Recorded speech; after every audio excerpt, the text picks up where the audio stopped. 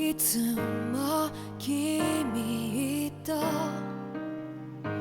待ち続けた季節は何も言わず通り過ぎた。雨はこの街に降り注ぐ少しのリグレットと罪を包み込んで泣かないことを誓ったまま時は過ぎ痛む心に気がつかずに僕は一人になった記憶の中でずっと二人は生きてゆける。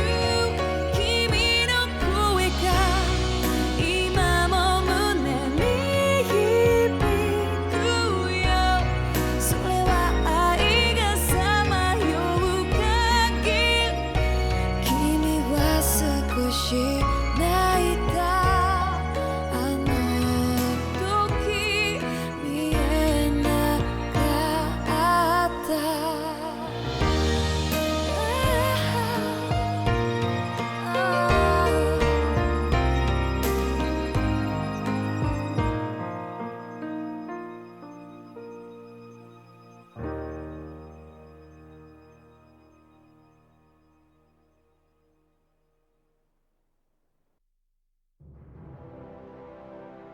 A month has passed.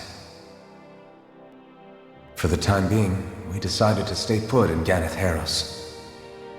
Even with their lord toppled, we had a long way to go before the people of Pelegion would be liberated in their hearts and minds. Lenegus hung ominously over our heads. We knew we'd need to deal with it sooner or later. We still had so many questions. The two sovereigns, the Red Woman and the Renaissance, the present and the past 300 years ago. Not to mention what happened to Volron's body after his defeat. Still, we were determined to keep fighting. I had my hands full taking care of everything. But in some ways, I was kind of grateful to be so busy.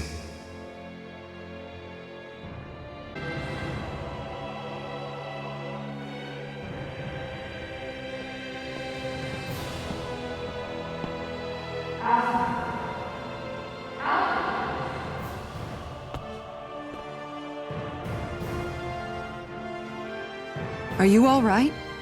You looked like you were spacing out there. Yeah, I'm fine. Sorry. You need something? It's about that citizen's petition. I was coming to talk to you about it.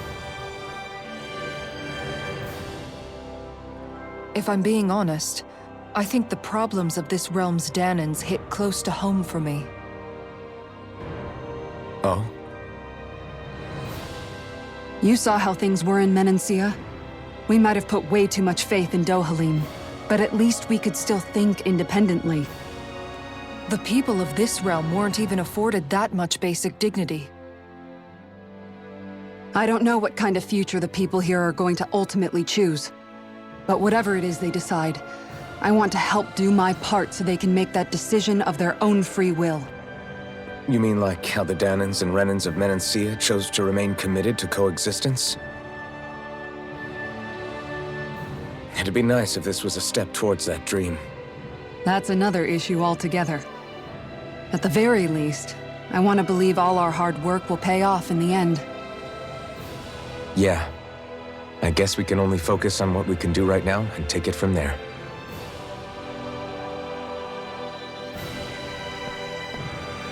I'm going to go on ahead.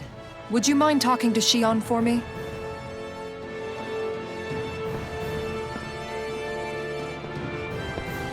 Once you're ready, we'll meet up at the castle entrance like usual. We can talk more there. Right. Got it.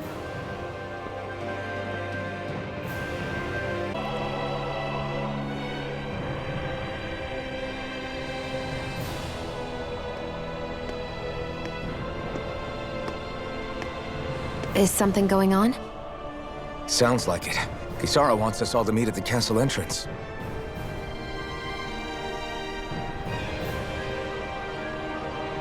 Taking in the view again? Yeah. Looking at the scenery helps take my mind off things. Like what? Being a maiden. Whether I really am a descendant of Naori. Those kinds of things. So, are you mad at me? For what? I destroyed the Renaissance, right as you were about to get rid of your thorns forever. Why did you destroy it?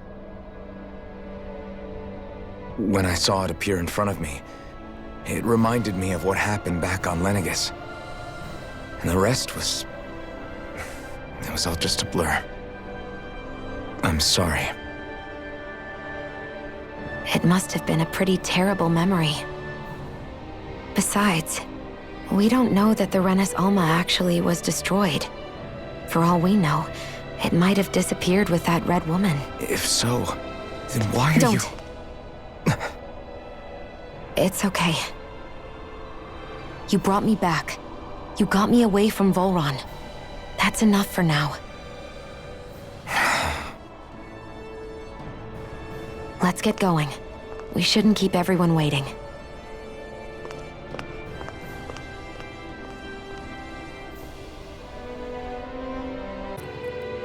Oh, it's you two. I suppose that makes me the last one, then. We better get a move on, or else we'll never hear the end of it from Kisara. Right you are. A month has passed since we vanquished Volron. I would have thought that the Renins on Lenegus would have made their move by now.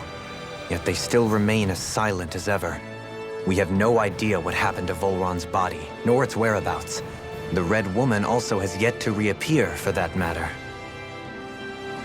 And contrary to what I had heard, when the Renis Alma formed, not 5, but 6 elements were present, with darkness constituting the 6th and final Master Core. Were either of you aware of this? You mean about the Renis Alma? Of course not. Same. I had no idea a Darkness Master Core even existed. What about Shion's maiden powers? No. That was the first I learned about that, too. Or anything about having that power. Me too. I remember thinking the same thing. What could it all mean, I wonder? There are so many questions with too few answers, particularly when it comes to that Red Woman and her abilities. Were it any other ability that used astral energy, I'd say it was an astral art. But hers was... different. Speaking of astral energy, we also mustn't forget that while the other Master Cores disappeared when forming the Renis Alma, for some reason the Fire Master Core remained. It may well have been the work of your maidenly powers. Alphen, are you still able to wield the blazing sword as before? For now, at least. That Renis Alma sucked most of the energy out of the Fire Master Core, but it still has enough for me to use the sword. And the sword is safe inside of me for the time being. Good. At least that's one thing we needn't concern ourselves over. You can say that again. We have more than enough to deal with as it is. Let's go. Hey, wait up! This is Ganya, who has a problem he needs help with. I was just about to ask him what that problem is. All right, then. Well, tell us what's on your mind, Ganya. I'm hungry. You're hungry? Where are your rations? Did you not get yours? I did. Are they not enough? No, I have enough. Then what's the problem? Alphen, you have to remember, these people aren't used to responding so quickly. Be slow and gentle with him. Oh, right. I forgot. Sorry about that. So you have your rations, and it's enough food, but there's still something wrong with them. What is it exactly? I'm hungry. Yeah, I got that part. Do your rations taste bad? I don't know. What's that supposed to mean? I haven't eaten them, so I don't know how they taste. Wait, If you're not eating them, then what are you doing with them? Bringing them into the castle. What? Why? Wait, back up. Are others doing this? Who told you to bring your rations in? Everyone in my group is doing it. I don't know who told us to do it. They only said to bring the rations into the castle. I'm guessing none of us told them to do it, or else we'd know, right? I was afraid that something like this might happen. The people in this capital are slowly regaining their own wills, but not everybody is getting them back at the same rate. Are you saying someone who got their will back sooner might be taking rations from other people? If so, that's a serious problem. Definitely. This is something we can't ignore. We need to investigate the castle. Magnificent. To think that we could ever amass such a stunning array of Danan relics. What do you think? Not a single piece missing. Indeed. You and Law were especially diligent in finding them. You both have my gratitude. So, this means you don't need to become treasure hunters, right? Huh? What are you talking about? I mean, that promise you were talking about earlier. You know, with Dohalim? Oh, you mean the exhibit? Exhibit? Yeah. After collecting so many artifacts, we wanted to put them on display for people to see. Renans have stolen so much Danan history. It feels only right to help revive it. However, the situation has changed. I think we should call off the exhibition. Huh? This collection deserves to have a permanent home. In other words, I propose that we open a museum. Oh, that's a great idea! I knew that you would agree. The relics seem to boisterously applaud the idea as well. Not with that again. Still, that's quite the elaborate plan you two have hatched. Naturally, I trust that you'll handle the descriptions for each item, Rinwell. Of course! I've got a lot of research ahead of me. In that case, we should erect a research lab for your work. Really? That'd be great, Dohalim! What kind of research do you think you can do? More than you can, fists for brains. Thumbing through piles of books, looking up relic structure and material composition. Maybe even testing how they react to arts. And, if necessary, I could always break them open and see what's inside. Let's not get carried away here. I'm just joking, of course. And you know, it'd be great if I could have an assistant. Someone who could run errands for me while I'm busy working. Huh? Well, you know, I could. It's good to dream big and all, you guys, but there's something you need to do first. You're right, of course. There's only one thing we should be concerned with right now, and that is... Cleaning up. Yes, ma'am. Very well. Well, Hey, Pardon me.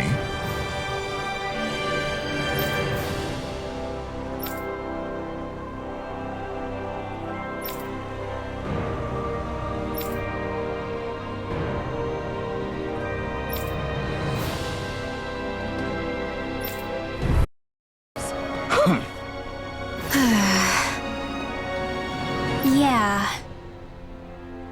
hey.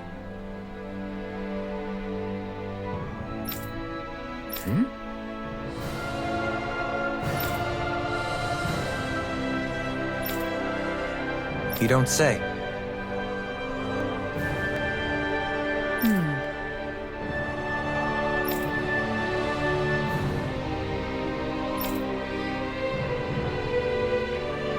Well...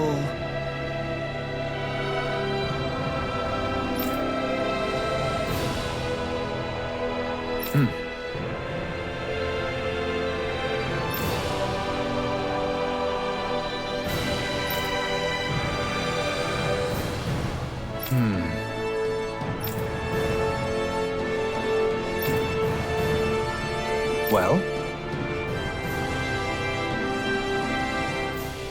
How?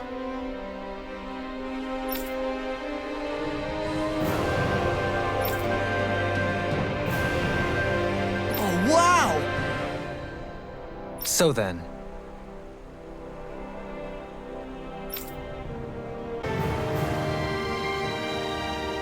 I've talked to the soldiers and made it clear that they are to remain in line. Things should stay calm for the time being. I know Renans tend to take authority extremely seriously, but you sure know how to throw your weight around as a former lord.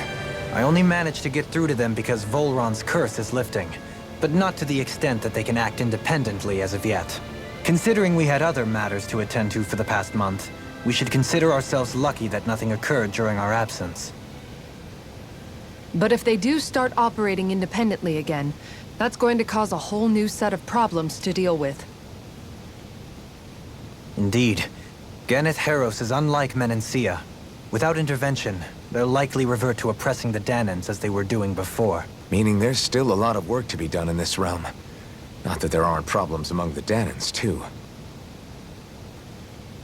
Yes.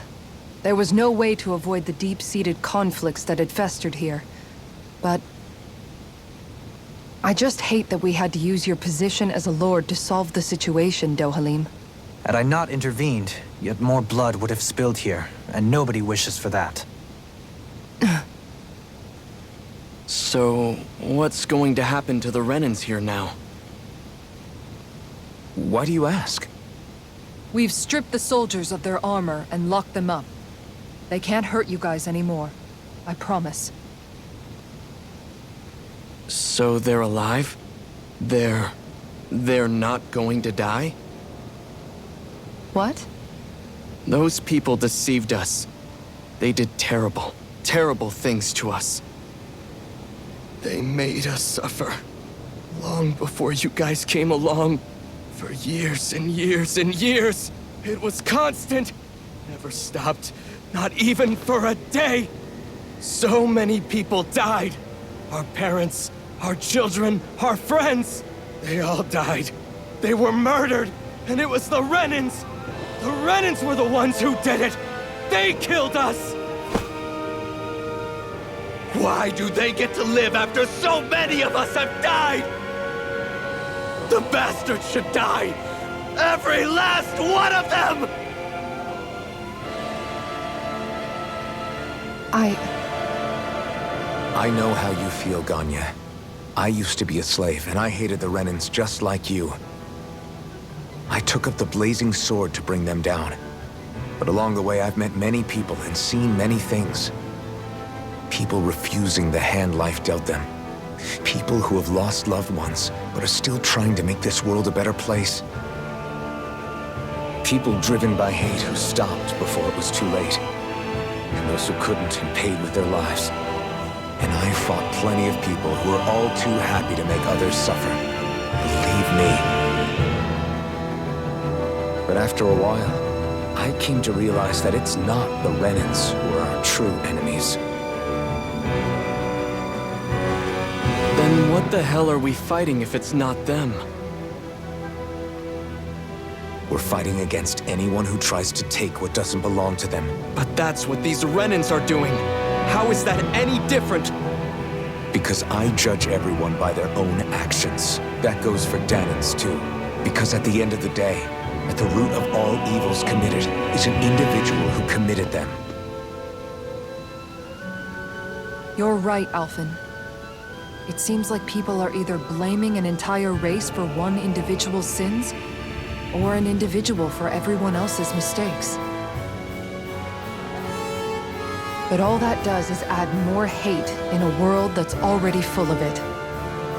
I want to help create a society where people can finally stop suffering and move beyond their pain. But if we try to do that with more violence, then we'll just end up right back where we started in the first place. All right. Have it your way. I can't argue with the folks that helped us get back our ability to think and speak freely again. Is that to say you trust us then? I don't trust the Renans as far as I can throw them. I trust you guys because of who you are and what you've done. Fair enough. We won't let you down, Ganya.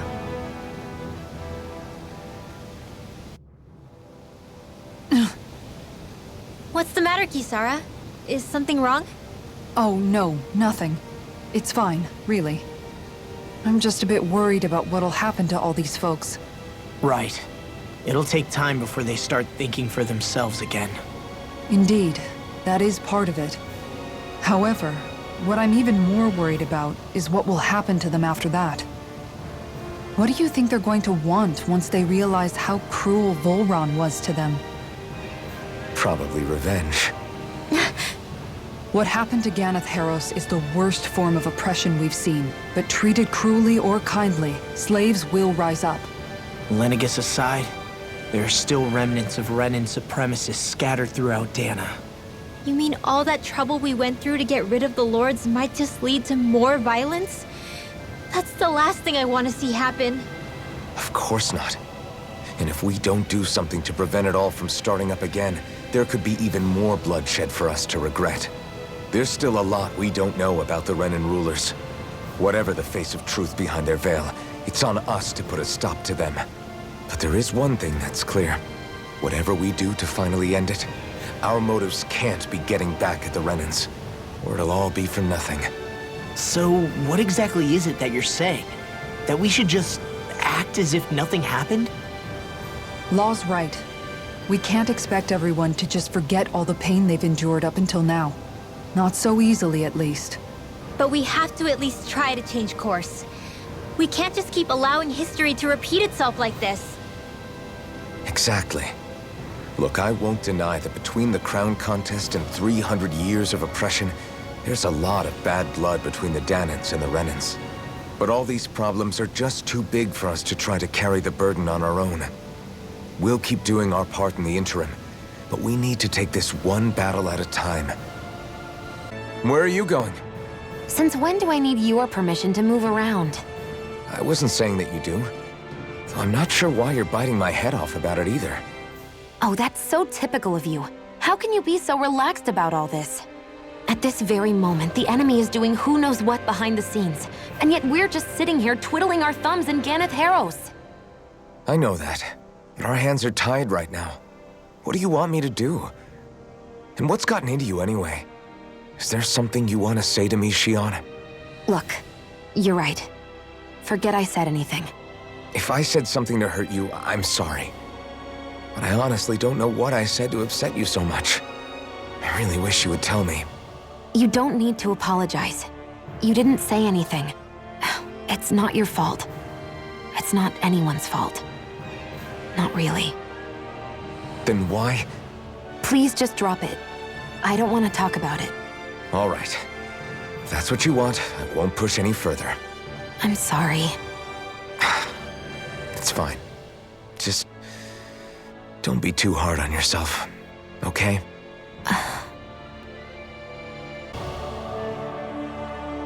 What?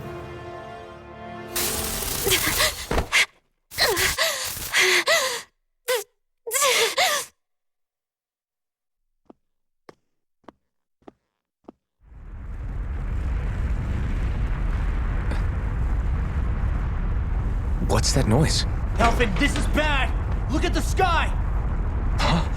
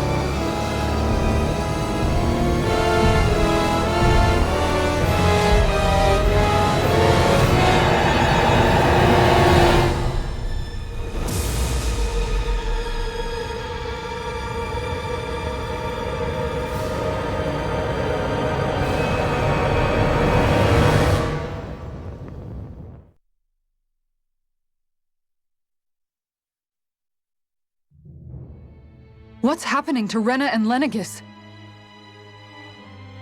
It looks like Lenegis is transforming? But into what? What's going on? How the hell are we supposed to fight the Renans if they're packing that kind of arsenal? It seems they've broken their silence at last. My concern is that object they've dropped into the water. It's as if they're driving a literal wedge into Dana. Not just into Dana, but her own resistance, too. And what's with that beam of light coming down from above? Got any idea what that could be? Astral energy. Are you serious? All of that is astral energy? But that...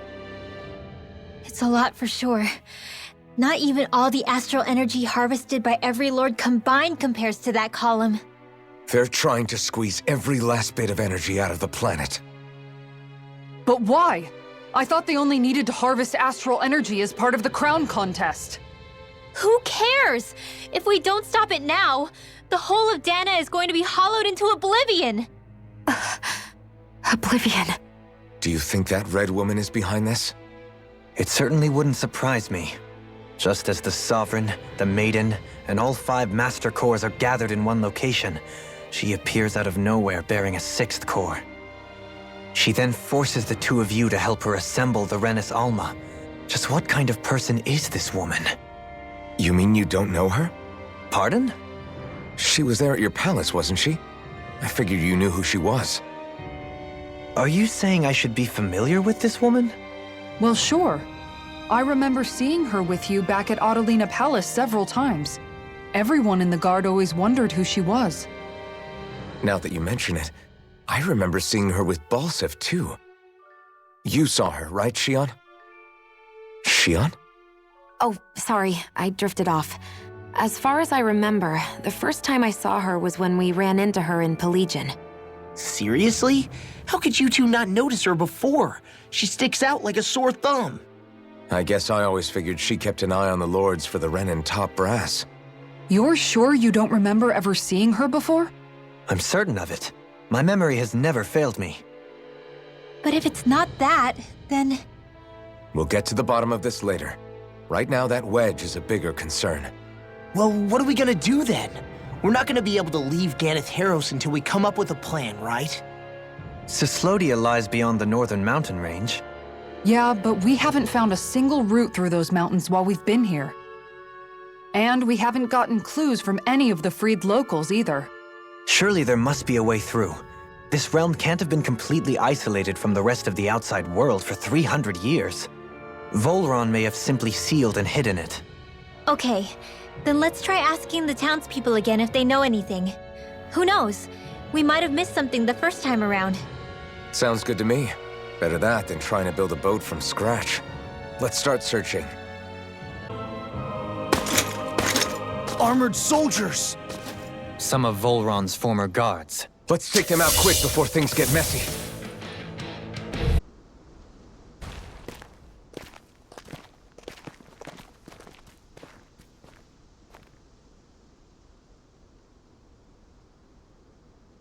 What's with the hole here? Is that supposed to be their hideout? It doesn't look like it's freshly dug, whatever it is. Maybe it's the entrance to a path to Cyslodia.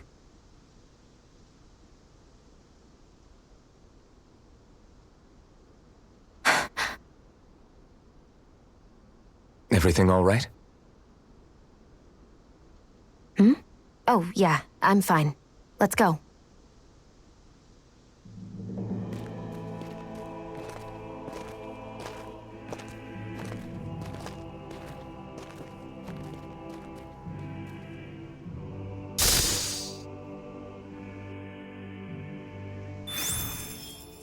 I don't know when it happened, but we sure are hauling a lot of stuff these days. I was just thinking the exact same thing. Glad to hear I'm not the only one. We should probably clear some stuff out, like our old weapons we're not using anymore. They must be in pretty bad shape by now. No way. Those are still good as new with a little polishing. If anything, I'd say all our armor is what's weighing us down. But that armor's also still good once you fix it up. Besides, better to have too much armor than too little. You can trust me on that one. Well, what about all these dumb old antiques we're lugging around? If we sell those off, that should lighten our load. Simpletons such as yourself who can't appreciate the true worth of such things is how precious art vanishes from history. Pretty art's not gonna save you in a fight, man. Stop it, you guys! This is no time to... All I really meant to say is, you can tell how much we've been through by everything we're carrying around. Honestly, that's all. Oh. My deepest apologies. It appears that I may have rather overreacted. Yeah, I guess it's only natural we'd have so many souvenirs by now. I might have been out of line too. I guess all this stuff really is a sign of how far we've come together. Yeah, every little piece is its own treasure, filled with memories. You've noticed it, haven't you? Notice what? I'm referring to Shion. I never thought you, of all people, would come to me about her. Yes, well, what concerns me has more to do with what machinations may be currently unfolding in secret on Lenegis as we make our way along this tunnel. And you're saying it's related to Shion in some way? Perhaps. She believed there was a good possibility that the Renis Alma may free her from her thorns. One would think after losing the Renis Alma, she would be more dismayed, and yet she isn't. Why? There's also the matter of the power that she inherited from... You heard what she said. She didn't know about the Maiden's power. Mere ignorance does not preclude her deep connection to the events unfolding around us. You recall when her thorns went rampant in Castle Delpharis. I've never seen dark astral energy manifest in such a way. I thought you said all Renins had dark astral energy inside of them. Correct. However, what Shion exhibited was far beyond what any ordinary citizen could ever possibly possess. And let me be clear. I do not intend to cast doubt on Shion or her motives. Nevertheless, I cannot shake the feeling that there's more to all of this than what we currently know. Do you disagree?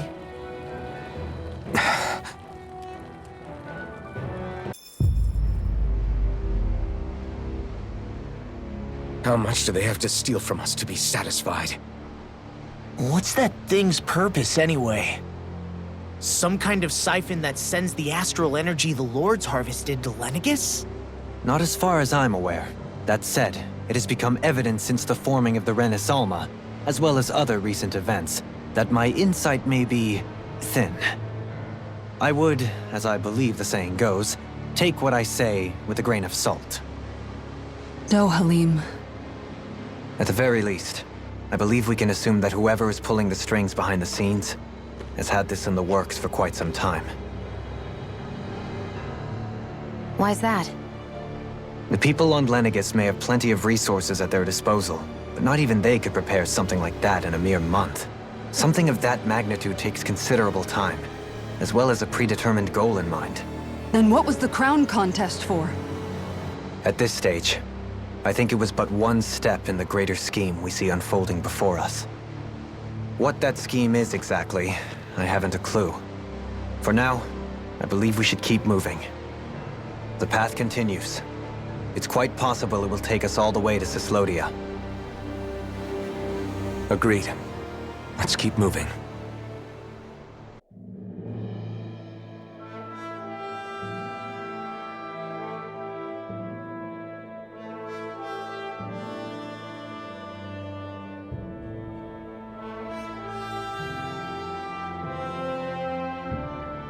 We made it to Cyslodia.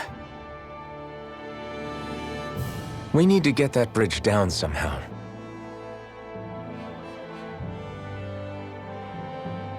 It looks like we can control it from our side. Let's take a closer look.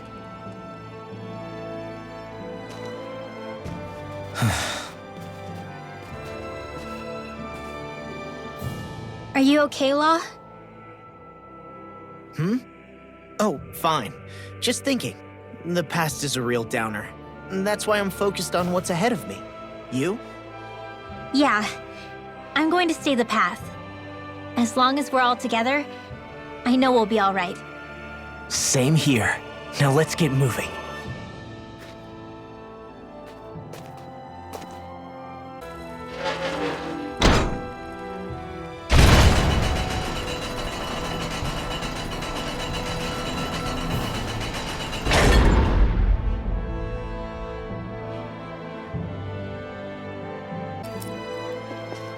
Stop! Who goes there? My name is Alphen. We're not your enemies. Did you say Alphen? Slap me silly, it really is you! Forgetting someone? Rinwell! Oh, glad to see you're doing okay. What are you guys doing out here? We're patrolling the realm. Never thought I'd bump into you all on my rounds, though. Heck, enough of me, though. What's going on up in the sky? Feels like the world's gonna end. That's what we're trying to figure out ourselves. And as it happens, I've got a big favor to ask.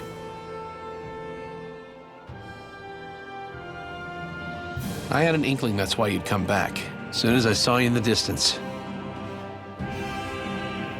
So you beat all the lords, huh? Damn, you really must be a hero. I just did what I had to. So can you send anybody to help Ganeth Heros? I think we can help out. I'll hit up the other resistance groups and rustle up some support.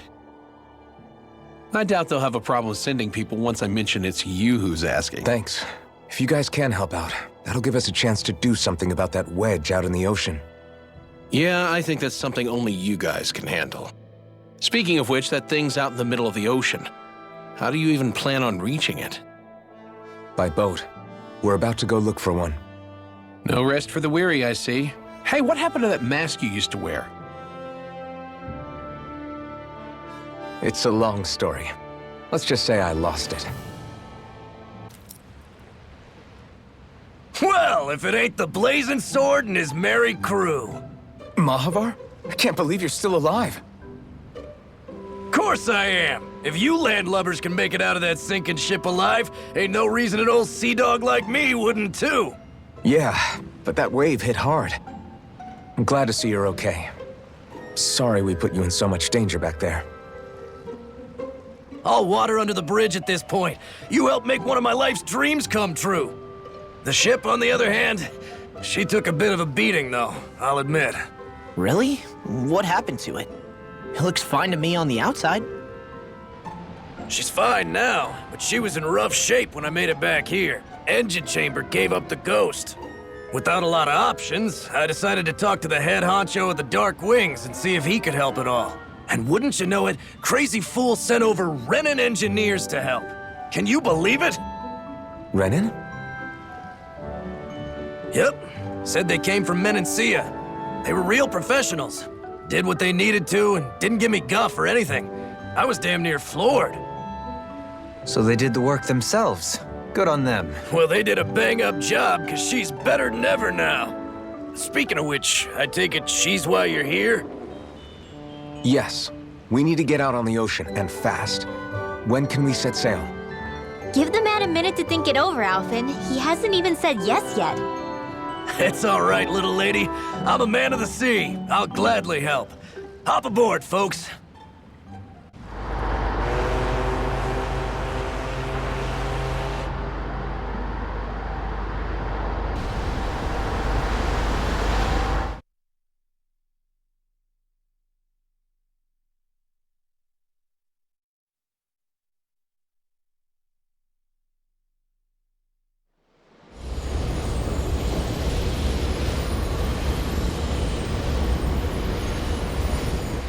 This thing already looked plenty huge from afar. Seeing it up close makes it really hit home. I didn't expect the journey to go so smoothly. I figured the Renins would send something to sink us. Maybe they didn't think we had the nerve to come. Somehow I kinda doubt that. It's entirely possible they don't see us as a threat. What do you mean? That they think they're beyond our reach. Still, this structure is quite the unusual sight. Truth be told, never seen anything like it. You're right. It doesn't look like the buildings on Lenegis at all. Or like any Renin structure for that matter. It's weird. It doesn't feel like the kind of thing that has people inside either. Yeah, it's definitely something creepy. What the hell is it even made of? I don't know.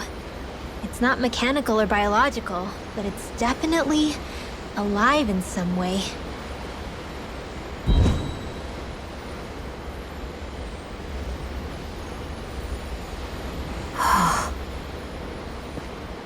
Shion? I'm okay. It's nothing. Well, what do we do now? We have to stop this thing from siphoning off all of Dana's astral energy. That means finding the core and smashing it to bits. Okay, but look at the size of it. I don't know if we'll find the core just wandering around. Good point. Can anyone get a read on the astral energy around us? Any kind of a sign? There's a rather enormous flow of energy moving directly upwards. If we wish to follow it, we'll have to do some climbing.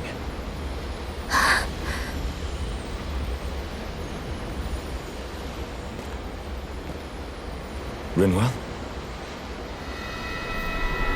Over there? Hey, what's up with you? Huh? You okay? What happened? I'm not sure. When I was reaching out to the astral energy, I thought I heard a voice. A voice? Yeah. I couldn't make out any words, but it sounded like it wanted me to come to it. This seems like a trap, right? It's not a trap! How can you tell?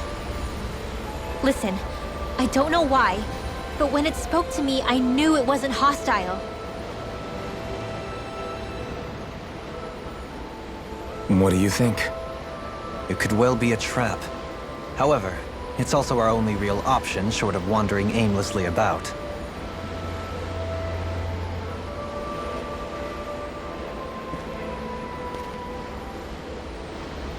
Let's trust Rinwell on this. You sure?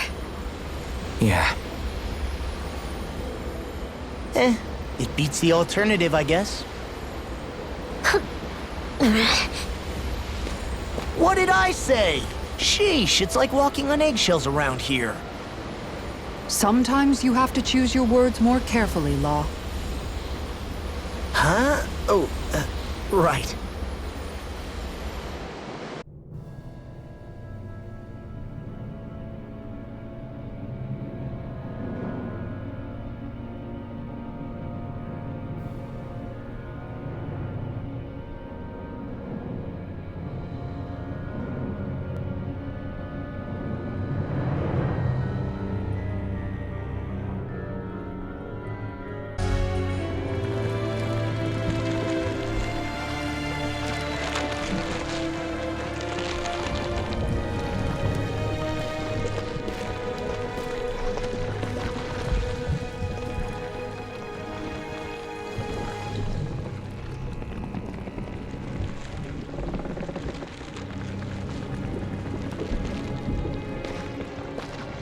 Here?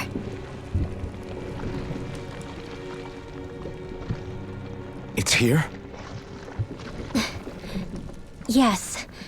All the energy flowing through the wedge comes together and collects here. Is that thing a Zoogle? Holy crap, it's huge! A central core and a guardian? Once we beat that thing, it'll stop the wedge from taking in any more astral energy, right? It seems we're in for a fight regardless. Here it comes. Stay sharp, everyone! In an instant! Impact block!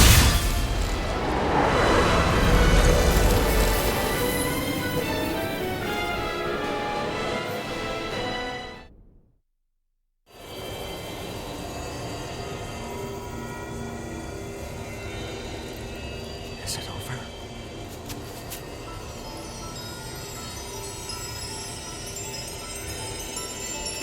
What the hell is going on?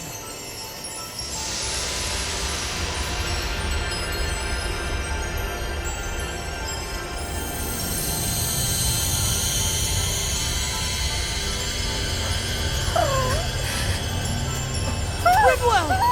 It's too dangerous! Stay back!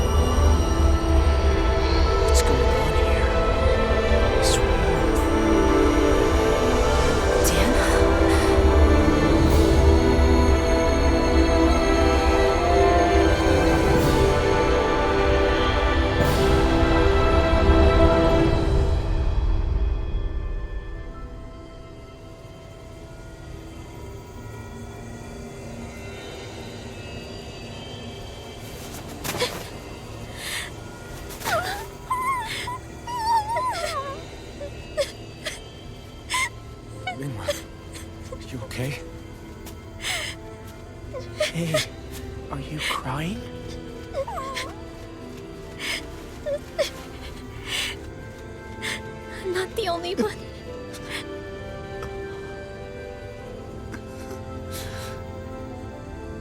I heard it. Whatever it was, I heard it. As did I. I'm not sure I'd call it a voice, but it was there. What in the world just happened?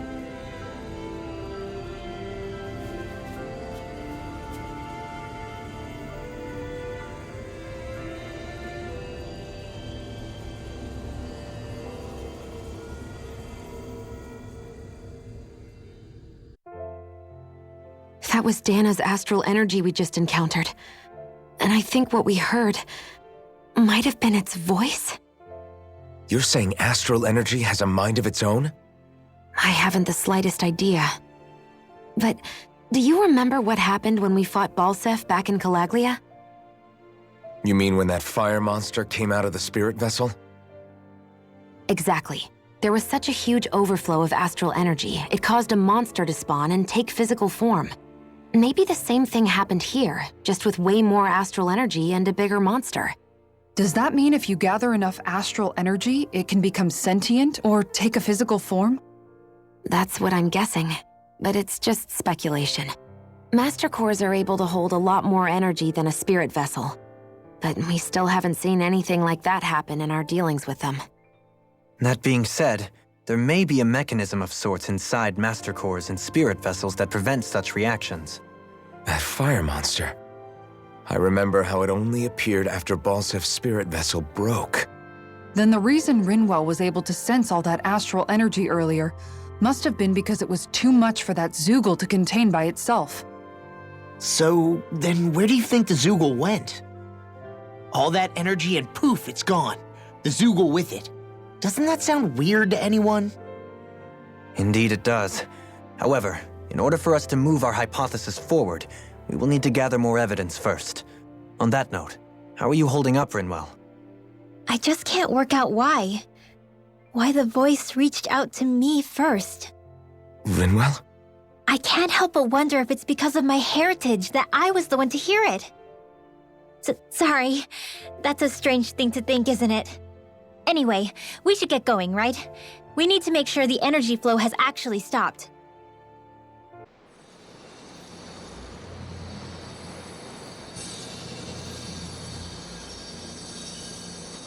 It looks like that beam of light has stopped.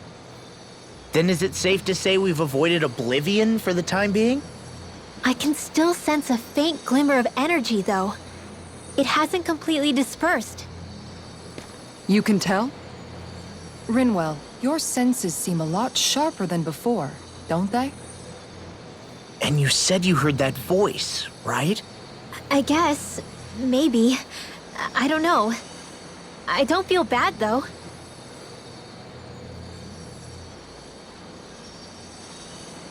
If trace amounts, however small, do remain, then it leaves us no choice. We must destroy the entire structure. What do you suggest? We bring it down piece by piece? Once that's done, what do we do then?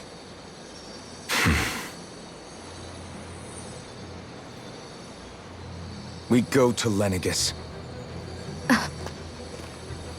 Even if we could destroy the whole wedge like he suggested, it'd only buy us time. The fact they sent this thing down tells me they're not giving up this planet without a fight.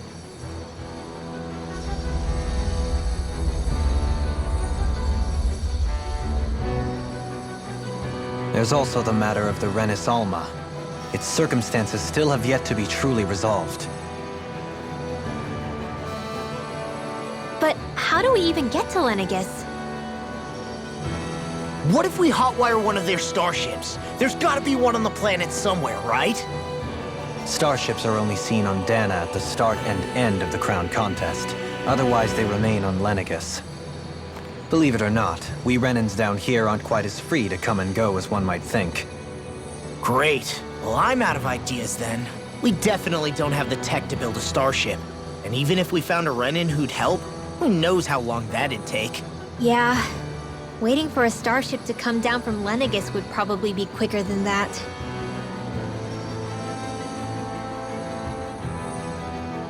Wait. Alphen, when you came down from Lenegis, it had to have been in a starship of your own, right? Right.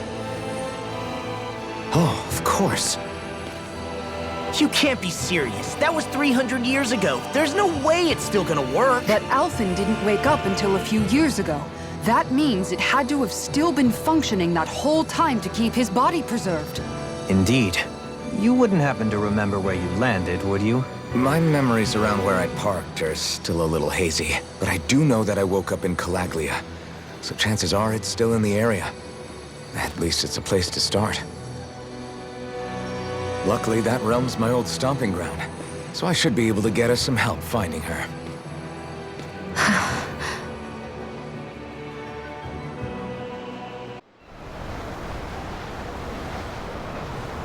Our first port of call is Ulzebek. Back where you first started out. Yeah, along with my dad.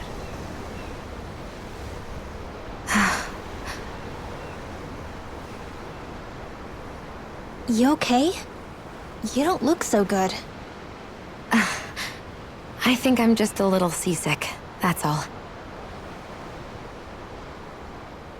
Liar. Huh? You heard me. You've never been good at hiding your emotions, Xion. Excuse me? Just what do you... No. You're right. I'm sorry. Is it about Alphen? No. Not just him. Something you can't talk about? Rinwell, I'm not like the rest of you. Of course you are! No, I'm serious. Back when we first met, I think maybe then I did think we were different. But now I know that isn't true. You and I are the same, Xion. We're alike in more ways than you know.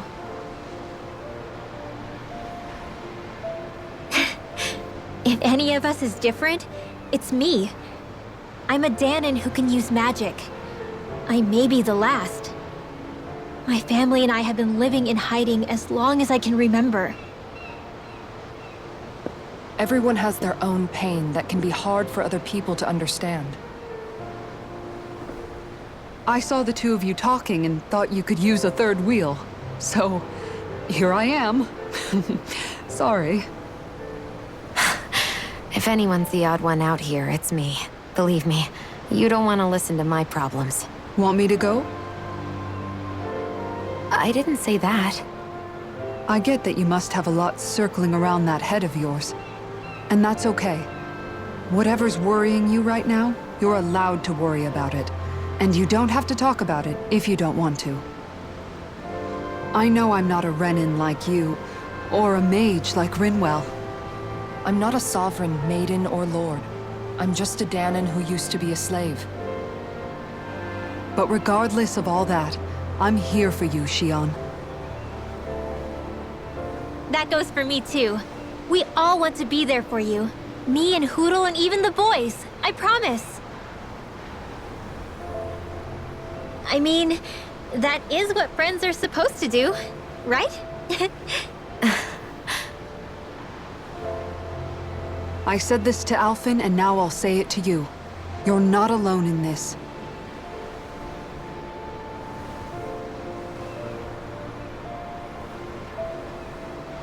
Thank you. Rinwell. Kisara. And right on cue, I think I should make my way back and lie down for a bit. My battle with this ship continues. Yeah, I better head back too. We wouldn't want the guys thinking they're in charge. Can you imagine Law at the helm? Who knows what kind of trouble we'd get into?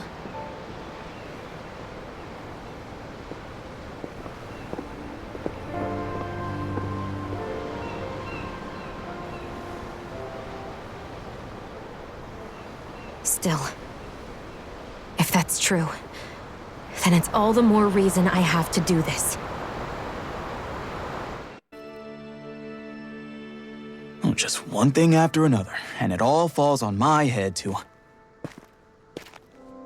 Hey, Nath. What? Can't you see I'm... Alphen? Looks like you have your hands full. As much as ever. As if I wasn't busy enough putting down the last remnants of Renin rule, I'm up to my ears in Danon disputes. And then, to top it all off, that thing had to come crashing down from out of the sky. Pretty sure we've heard this somewhere before. But enough about my problems. What can I help you with? Yeah, we're looking for an old Renin starship. You wouldn't happen to know any around these parts, would you? A starship? What do you need one of those for? To get to Lenegis. Lenegis? Are you out of your damn mind? Believe it or not, it wouldn't be the craziest thing we've done recently. Oh, I believe it. Well, either way, I'm afraid I haven't heard anything about a starship. Then do you have any historical records by chance? Sure, we've got stacks of old records. Mind if we take a look at them? Yeah, okay. Thanks, Nath.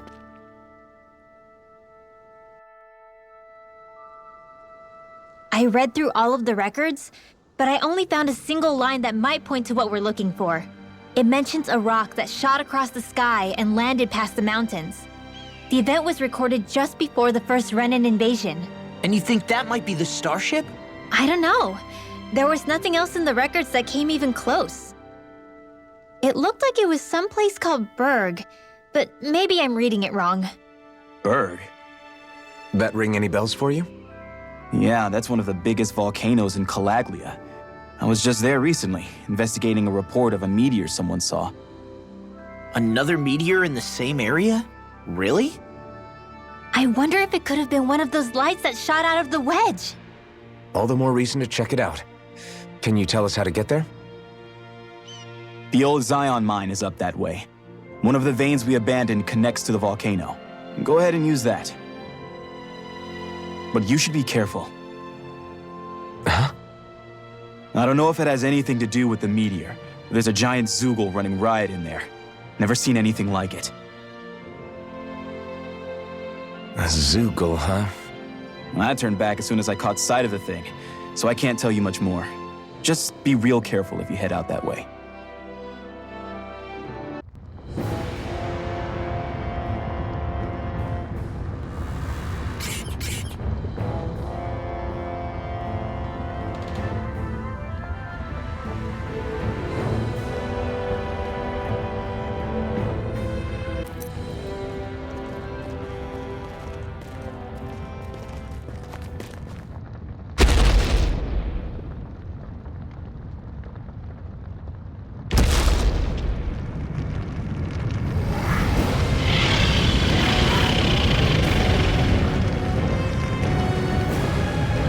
What the hell is that thing?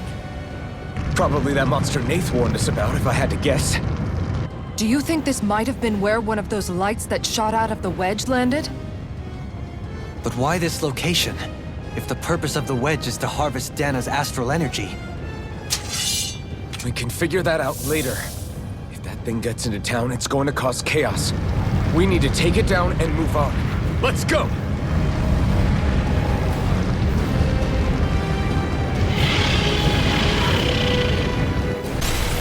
That's enough!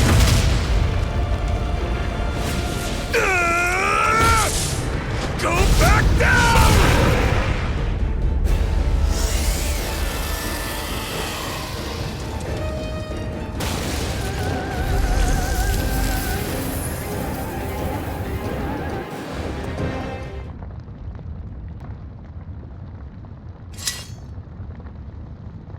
Everyone okay? Yeah, I think so. That thing scared the pants off me. It felt like it had a different aura than other Zoogles, didn't it? Yeah, it wasn't like the one that Almadria sicked on us either. Its elemental astral energy variance was out of this world. It was like fighting a lord. I guess it's safe to assume that if it came out of the wedge, it must have played some part in helping harvest astral energy. But what? Perhaps a living spirit vessel? It's plausible, given the location. Or it may be part of a new force dispatched to regain control of Dana. If we assume that monster was one of the 4 beams of light, we must have prevented something from taking place here. I'd like to think so, knowing how much grief it gave us. But at least with that out of the way, we can keep moving forward now. Let's go.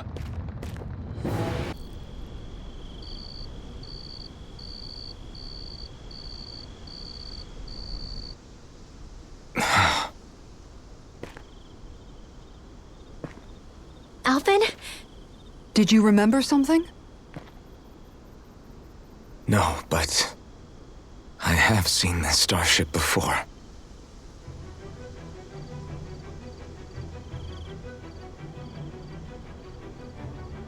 This is it. This is the ship I traveled in when I escaped from Lenegis.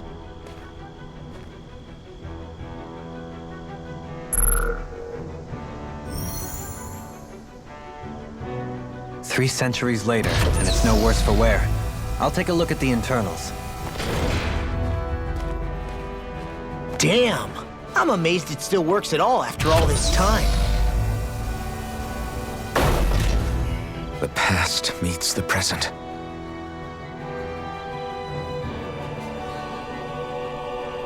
I really am from a different time and place.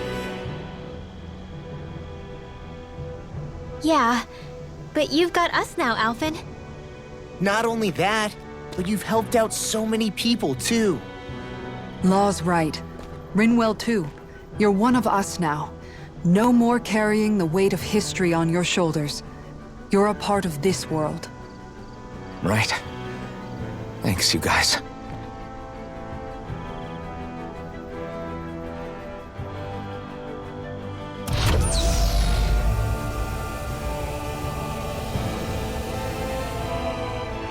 How's it look? It should fly. All internal systems seem to be operating. However, considering how long it's remained inactive, I suspect it will take some time before it's ready for takeoff. How much time are we talking here? Starship mechanics are not what I'd call my forte, so I'd rather not hazard a guess. So we've just got to sit around here and wait? I'm terrible at waiting. That's because you're a child. Oh, but how about we use this time to prepare and gather supplies for the trip? Good idea. Who knows when we'll be back from Lenegis once we leave. We should prepare ourselves for every possible scenario before we go. Let's try not to stay away too long. I'd hate for anything to happen to the place while we're gone. Either we race ahead, or we take due precaution to ensure we have no regrets. I shall leave it up to you as to how we proceed, Alphen. Works for me.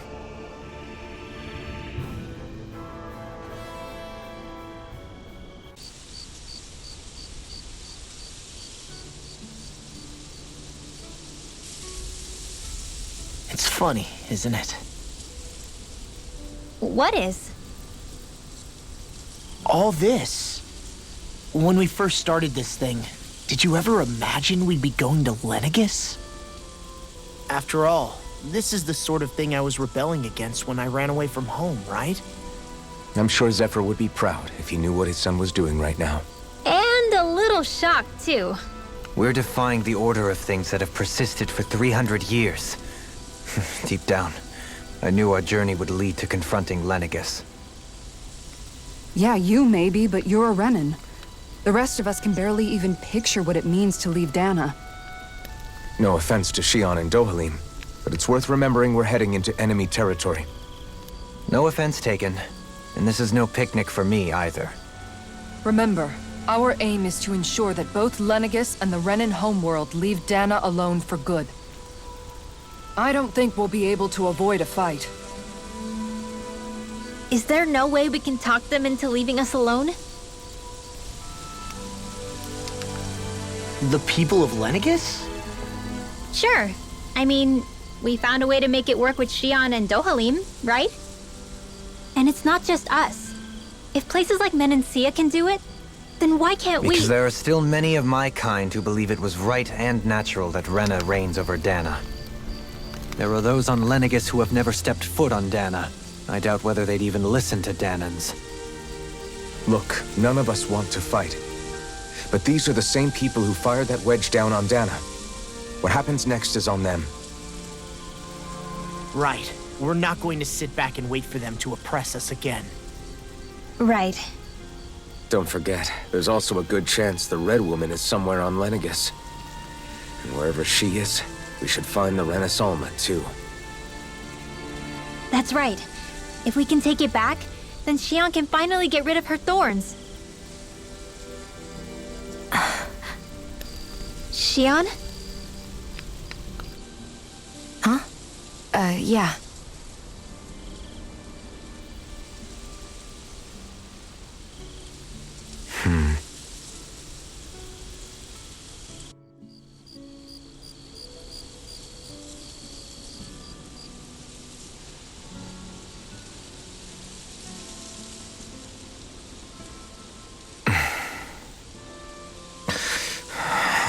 Where? Xion?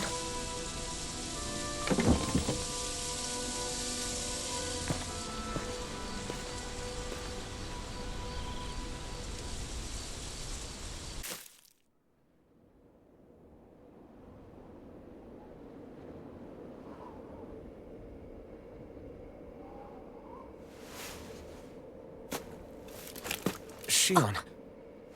Xion! It's your thorns? But why?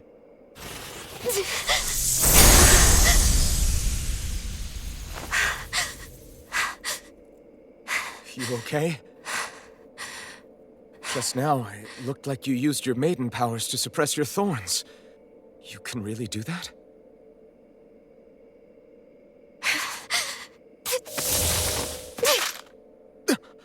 Stay out of my way.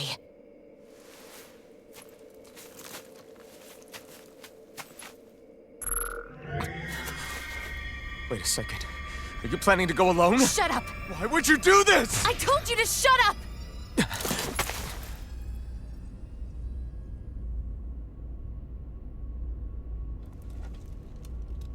I won't let you. I mean it. I refuse to let you. I won't tell you again. Move or I'll shoot.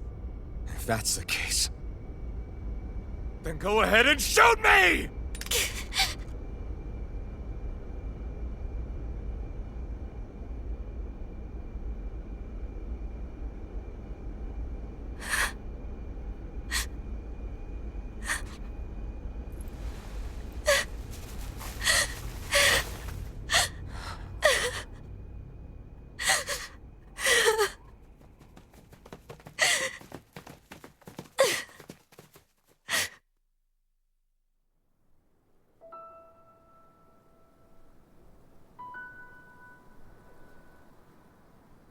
Do you remember back when I was stabbed? By Volron? Yeah. I thought for sure that he had killed you back there. That wasn't the first time. Huh? The first time was when I was only a child. After that, no matter how often, I just couldn't die. Couldn't die? So you're immortal? How's that even... I believe you, Xion. But tell me how is something like that possible? My thorns. They're me, but at the same time not. They're part of me. I have no idea why, but my thorns will never let me die. At least not before I'm meant to. You can't die before your death? When my thorns free themselves, it will be my death. I've seen it. A darkness that swallows up everything until nothing remains. It's a vision of oblivion I can't escape. I want to believe it's all just a bad dream.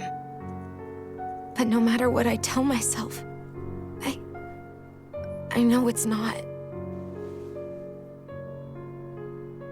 Yeah, but you... Wait. The whole reason you needed the Renaissance was to get rid of your thorns, right? If I burn away what's inside, then what will happen to the rest of me? Right. Either way you look at it, I'm going to die. But if I am going to die, I figure I can at least take my thorns out with me. That's what I've been after this whole time. That's why you turned your back on your fellow Renans and chose to fight with us, isn't it? And while we've all been fighting to keep on living, you have been with us fighting desperately to die.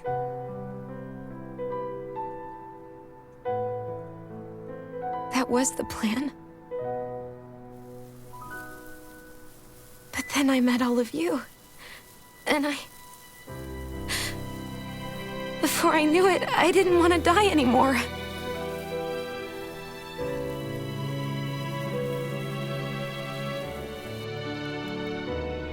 Shion, don't lose hope yet. We'll find a way to save you. There's still time to. It's pointless. Why? Because the darkness won't just consume me. The truth is, it will consume all of existence as well. It was only a suspicion at first, but ever since the Red Woman triggered my maiden powers, I've been more certain than ever before.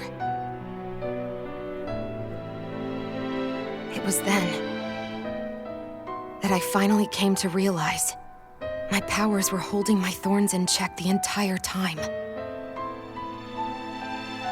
But they don't anymore. Not since Lenegis, when the wedge fell. Every day, I feel the thorn's power growing stronger inside of me. Pretty soon, I won't be able to hold them back anymore. And when that happens, They will consume all existence.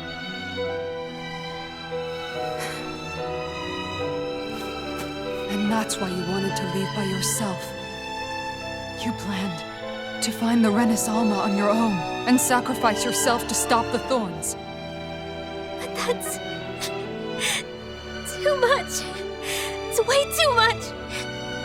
when this all began, I didn't care what happened to me or anyone else. And what happened to the Renans or the Danans didn't matter to me at all.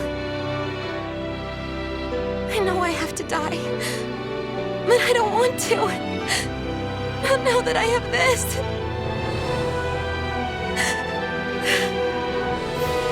I wish we had never met. Then I wouldn't have to feel this way. Shion! Alvin? Living for the sake of dying is no better than being a slave. How can you endure this? Alvin. It's not fair. I don't care what anybody says. I won't let it happen. We can fight this. We'll fight until the end together. Isn't that what you said to me before?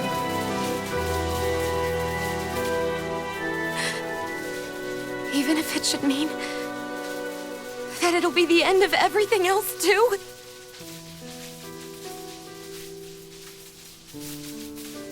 Shion, what do you want? It's your decision, ultimately. But if you decide not to fight fate, I will. Even if I have to do it alone. No, you won't be alone. I'll fight as well. Count me in as well. I want to be a force for good, not hate. And me too. I meant it with all of my heart when I told you before. Neither of you are alone in this at all. You guys... And I, for one, don't believe this venture is without hope. Huh? Shion is the descendant of a maiden from 300 years ago. Given the circumstances, it seems very likely that those events have some connection to her thorns. The true nature of which, I imagine we will discover as we make our way to Lenegis and uncover the truth of what's unfolding here. I take it you mean we might find a way to get rid of her thorns and she'll live? It's certainly possible. Though I suspect the nature of the Sovereign is connected somehow. So be it. I've already lost everything I had once. And I won't let it happen again. Shion. No matter what happens from now on, we're right here with you. All of us are. You are not alone.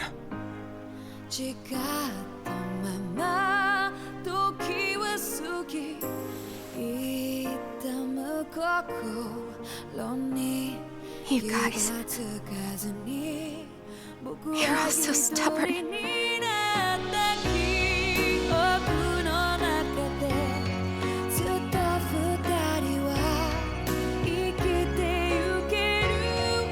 Thank you, everyone.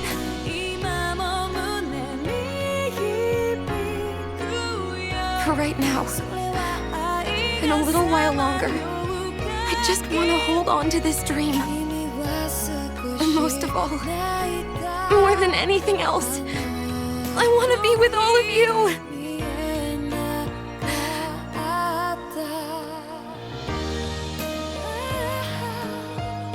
So let's go. On to Lenegis.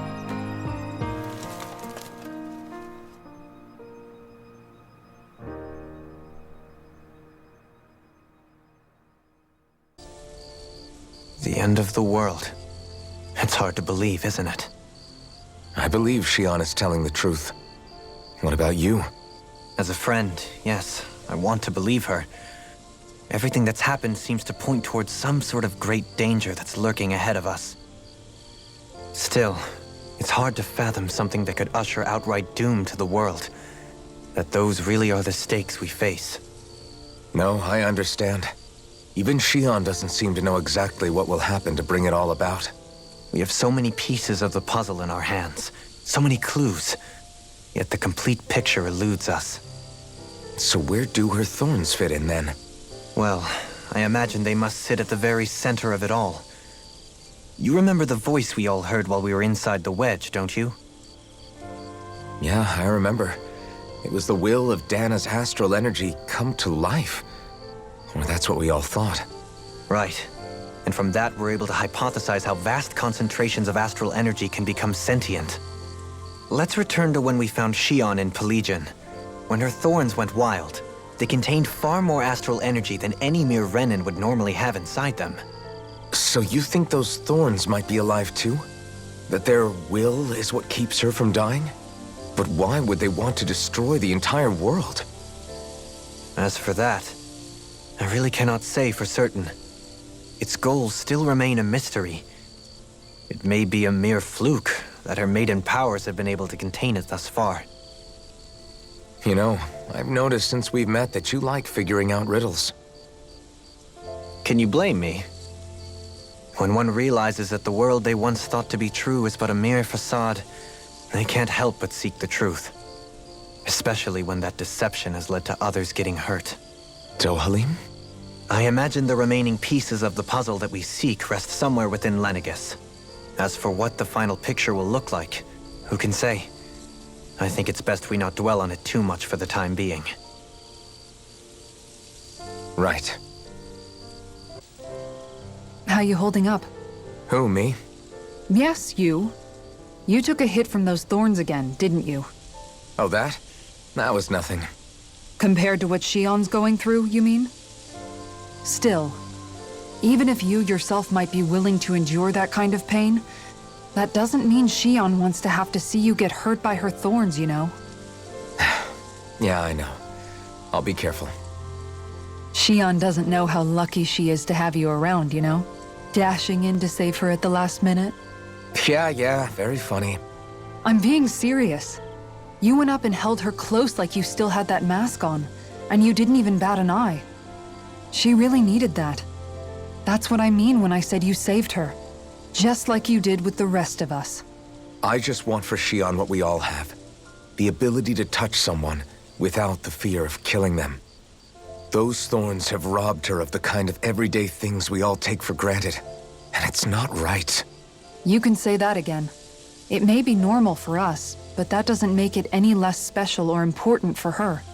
I hope she gets what she wants. I have my own dreams, but a world without her, where she dies so we can all survive, isn't a world I want to live in. Agreed. It's like more and more keeps getting taken from her, and I'm done with it. Did you know? You mean about Shion? Yeah, I didn't have the slightest idea. I mean, every once in a while I thought something seemed a little off, but I never could have imagined. It's like a completely different world was spinning around me and I couldn't even see it. You and me both. I mean, I knew something was bothering her, but I could never quite figure out what it was. You? But you're the one always looking out for her, aren't you? That's what I thought. But in reality, I didn't understand it all. What I thought was helping and being there for her was actually just driving her into a corner. At least you figured it out in time, though, right? I don't think we're out of the woods yet. But yeah, you're right. We brought her back from the edge, and we're going to stop those thorns from taking her. No matter what. Yeah, with all of us together, there's nothing we can't handle. Shion, the world, we can save everyone. And I mean it when I say we, Alphen. I know. No lone wolfing it. Hey, you're the expert on what my dad would say. Do you think he'd pat me on the back or tell me off? Zephyr, I don't think that he'd have that much to say, to be honest. You're your own man now, Law. And you've already made up your own mind about what you want. I guess he couldn't say anything even if he wanted to. Law. Sorry. I guess those of us amongst the living have enough problems to deal with, don't we? We'll need all our strength to save Shion. I'll probably end up worrying again at some point, but I guess I'll think it over more then. That okay? Yeah, I think it is. Can't sleep? After everything we just heard, how could I? Fair enough. Shion's had to deal with so much on her own. Even when we were all laughing and celebrating, she just kept quiet and didn't say anything. I thought she was keeping her distance because of her thorns. That it was because she didn't want to hurt anybody by getting too close. I just figured that that was the type of person she was, you know? But it turned out to be none of that. All this time, she felt like she had to die and sacrifice herself for the greater good. But even then, she didn't think she could say anything to us about it. I know. She was so alone this entire time. How could I call her a friend and yet be so completely blind to everything she was going through? I'm sure it made her happy, knowing you were there for her. You really think so? Yeah, I do. If she didn't think of us as friends, I don't think she could have ever opened up to us like that. You were a good friend to her before, and you'll be an even better one now. Yeah, I really hope so. I want to be the best I can for her. When you think about it, we were all alone in our own way. But over time, we've all found ways to let each other into our lives. I hope Shion's able to do that one day too. No, I mean, I hope she's able to do that more. Lots and lots more. I think it'd be really nice if we could all just be there to support each other when it really counts. And forget about our grudges and pain. Rinwell.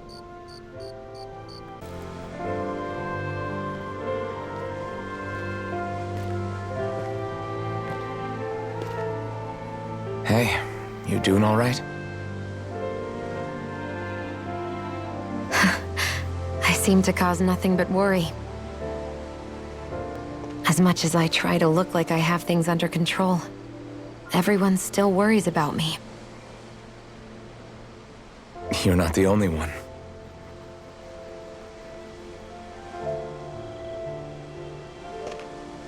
Hey, Do you remember the first time you said I was your friend? No? When was that?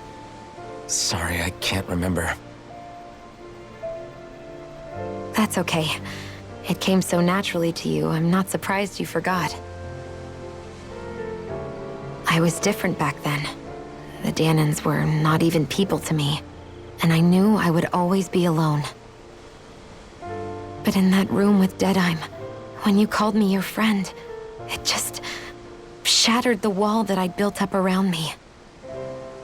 Because until that moment, I'd only seen you as a means to an end. I thought of you as a way to use the blazing sword, and to obtain the Renis Alma. But after that day, one time became two, and before I knew it, you'd made a habit of calling me and Dohalim your friends. It didn't matter that we were Renins. You cared about us as you would any other people. Then, everyone else started to call me their friend too, to think of me as their friend. Before then, I never even dreamed I could have that.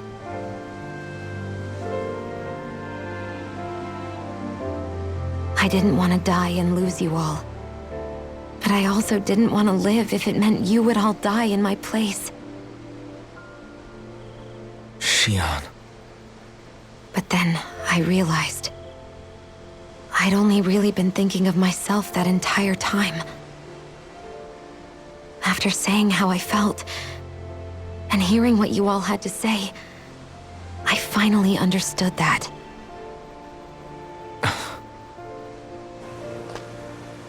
Don't worry, it's okay. I'm not planning on dying anymore. I've met too many people along the way who I truly care about to give in now. So I'll fight. For Dana and for myself. I'll fight against my fate to preserve our future. And I'll win, come hell or high water. I don't know how we're going to do it, but I won't let the world end because of me. It's going to be a long, hard road ahead, Shion. Our fight won't be over until everyone, both Danans and Renins, can finally live in peace. But I swear I'll be there with you until the very end.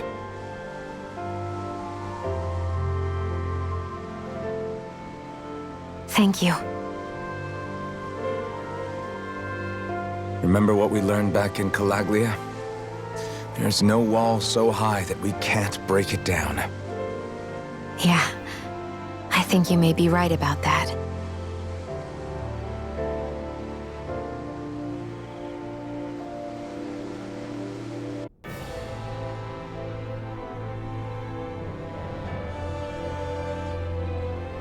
Well, it's the moment of truth.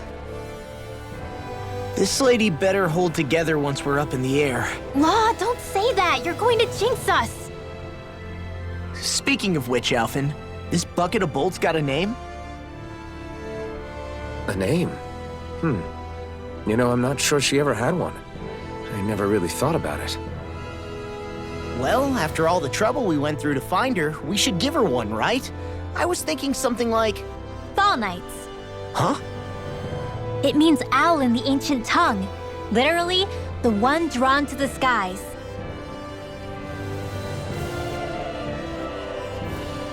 I like it. Sounds perfect for our little escapade. Not sure I'm completely convinced, but, well, it's as good a name as any. From now on, she'll be known as the Fall Knights. Okay, people. We have two goals. First, we need to get to Lenegis and make the Renins finally leave Dana alone. And then, we need to figure out the truth behind Shion's thorns and find a way to save her. Sound good? All right, then let's go.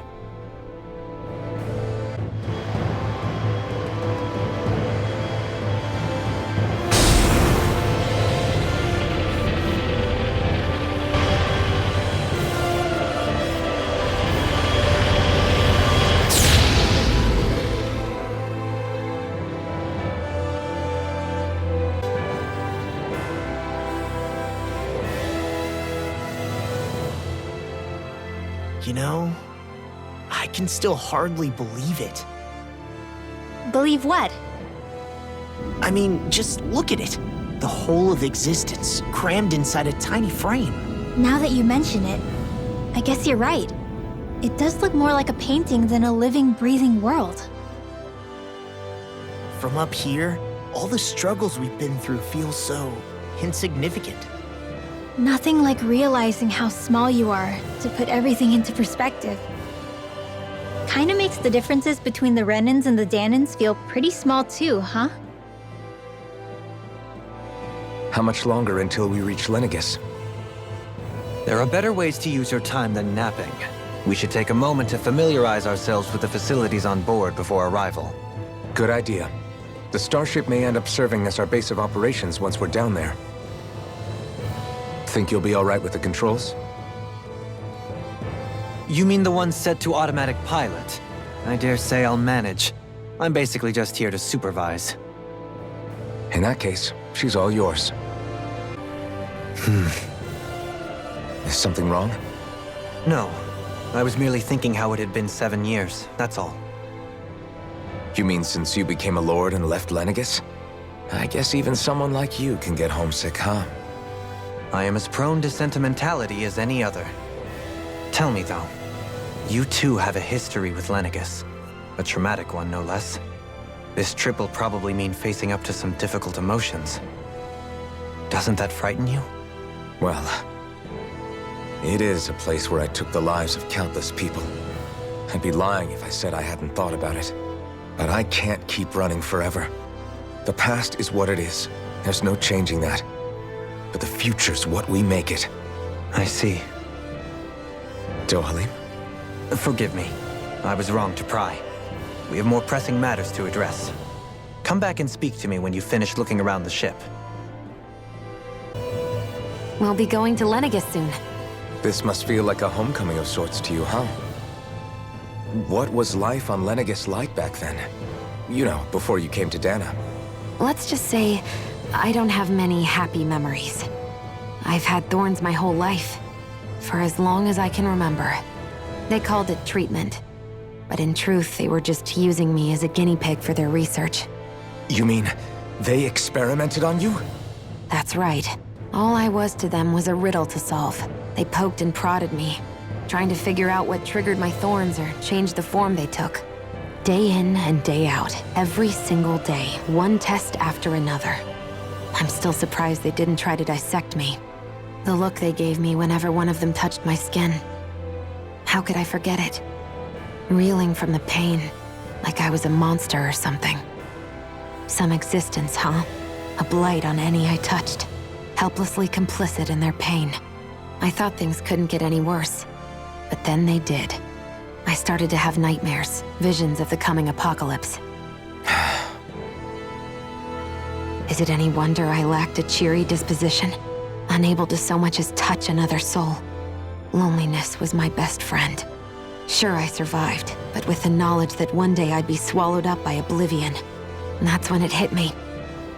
If I was going to die, then it should mean something. If I have to sacrifice myself to save the world, so be it. I'm sorry. I didn't mean to make you relive that. No, it's fine. I'm in a much better place now. You say it's your destiny to die so that others can live. But why not the other way around? Why shouldn't we be the ones dying to save you? Are you crazy? Why would you sacrifice your life for... That's exactly my point. Why should you have to give up your life just because you drew the short straw in the destiny stakes? How is that even right? It's that logic that's used to justify slavery, as if some of us were just meant to be sacrificed. This struggle was never about saving only ourselves. But that doesn't mean we have to give up our own lives to save everyone else's either. If we're doing this to protect people, if we're doing this to save the world from destruction, then that has to include saving each other as well. A world free of sacrifice. That's what you've been fighting for all along, isn't it? Not just me. We're in this together, remember? This fight is yours too, Xion. If we're going to win, everyone has to win. There can be no room for losers in this fight. Now I see it. The true nature of our struggle. A victory without losers. But that means that a Danon victory over Rena can't be the end. Do you think we can pull it off? You bet we can pull it off. We have to. It's the only hope we have of things ever changing. Yeah, you're right. No one's ever changed the future without aiming for the stars. We can do this. Together. Hey, Alphen, listen to this! So Law and I were just talking and... Hey, shut up! What's got Law all flustered? Only that he's afraid of flying, the big baby. And after all that fuss he made about naming the ship, too. Hey, I never said I was scared. I just think it's, you know, a little unsettling how we're going to be cruising through space in a glorified tin can. That's all. It's a starship, dummy. That's what it's supposed to do. I don't think there's anything strange about it. Well, maybe you're the one with the problem then. Guys. I'm no expert, but I think we can trust Renan technology. It got me to Dana in one piece, remember? Oh, that's a good point. If you think so, Alphen, it must be okay. Don't you agree, Law? Hard to argue with that, seeing how you hitched a ride in one of these things before, Alphen. It's just wrong, okay? You okay? Feeling airsick? Actually, now that you mention it, not at all. These starships are a remarkably smooth ride, all things considered. Nothing like being at sea, thank goodness. Glad to hear it. That device there caught your eye, huh? I was just wondering what it is. It looks big enough to fit a person inside of it. It's a healing pod. It fixes injuries and illnesses. Oh, you don't say. That should definitely come in handy if any of us get injured while we're down there. Alphen? Was it something I said? No, I was just thinking back to when I escaped Lenegis, that's all. What with the ceremony and losing control, I was a total mess. Naori laid me inside here. So, you're saying you got in this thing straight after escaping? But that'd mean you were inside for 300 years? Yes, it sounds crazy, I know. But don't even ask me why I stayed asleep all that time. That's definitely quite some lie-in, all right. But still, whether you meant to or not, I sure am glad that it's this century that you finally woke up in. What do you mean? With the amount of fighting we've done, we would have never made it this far without you. And not only that, but... Alphen, can you recall back to what it is that I said to you? Back when we left Menancia? About the dream of coexistence, and needing to learn what it entailed? Of course. That's why you came with us, right? To learn what you couldn't at home. Even in that time, I was well aware that what I was living was a lie. But at the same time, I also felt really compelled to fulfill my brother's wishes. I'll always remember him fondly. But the coexistence we're fighting for isn't for him. It's for people now, and those still to come. The world's bigger than just Menancia. My dream is for all Danons, wherever they might be, to be free. If I've learned anything on this journey, it's that. And the one who brought me along was you, Alphen. I'll forever be grateful to you. Well, we're not out of this forest just yet. You should probably save your thanks. At least, until we've dealt with the Red Woman. I know. But whatever we find when we get down there, I'm through looking the other way. Kisara. Probably getting a little ahead of myself, huh? Let's take things one step at a time. Is everyone about ready? We'll soon be making preparations to land. Before we do that, just what exactly should we expect when we get down there? Kisara has a point. Now that I think of it, I don't know the first thing about Lenegis. I'd like to hear more too. It's been centuries since I was last there, and they didn't exactly give me the grand tour. Very well. First and foremost, Lenegis was the base of operations in charge of the crown contest on Dana. Of course, it also happens to be a city in its own right, complete with its own independent society. Its social structure is based on a strict hierarchy. Put simply, the strength of an individual's astral arts carries great weight. Enough to determine someone's social rank, you mean? But astral arts are innate, right? So people's positions are fixed at birth. They can be honed with the right training, and there are admittedly other factors at play. But yes, that's basically the gist. As a result, family lines that churn out lords and their contenders wield disproportionate influence, and those lineages are treated as nobility. Those capable of only weak astral arts are effectively an underclass, denied the right to descend to Dana even if they wanted to. Still, even the lowest rung on the Renin ladder is considered superior to being a Danon. Keep that in mind down there. Thanks for the warning. As a lord, Dohalim must have been pretty high up in the pecking order, right? What about you, Shion? Come on, you've seen her skill with astral arts. You really need to ask? Fair point. On arts alone, you're right. I'd have been sitting pretty. But you're forgetting my thorns. They weren't exactly an invitation to high society. Sorry. No, it's fine. It's refreshing to be around someone who says what they're thinking. Life's less complicated that way. Jeez, give backhanded compliments much? Wait a second. Are you? He is! Law's blushing! I am not! Of course, separating people into castes based on something arbitrary like arts is discrimination at its worst. As if such simplistic criteria could ever be a measure of someone's worth. So this Red Woman, are we expecting to find her on Lenegis? I would wager so. Lenegis is too deeply involved in all this to discard the possibility. Chances are she's also connected to the Renis Alma being stolen from us in Pelegion. If the Renis Alma is being used to exploit Dana, we need to take it back at all costs. That Red Woman's got a lot to answer for. Just as well I've got a ton of questions. We're about to land. The descent could be a little bumpy, so brace yourselves. If there are clues about your thorns out there, Shion, we'll find them.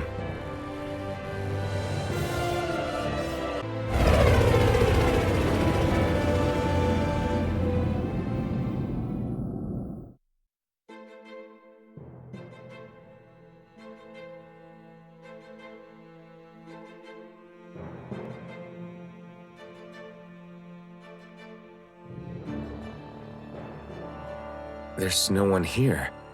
I wasn't expecting a welcome mat, but still. Lenegis's infrastructure is largely automated. Besides, people won't be expecting incoming traffic while the crown contest is still underway. Do you think anyone realizes that we're here?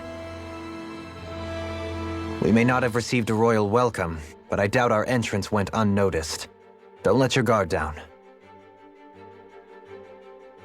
I really hope we don't have to fight anybody while we're here.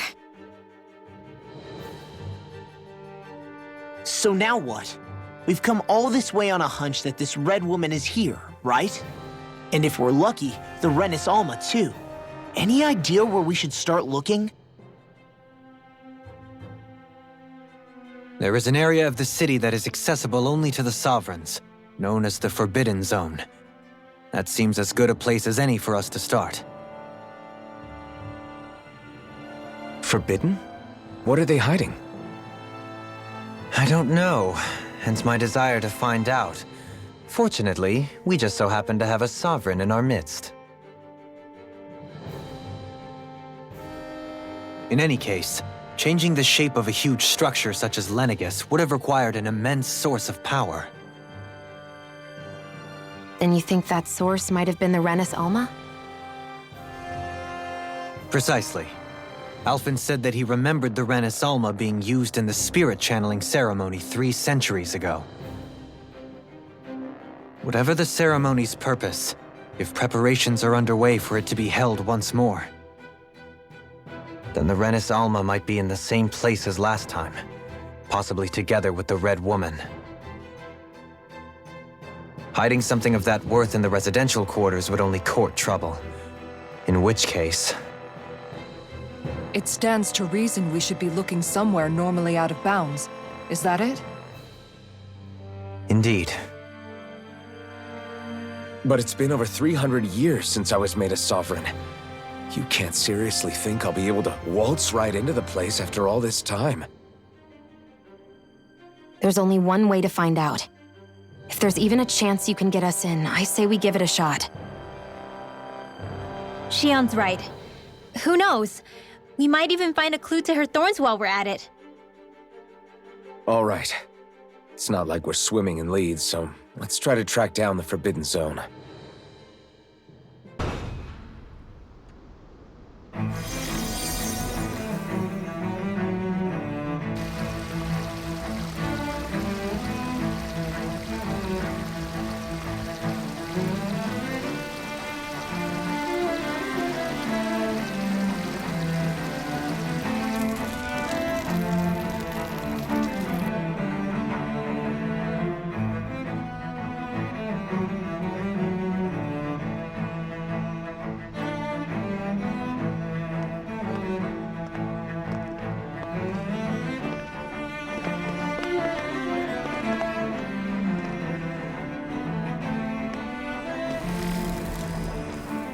What in the world? This being Renin territory, I was prepared for a lot of things to look different. But this is a bit more than I anticipated. The very foundations of the city have shifted. What could have caused this? When Lenegis changed shape, it must have had an effect on the interior, too. Maybe when they sent the wedge down to Dana? But they wouldn't move around the places where people live. These are their homes, right? I would think the citizens themselves didn't have much say in the matter. Either way, locating the Forbidden Zone just became that much trickier. Dohalim? Is that you?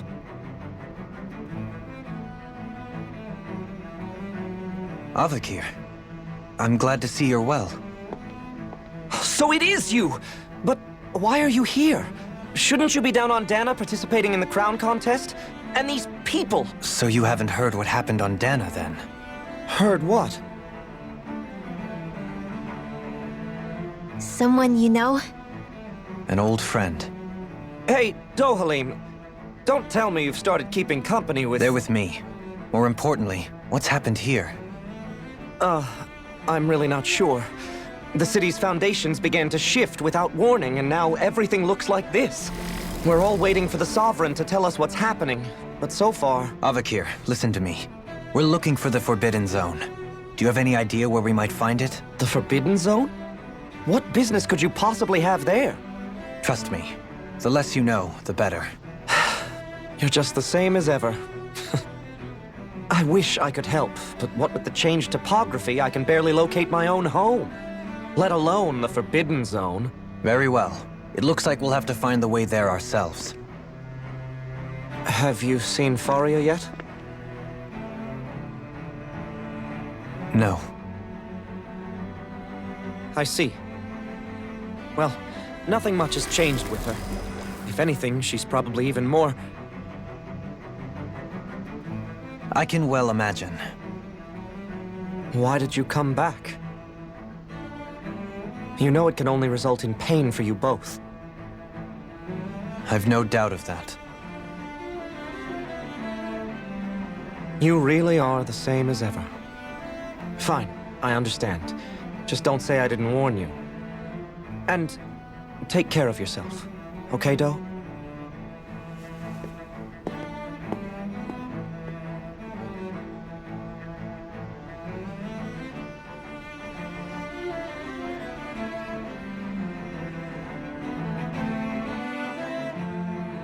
So who's Faria? Law? If what Avakir said is true, it would seem the people of Lenegis are being kept in the dark about what's happening down on Dana. They seem to be just as clueless about what's going on up here in their own world. Despite the fact that it's actually here that the wedge originally came from. We need more information. Let's talk to the citizens, see what we can find out. While we're at it, we can ask them about the Red Woman, too. And don't forget about finding the way to the Forbidden Zone either. Let's leave the talking to Shion. We can't have a bunch of Danins poking their noses around. Good idea. I think that's for the best. I shall assist. You sure? Being a lord on Lenegis has its advantages. Right. Then we'll leave it to you two. Oh, dear me. What an unspeakable mess this has all become. Just look at the state of our city. Even the Zeugles have stopped heeding our commands. Whatever did we do to deserve this? You really have no clue what might have caused this? Would that I have. Alas, there was no warning, no prior decree. His Highness must have deemed it unnecessary for us to know. We have no choice but to grin and bear it. But do my eyes deceive me? Could I really be standing in the presence of his lordship, Dohalim of the House Ilkaris? I believed he was on Dana. Your eyes do not deceive you. It is I, one and the same. I have returned to fulfill a special duty, the details of which I cannot divulge. As your lordship wishes. First Lenegis mutates beyond recognition, now this unexpected visit. The Sovereign's plans are inscrutable indeed. The Ilkaris house has produced a great many lords over the centuries. I shall be praying for your victory in the latest crown contest. Your good wishes do me an honor. Your lordship! Oh, what a great honor it is to finally meet you. I descended to Dana during the last crown contest also. Alas, when the contender I was backing failed to clinch the title, I returned. I witnessed the deaths of so many slaves. Indeed. Sorry to interrupt, but we're looking for a woman dressed all in red.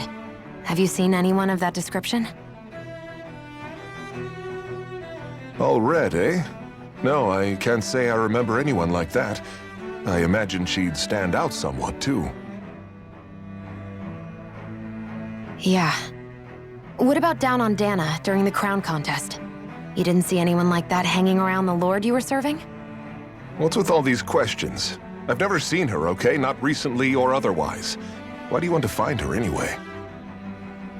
Never mind. Forget I asked. Sorry to take up your time.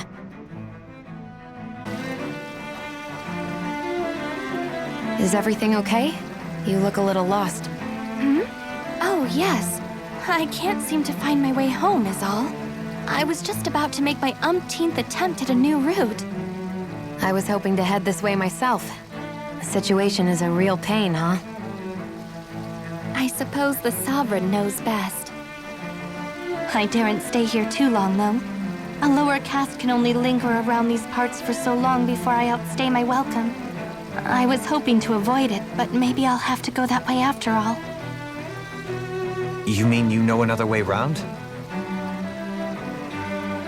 Lord Dohalim Ilkaris! But how? Last I heard, you were in Dana competing in the crown contest. Yes, strange, isn't it? If you know another route, we'd be grateful if you could tell us. But of course. Please forgive me. There's a wall that sprung up ahead of here, with what looks to be an entrance in it. I thought maybe it was a passageway between the different quarters, but I've no way of knowing for sure. It's worth investigating, at least. I shall go and assess the situation. In the meantime, wait for me here. If it looks safe, I'll come and let you know. You'd really do that for me? A lord troubling himself for someone of my lowly status? Our lot in life is of little consequence. We are both Renin, first and foremost. Oh, why yes, my lord. Thank you. Well, we've canvassed the city for information. What do you think? No one has the faintest idea what's happened to the city after all. They haven't heard the news about the crown contest either. You'd think that info would easily find its way up here. Has it always been like that? Not to this extent. Which would indicate that something's suppressing the truth. That Lenegis is under some kind of control. Given everything that's happened to their city, The people here seem weirdly okay with it all. Yeah, that one guy even said his Zoogle had stopped listening to him. If that's true, these people are in big trouble. Everything that happens here is attributed to the Sovereign's will. It's the way people have been conditioned. Their belief runs deep. Nothing happens devoid of a reason. To them, it's all part of the Sovereign's grand plan. The Sovereign's plan. There is one thing I'm still not sure about. Just who is this person ruling over Lenegis? The Sovereign, of course. He rules from Rena while presiding over both Rena and Lenegis. Without the lords or anyone in the middle doing his dirty work? Isn't Rena at least the same size as Dana? That's a pretty big dominion for one person to rule over. I would have thought ruling Lenegis alone would be difficult enough. The points you make are valid, though I confess I'd never given it much thought before. Here, the Sovereign's total authority is as natural as night turning to day.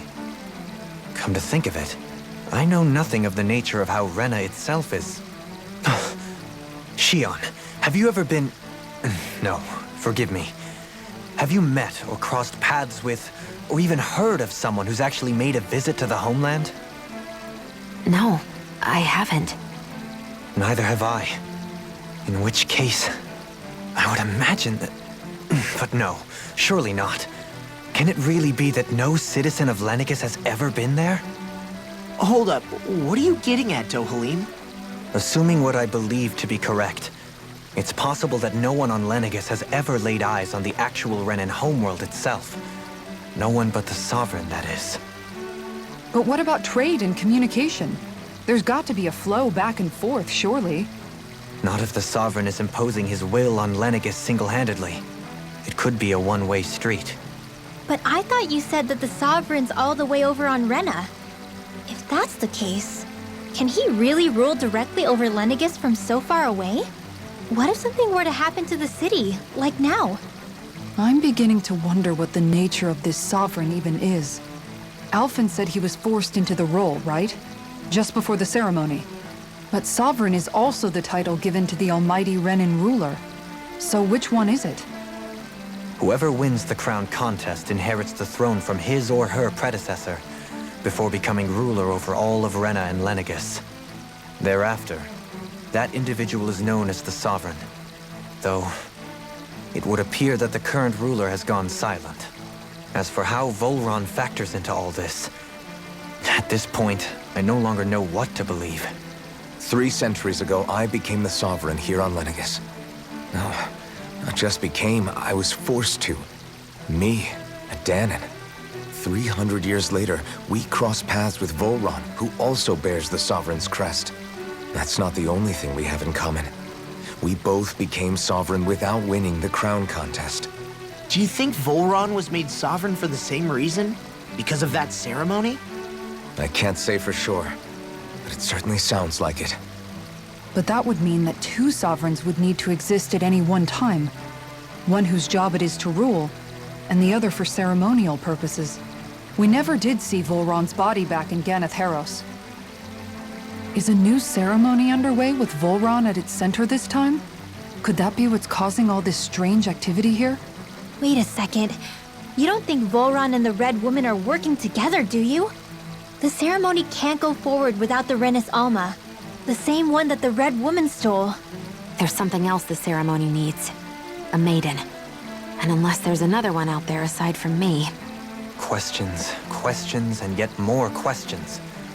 Ones that it seems will remain unanswered until we can establish the Sovereign's identity. If the Forbidden Zone really is off-limits to everyone but the Sovereign, that seems as good a place as any to start. For the sake of liberating Dana, too. Then it's decided.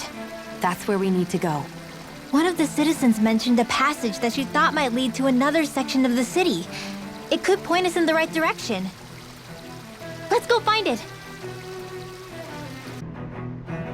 With nobody left to run the show, I wonder what the people here are supposed to do. I mean, they're sovereigns up on the Renan homeworld, and all their lords were sent to Dana. But Dohalim was a lord, right?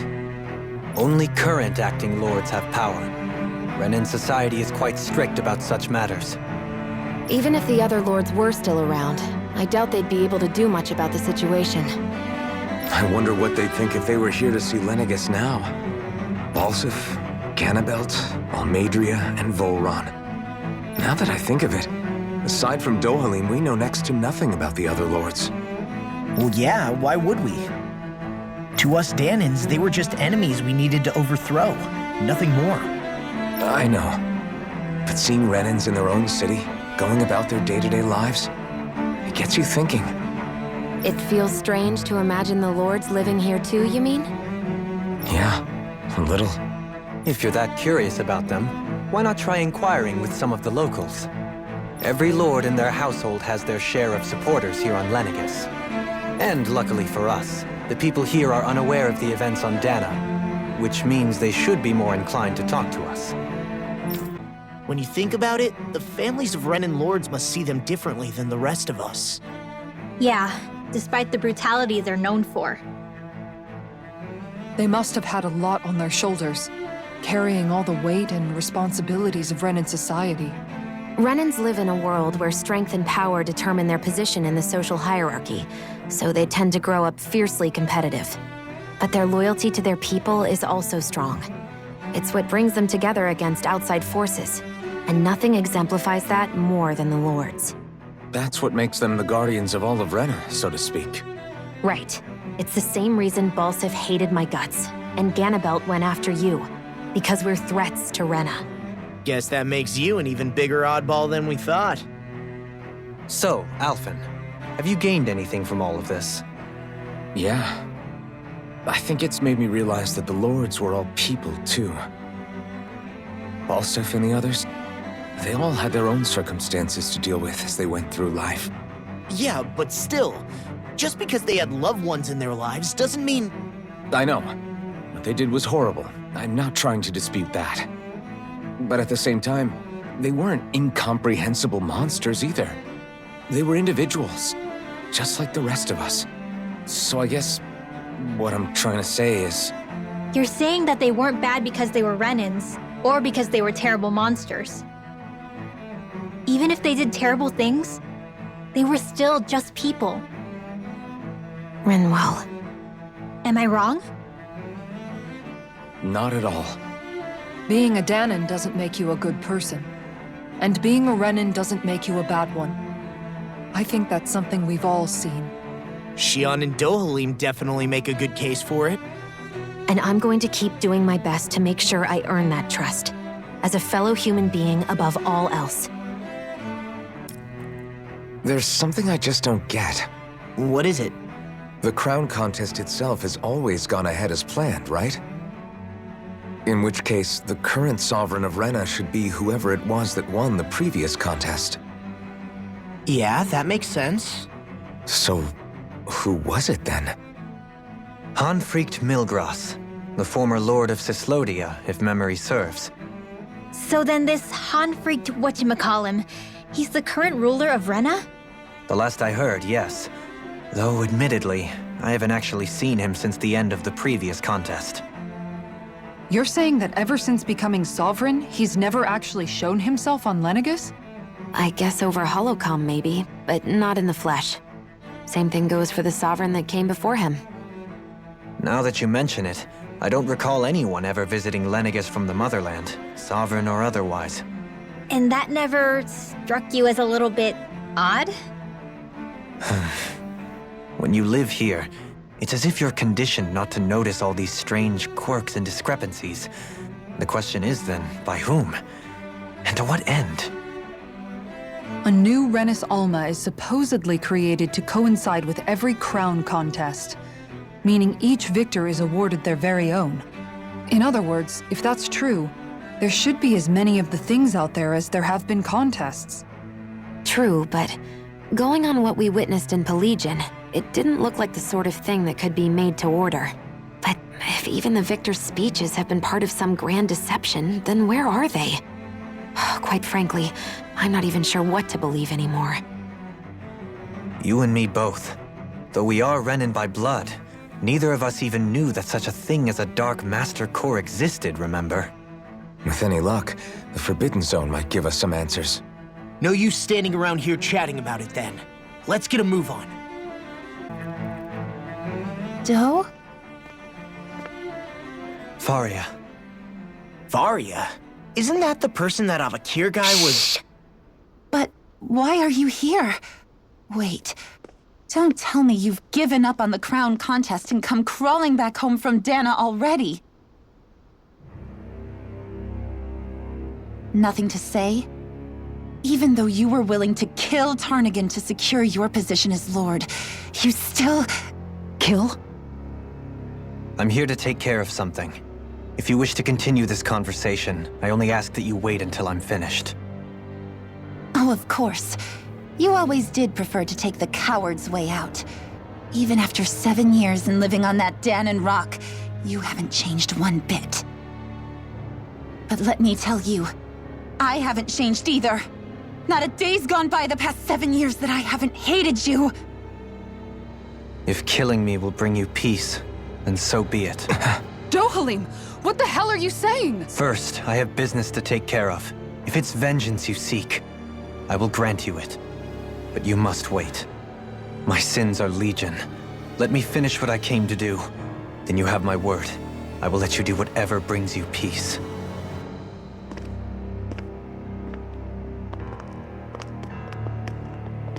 Sure, that's it. Run away like always. You don't even have the courage to die. No wonder you leave it to someone else. You're just a coward!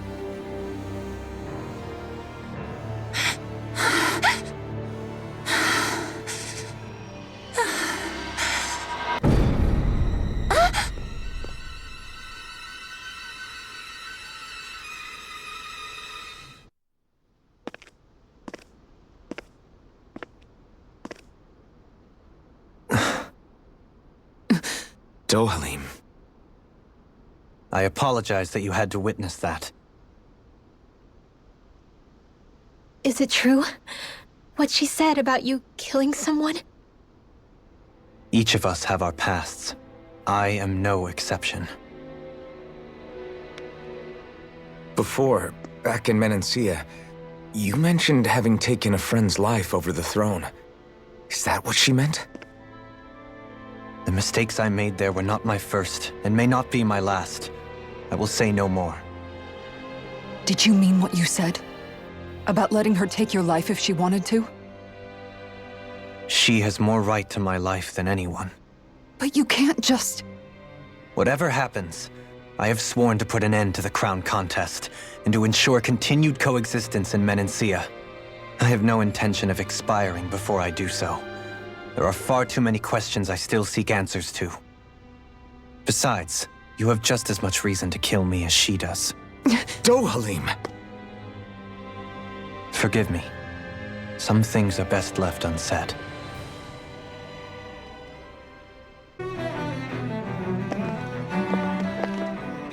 Wow, this place is beautiful! Yeah, it must be some sort of rest and leisure area for the locals. You think? Man, these Renin sure know how to live it up, don't they? Is something the matter, Dohalim? Before I went down to Dana, my friends and I, we used to gather at this very spot and play music together. Avakir, Faria, and Tarnigan. That was a lifetime ago now. Tarnigan. He was the one that Faria mentioned, right? He was once my dearest, closest friend. As well as Faria's betrothed. Despite Faria's lower-class upbringing, she possesses a tremendous talent for music. Entranced by her playing, I helped her overcome her sense of inferiority and introduced her to Tarnigan and Avakir. It was a time of great joy. 4 people bound only by their love of music, with no care for social standing. Only the next song, the next melody.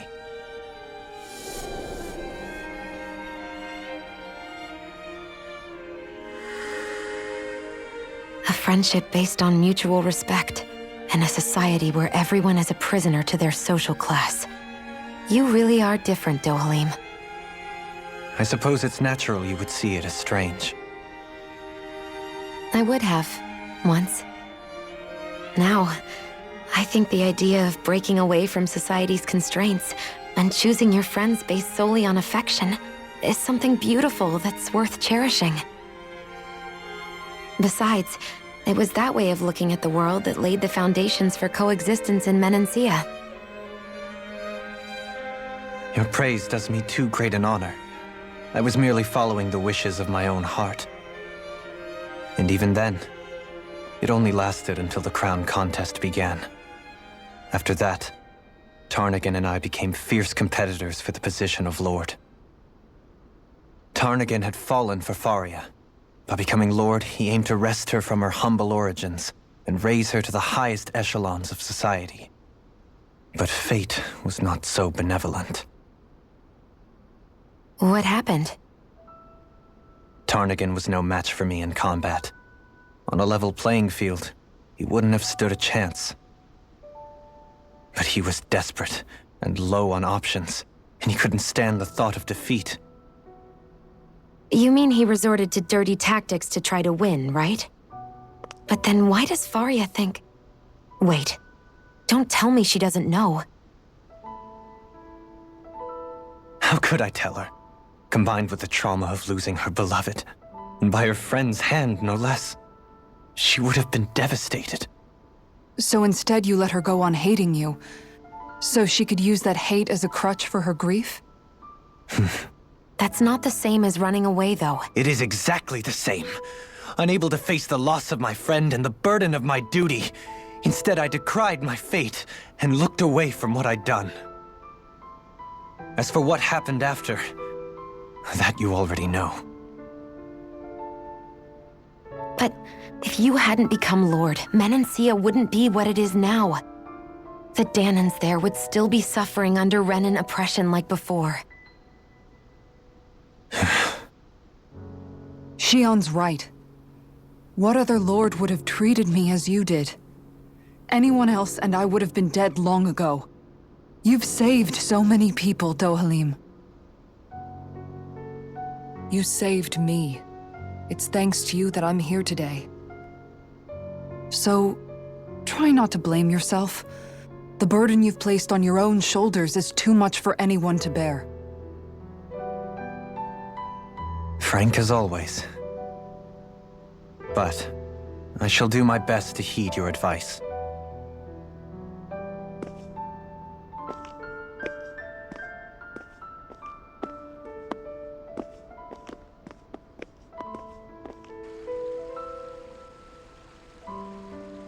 Do you think he'll be all right? Yeah, I think so. He's got Kisara. It's important to have someone like that. I didn't realize how difficult it is just to be there for someone. Sometimes just knowing someone's on your side can be enough. And he knows, Shion. I promise he does. I hope you're right.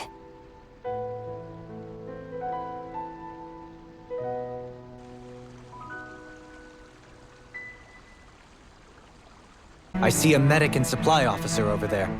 If they know you're with me, they'll likely offer their assistance. Damn it! Lenegis soldiers! Any way we can avoid fighting them? That all depends on them. Whatever happens, be ready. Those soldiers seem different from the citizens we've come across so far. Yeah, they weren't big talkers, that's for sure. They just attacked without warning. They weren't in the least bit fazed by Dohalim's presence either. Indeed. They seem to recognize us as enemies, nothing more. And yet, traditionally, Lenegis hasn't been high on threats. A few frenzied Zeugles during experiments here and there, but not much else. Their glazed-over eyes reminded me of the soldiers and slaves we met back in Ganath Haros. The ones in blind devotion to Volron. I've never seen anything like that here on Lenegis before. Maybe someone doesn't want us here, and the soldiers are their way of letting us know. What with the Red Woman, the Sovereign, and Volron, we're starting to develop quite the growing list of adversaries. At least we'll know to keep our wits about us.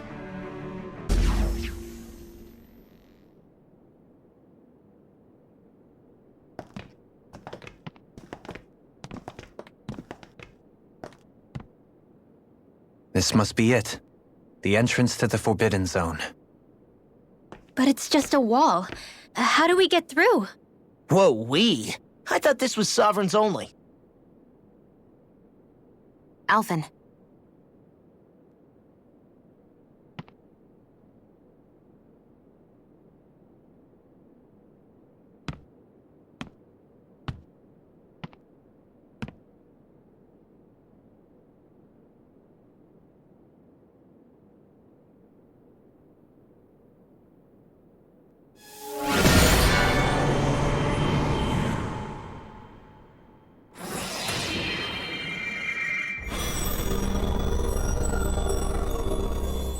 Yes! It opened! Interesting. If Alphen's presence still opens the way, it would seem the Sovereign of 3 centuries ago and now are considered one and the same. What? What the?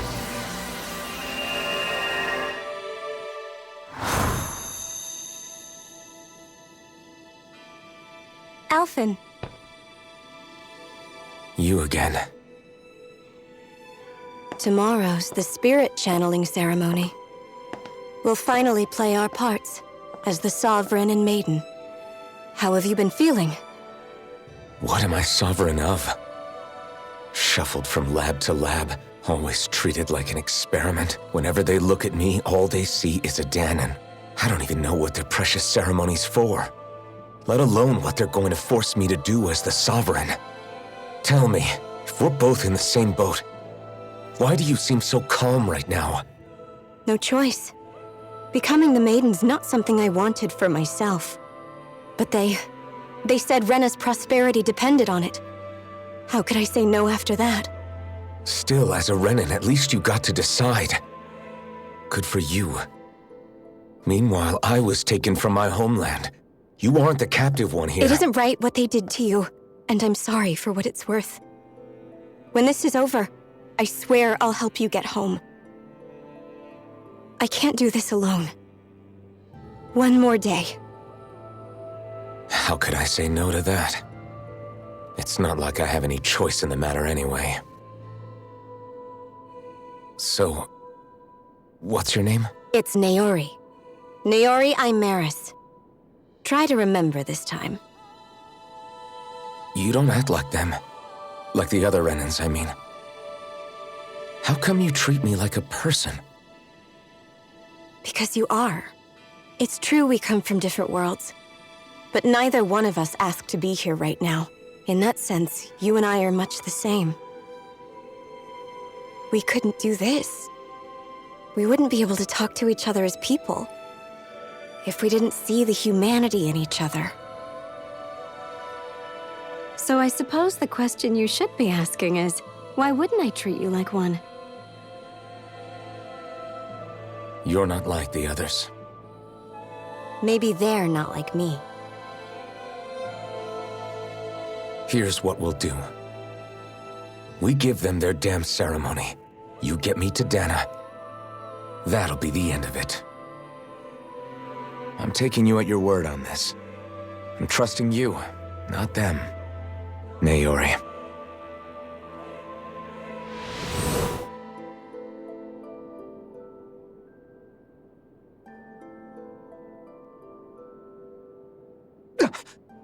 What the hell just happened? That vision. Did everyone else see it too? That person Alphen was speaking to, she looked exactly like Shion. It was Naori. Naori Imaris. Isn't that right? Yeah, that's right. She really does look like Shion. I'm beginning to see why Alphen was so confused. That's all very well and fine, but what did we just witness exactly? It was too real to be a mere hallucination. It was a conversation we had 300 years ago. The night before the ceremony. You mean all of that really happened? We just saw an episode straight out of your past?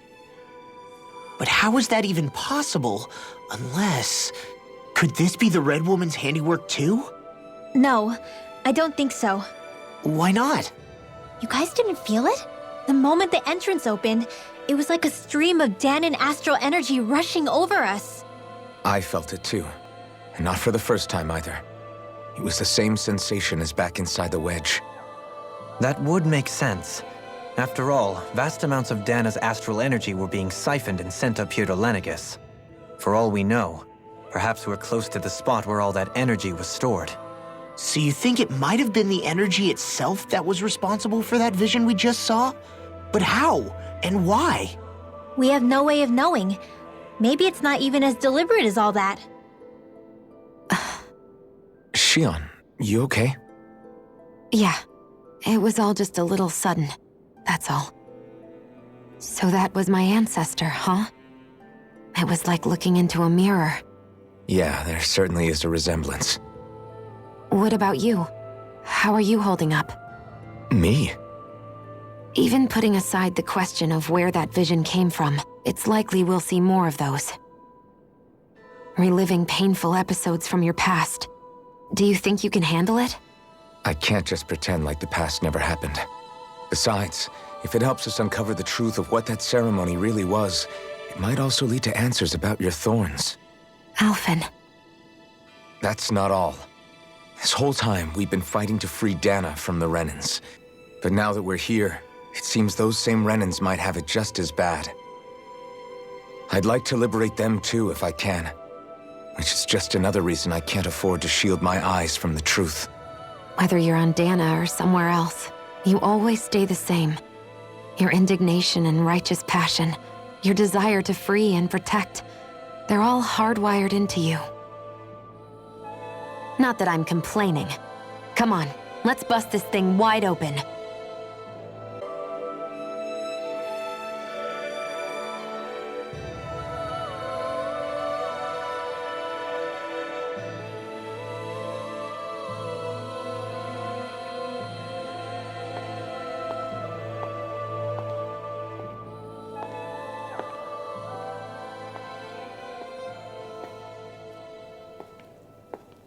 Faria, how did you get in here? Wait, something about her isn't right. What's wrong with her? She doesn't even seem to know where she is. Yeah, you're right. She looks just like the soldiers we encountered outside.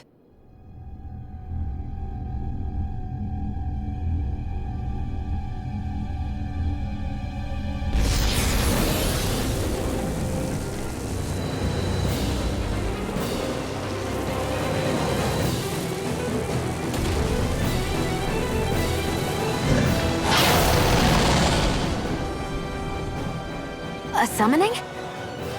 But that's preposterous. She never had that kind of power when— We can talk later. Here it comes! Go for it! Prepare to crumble!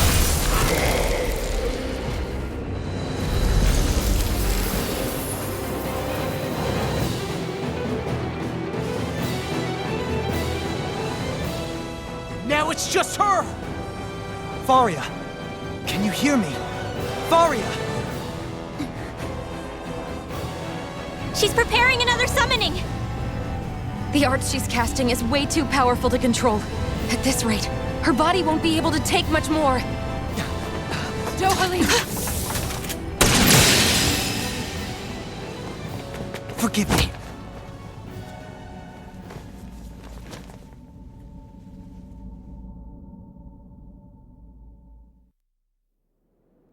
Man, I thought we were goners. Everything okay? Yes. She's only unconscious. Not her. I meant you. Shion, please. Can you treat her? I can try, but I can't promise she'll be back to her real self when she wakes up. All I can do is heal her physically. We're not even supposed to be in here. Maybe it'd be better if we moved her to somewhere a little safer. Don't you think? In that case... I'll take her off your hands. You? Avakir, what are you doing here? I was curious what you were up to, so I took the liberty of following you to find out. I overheard what you said about Tarnagan, about how he really died. I'm sorry, I had no idea. And you believed me? What makes you so sure I wasn't lying? I like to think I know you a little better than that, Dohalim. Give me some credit. I'll take Faria. Leave her with me. I know better than to ask what you're up to. But whatever it is, I hope it all works out. Thank you.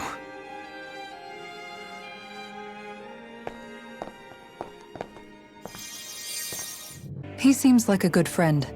He hasn't changed. He never was one to stand out. Instead, he was always hanging back, worrying about everyone else.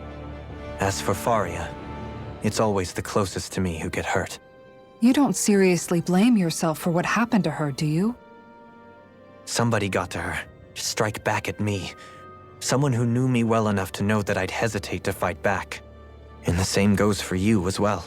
Neither you nor Faria would have lost loved ones, if it wasn't for me. You're wrong. Kelzelik was the one who killed my brother, under orders from Almadria. As for Tarnagin, if it weren't for the crown contest, he'd still be alive. That and the whole damn hierarchy that makes it possible.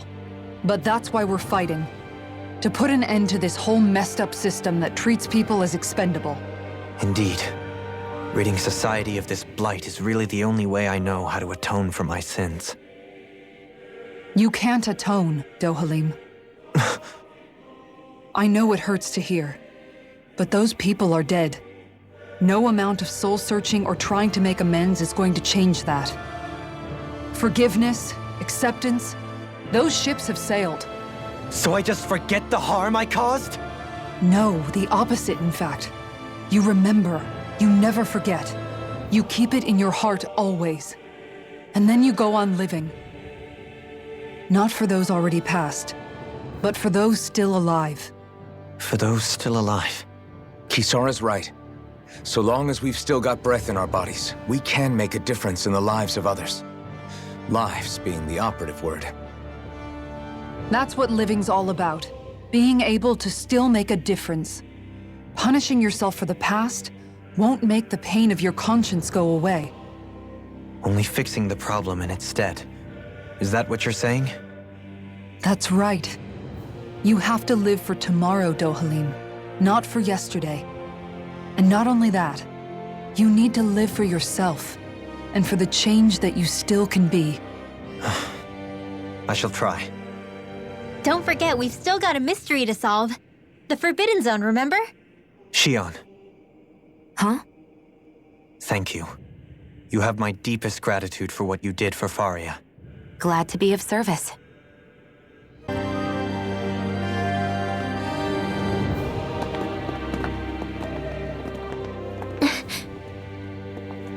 What is it, Rinwell?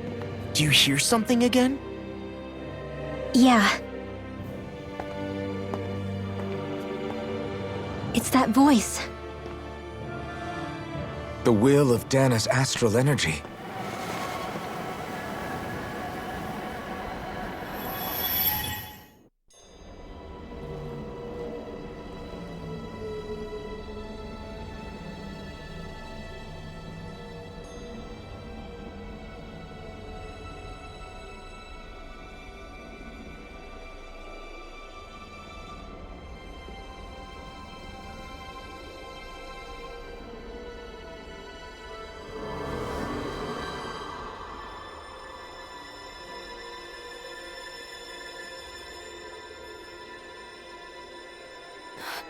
What? There's so much astral energy. But where's it all coming from? It's almost like it's alive.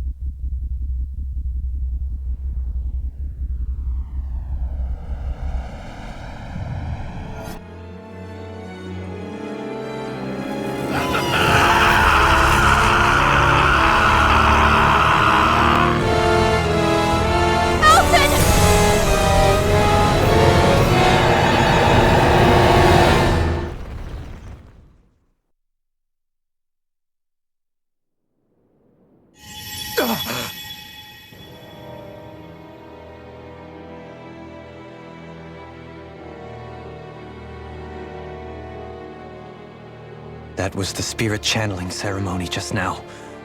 No, it was more than that. What the hell was that? It felt like everything was on the brink of...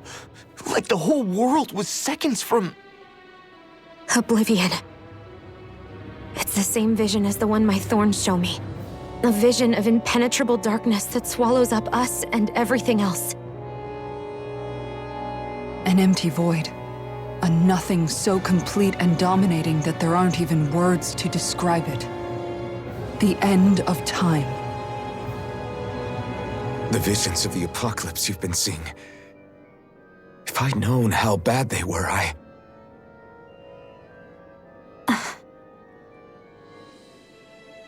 So, everything we just saw, those were Naori's memories, right? That's right. It was as if her innermost thoughts were speaking directly to us. At least I know they weren't mine. That power flowing into her. It reminds me of Shion's thorns. If they're what's responsible for all these visions she's been having, then maybe... Maybe my thorns are made from that same astral energy? If that is the case, we just found the missing link between your thorns and what happened here 3 centuries ago. No, more than a link. Perhaps even the very heart of the matter. I've never felt astral energy so powerful. What was that? If it's the same energy your thorns are made of, it must be dark astral energy, right? And isn't that something only Renans have? Correct. Dark astral energy is possessed by Renans alone. And when enough astral energy gathers together, it develops its own form of sentience. If so, maybe that complete oblivion is exactly what the Renan astral energy's will is wishing for. But why? I don't know. Will can be a pretty vague thing to nail down. It's more of a feeling, just like the will of Dana. But the will of Dana is made up of astral energy too, right? And if that's what's been showing us these visions... I don't know, should we really be getting so involved with this thing? Dana's will would never want oblivion. But you can't say that for sure. Cut it out, you two. Squabbling over theories will get us nowhere.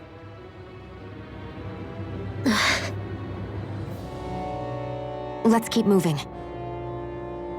If it's Dana's will showing us these memories, then I'm as clueless about its motives as any one of us. But if it could lead us to the truth, then I want to find out more. Shion's right. All we can do is keep going.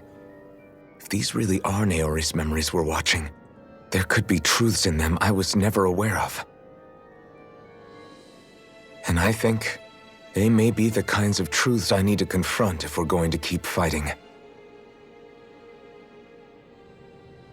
I'm sorry about what I said earlier. Come on, let's go.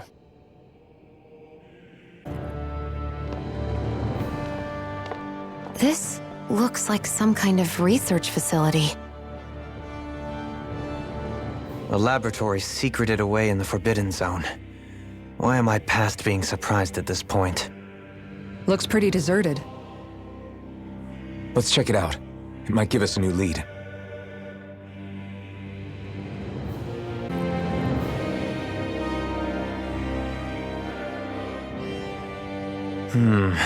I think I can make this work.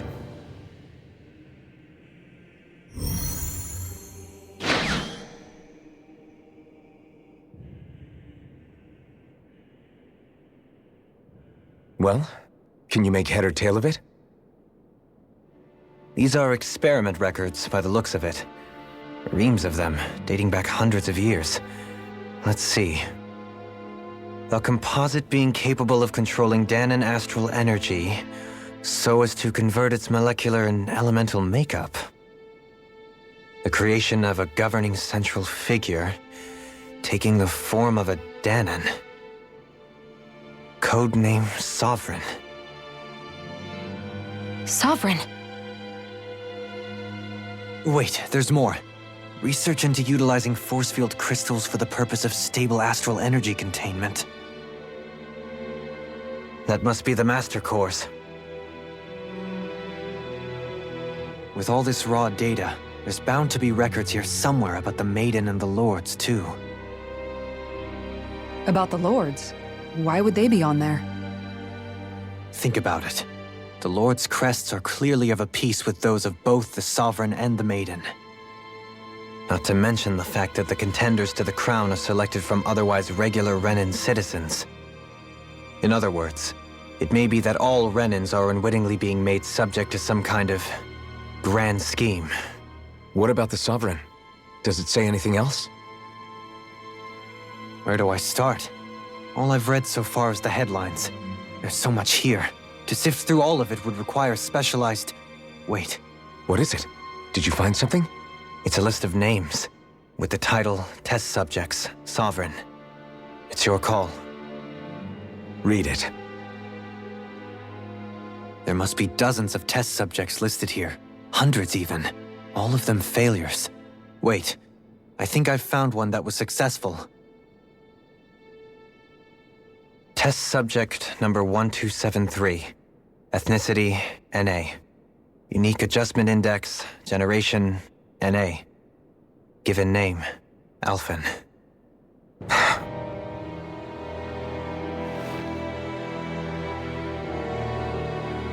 They re-engineered me. Right here in this lab. Alphen. It's fine, really. What about the others? Was I the only one? Test subject number 10105. Ethnicity, NA. Unique adjustment index, generation, NA. Given name, Volron. Volron? But that means... He's only Sovereign because someone made him that way too. He's the last one. In 3 centuries worth of records, you and Volron are the only 2 subjects on whom the experiment was a success.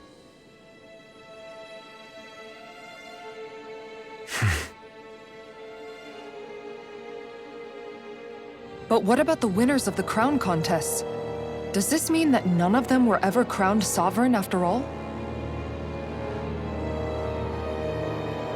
Upon victory, the Sovereign shall return to Rena and rule over Rena and Lenegis combined. When a new Sovereign is decided, the outgoing monarch shall relinquish their post and live out the rest of their days on Rena. So we were told. But according to these records, there have only ever been 2 Sovereigns, neither of whom had anything to do with the crown contest. It's all lies, including the part about the Sovereign residing in Rena. The crown contest was never about deciding a new ruler. It must always have been devised for some other purpose. But even supposing that's true, someone must have been in charge for the past 3 centuries, right? If it wasn't the Sovereign, then who was it? Crown contests have been held this whole time, in spite of the fact that there was already a Sovereign. Me. Meaning that for the past 300 years, someone out there has to have been maintaining that lie. The same person I'm willing to bet is behind all this. The Red Woman? It's possible. But that doesn't necessarily mean she's the mastermind behind this scheme. She could be working for someone else. Someone back on the Renin homeworld. Either way, it's fair to say she's definitely involved somehow. What about the data records? Is there no other information that could help us? Not that I can see. Just file upon file of experiment results. There's nothing here about who's behind all this, or what their endgame is, unfortunately. I've barely managed to scratch the surface, mind you. You won't be able to read through it all, but you're welcome to take a look through what you can, while we're here. I'll do that.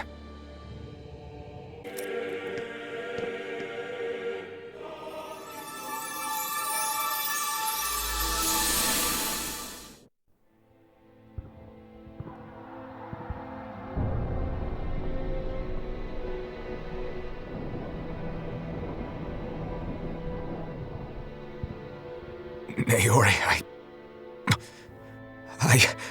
Don't talk. I have to do this. I gave you my word that I'd help you return to Dana. The next time you open your eyes, you'll be home. But you... My place is here with my people. I still have a duty to fulfill. I'm sorry for what you've endured. Renan never should have dragged you into this. It's not your burden to bear. But... The mask contains a sedative. It should keep your mind from tearing itself apart any further. Let yourself go to sleep. This should help with the pain.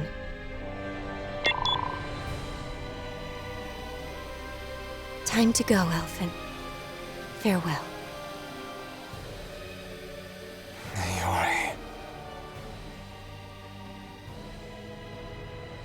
His injuries are worse than I thought. Short-term treatment isn't going to cut it.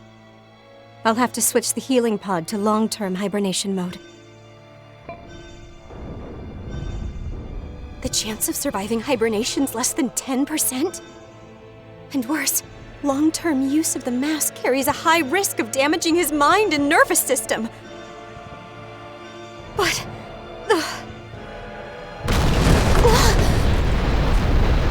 If I don't head back, Lenegis will be nothing but ashes, and this starship along with it.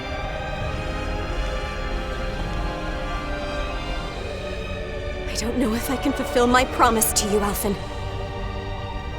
But if doing this will grant you even the slightest chance, I have to try.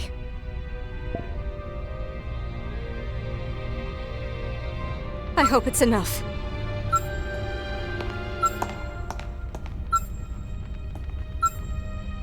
Please, live for me, Alphen.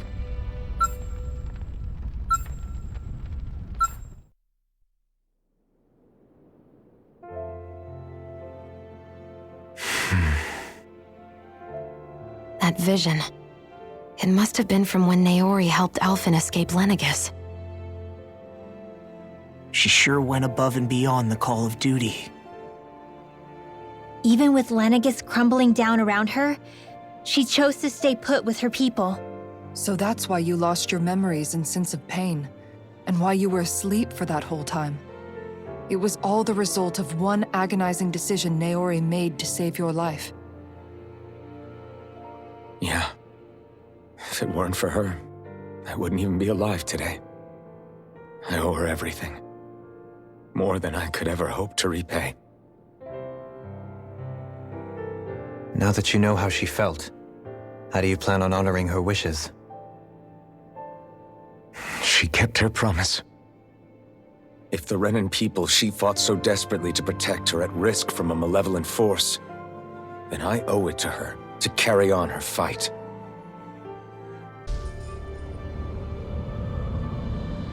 This place. We've seen this in one of Naori's memories. Of course.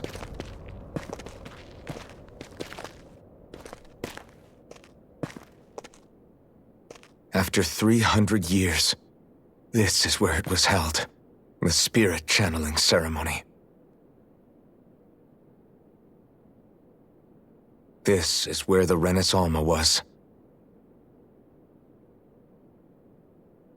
So this is the place where you and Naori...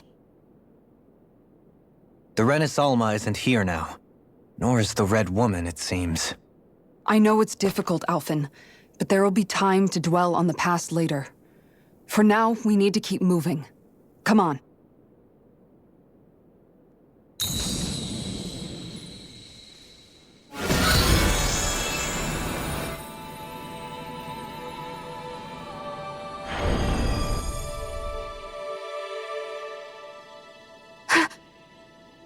Naori? What is this? Is it the work of Dana's will again? It's been a year since the ceremony. That day, I shut away inside of myself the power that caused Alphen to lose control. Since then, my visions of the future have grown more and more fearsome. Is this another memory? No, it's different this time.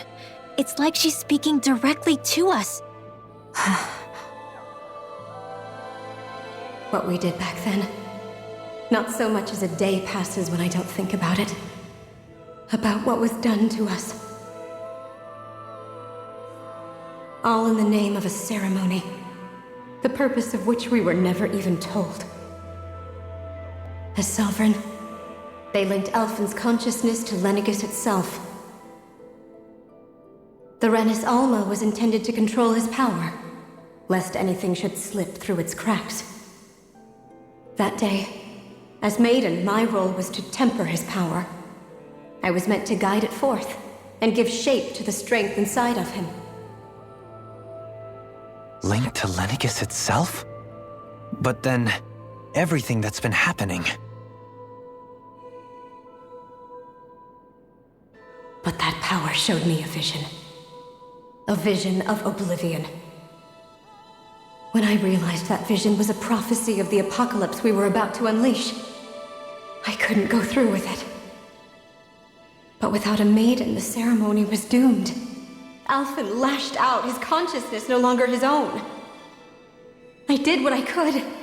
Using my abilities as the maiden, I tried to seal that power away inside of me. But it was too late. Lenegis had already been brought to its knees. Thousands upon thousands of lives so cruelly snuffed out. All because of me. Because of what I had done.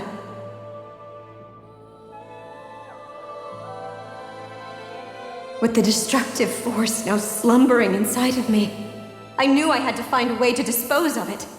Anything to make up for my failure. But I didn't know how.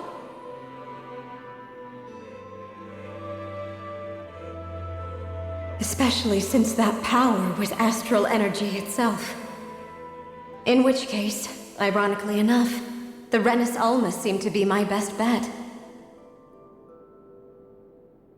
That, at least, would hold the astral energy dormant. Assuming that no malevolent third party got to it first. With the Sovereign and Maiden's combined power, perhaps I could shift the chaotic energy inside me into the Renis Alma instead.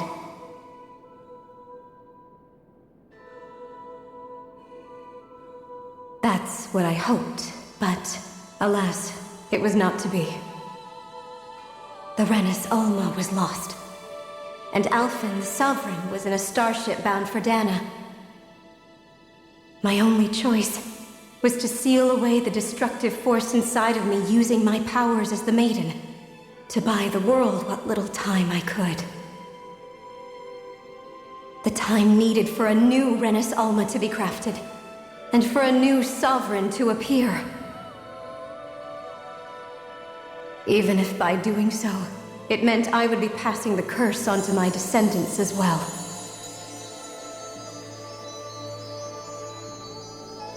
Please, forgive me. I never meant to burden the future world with this threat too.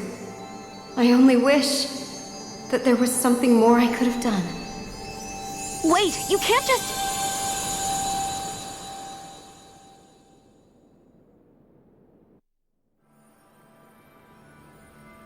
Naori.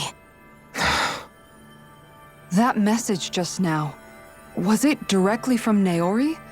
Or was it the Danan voice speaking through her?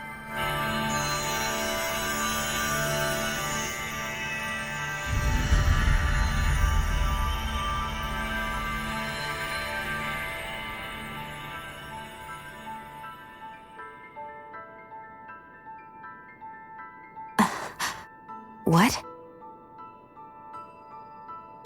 These are the clothes that Naori and I wore during the ceremony 3 centuries ago. So you're saying this is the Maiden's outfit? That's right. These clothes are designed to resonate with the Sovereign and Maiden's abilities. They focus and enhance them. And they appeared now because... Naori must have left them here for the new Sovereign and Maiden, knowing the day would come when they would need them in their fight against the Thorns. These outfits are directly linked to the answers we've been chasing this whole time. If they're here, It must mean it was Naori's will for us to find those answers as well. Locating the Renis Alma would allow us to neutralize the dark astral energy inside Xion, thereby silencing her thorns. Is that what Naori's suggesting? It makes sense. After all, Master Cores and Spirit Vessels are both able to prevent the astral energy inside them from developing sentience. By that logic, it would stand to reason that the Renis Alma would have the same ability on a larger scale. We have a maiden in Sovereign. Now all we need is the Renis Alma, and we'll finally be able to free you of your thorns. Xion. It's possible? You really think so? I do. We can rid you of your thorns and stop the world from falling to oblivion. However, the spirit channeling ceremony already failed once. Even if our goal is different this time, we can't be sure the same thing won't happen again. We should take care not to be too optimistic. You're right. It's the barest sliver of a chance. But if there's even the slightest hope it can work, I'm willing to stake everything I've got on it. I know it's too early to let myself feel relieved, but I just can't seem to help it. Just hearing there's the slightest chance, even though I know the world's still in great peril. It's selfish of me, I know, but still. No, it isn't. You found hope to believe in. It'd be strange if you weren't over the moon about it. Rinwell's right. We can rid you of your curse and still save the world at the same time. Thank you. Naori entrusted us with the fate of all humanity. Now, it's up to us to prove that trust was well placed. Starting with a little game called Hunt the Renis Alma. Yeah, we've come all this way. Now we just need to search Lenegis and Rena until we find it. Yeah, we can protect the world and save Xion at the same time. I too shall lend my services. My knowledge of Renin lore is bound to be a useful asset. And they say modesty is dead.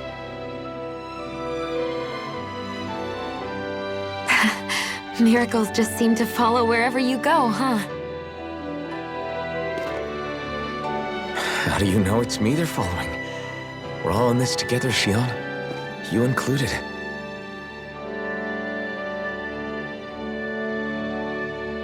Now let's get moving, shall we? Last I heard, we had an apocalypse to stop. Thank you, Naori.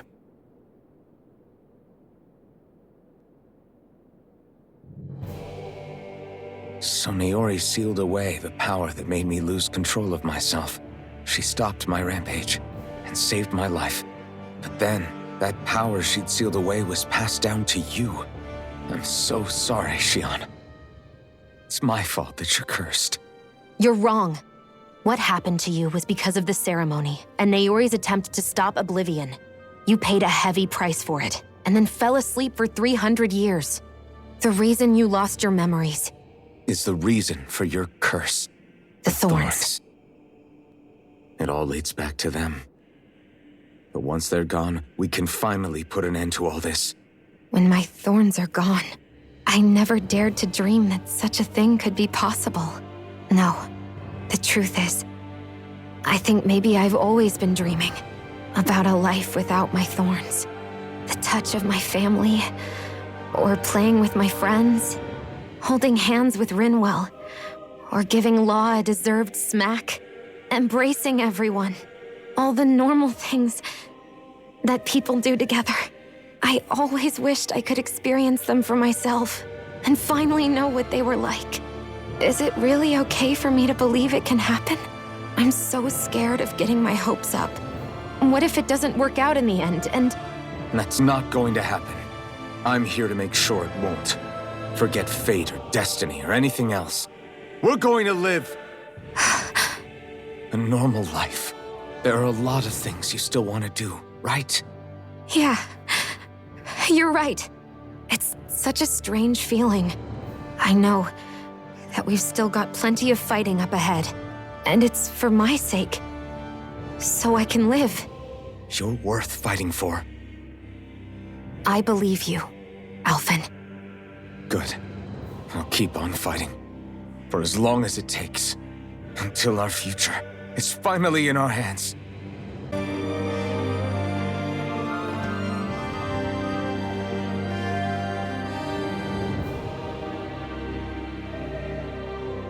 That's quite some door, all right. This might finally be it. The heart of the beast. We'll find the Renis Alma and the Red Woman inside, right? After everything we've been through to get here, they damn well better be. We'll probably be needing you to open this one for us, Sovereign. Go for it, Alphen.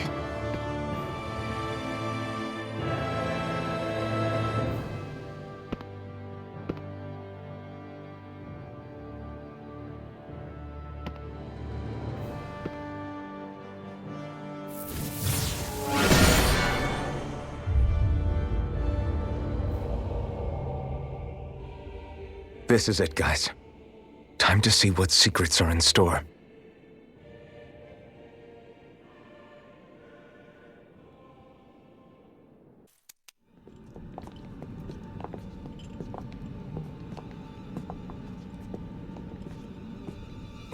Volron! He really was still alive. And there's the Renis Alma. Then, is this another spirit channeling ceremony?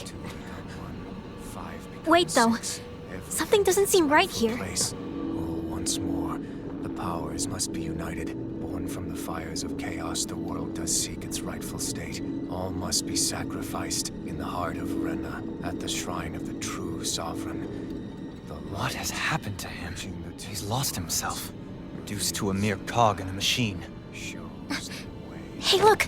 Over there! Isn't that the Maiden's crest?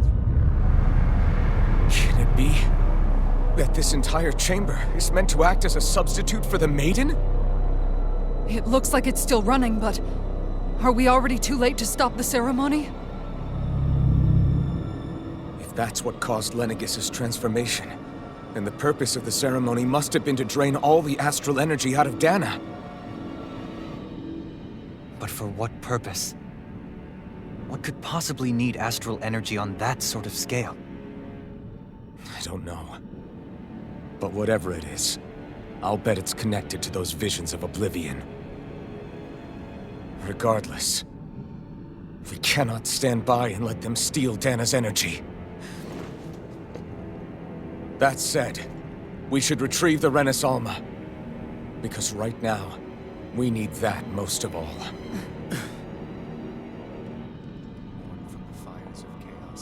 He's not gonna lunge at us out of nowhere, right? Not the time, Law. Alphen, look! The Red Woman! So we finally found you. I have a lot of questions for you. Wait! What? They all have the same face? How is that even possible?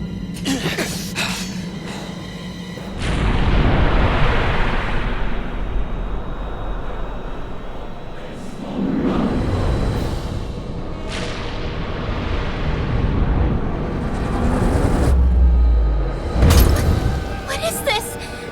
Who the hell are they? It can't be. Are they even people? It's hard to know for sure, but I think they're the true rulers of Rena.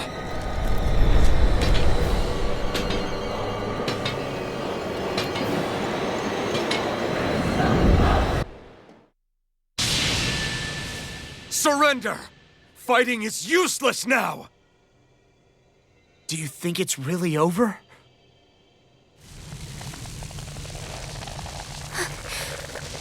Astral energy.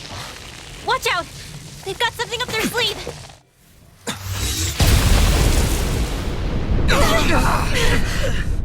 What? It's self-destructed? Alphen! I'm okay. Just a little roughed up. You had me worried there.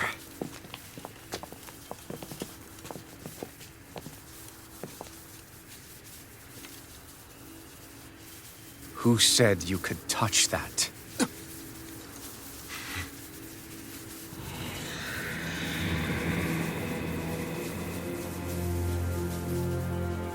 Damn it! He's awake! I should have thought as much. So you know this place? Naturally. It was built for me, after all. We'll save that for another time. More pressing is how I'm going to tear you apart. Even after all this time, you still insist on hating me? You cut me down. Sovereign or not, you will pay for that. You're obviously bluffing. You can't even move right now. Really, is that what you think?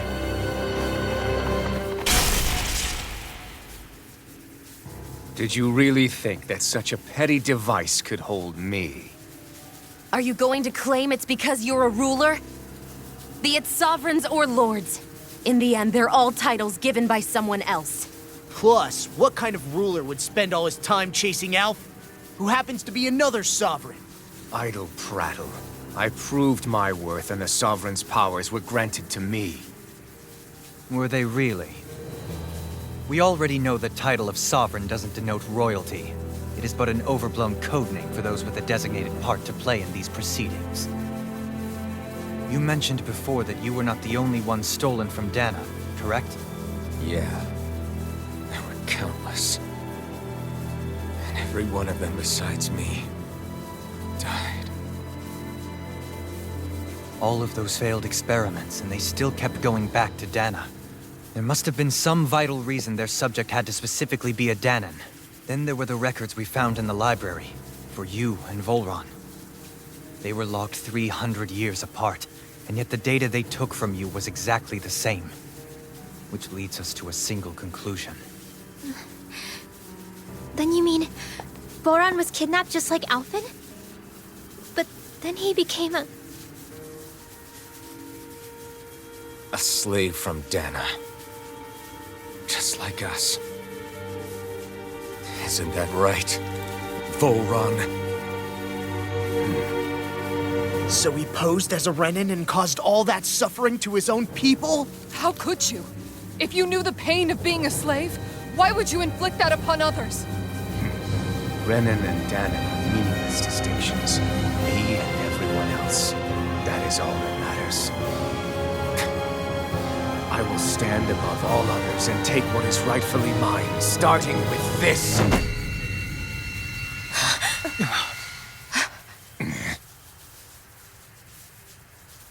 A red woman? Another one? Give your master back on Rena this message. No one makes a fool of me. Let them know I'll make them suffer.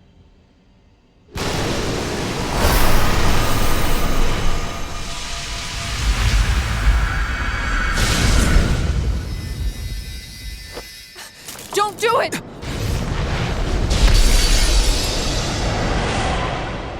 Serenus Alva!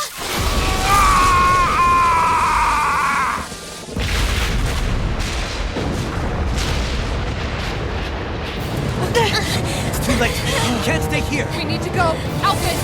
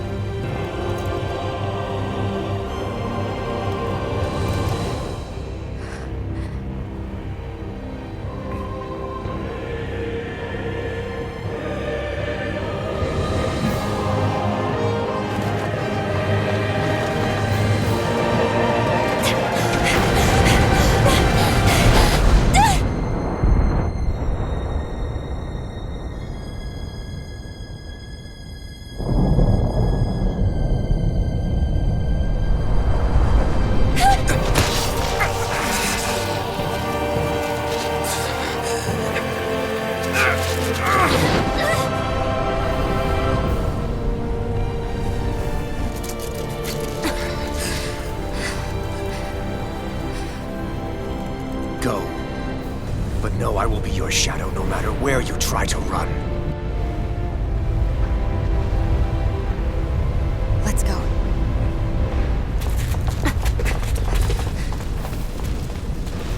Never forget, I am the one who devours everything, who answers to neither spirit nor man. My word is law! I am...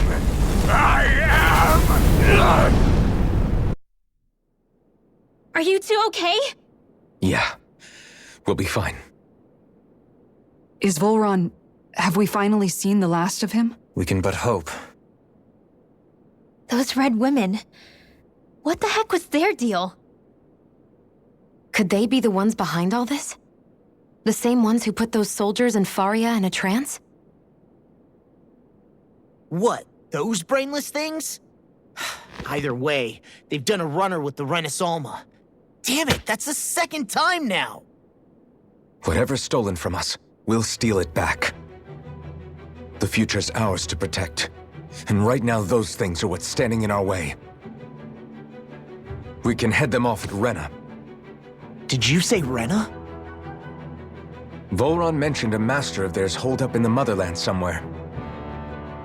If that monstrous form's their true identity, I shudder to think who they take orders from. Yeah. There's a good chance it's not human. That's for sure. So this thing over on Rena, that's what's really behind all this, huh? They have the Renaissance in their grasp already, so it's unlikely they'll have cause to return to Dana. I agree that Rena's our best shot.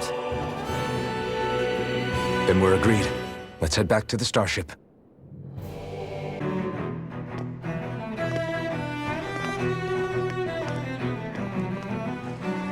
What the? When did it get pitch dark all of a sudden? The lights are all out. Think it has something to do with the explosion back in the Forbidden Zone? Doe?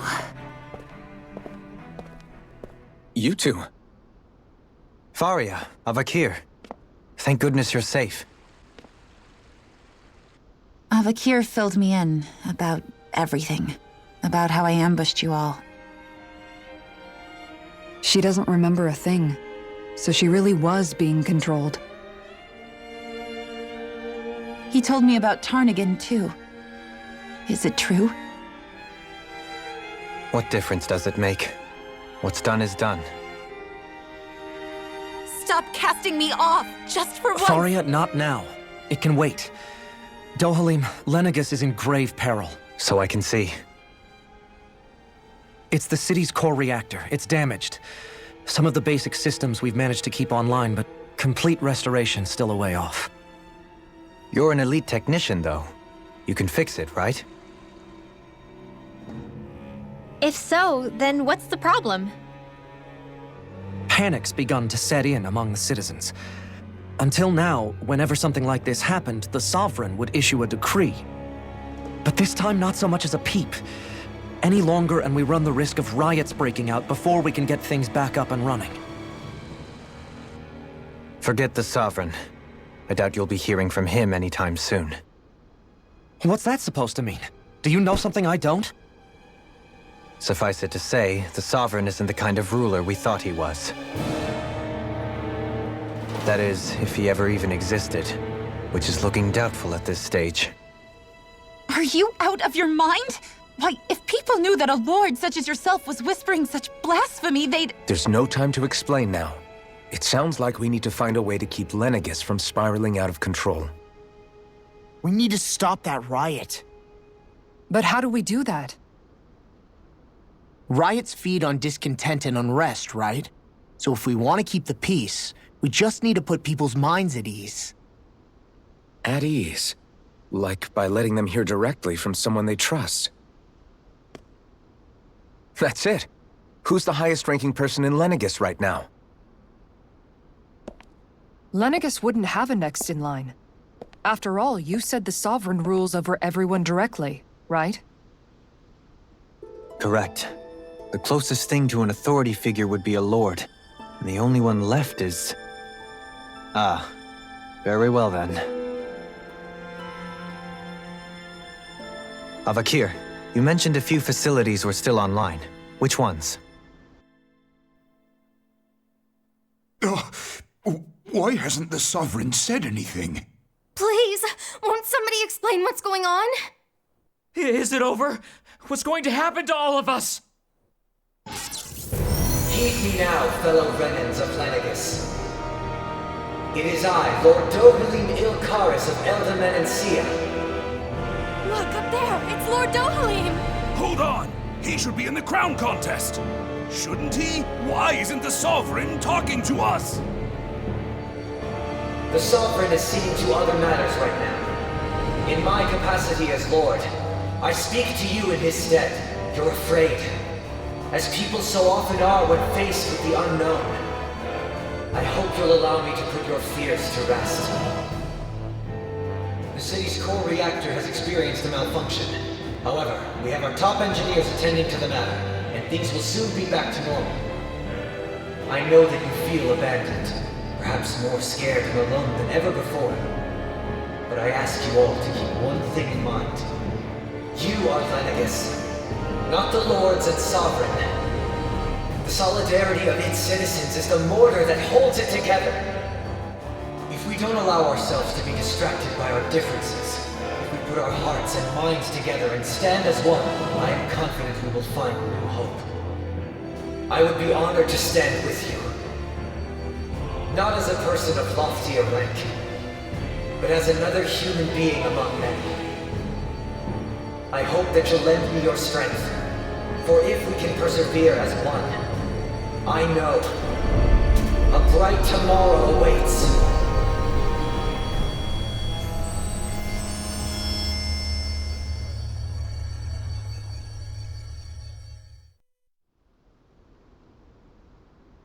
Your speech seems to have done the trick. Looks like the city won't be descending into chaos after all. I only pray the relief will tide the city over for the time being.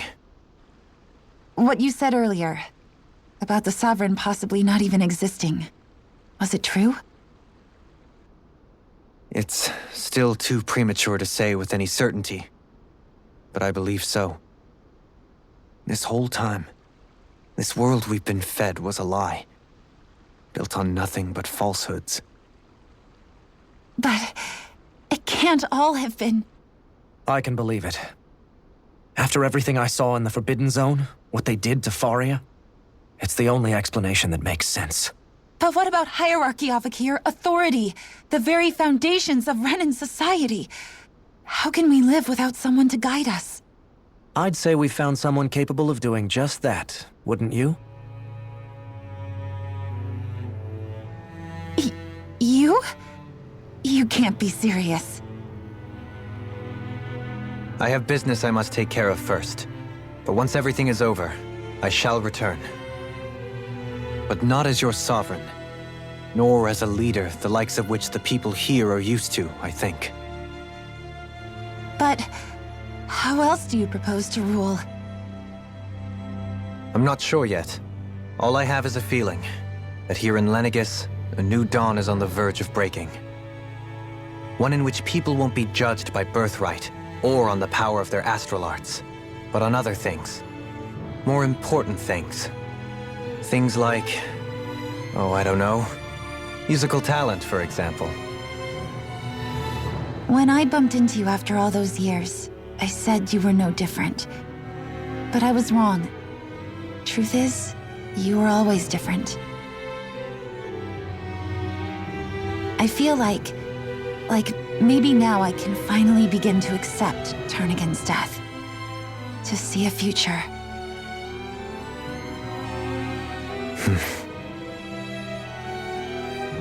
You go finish whatever it is you've got to do. I'll hold down the fort here in Lenegus till you get back. Thank you.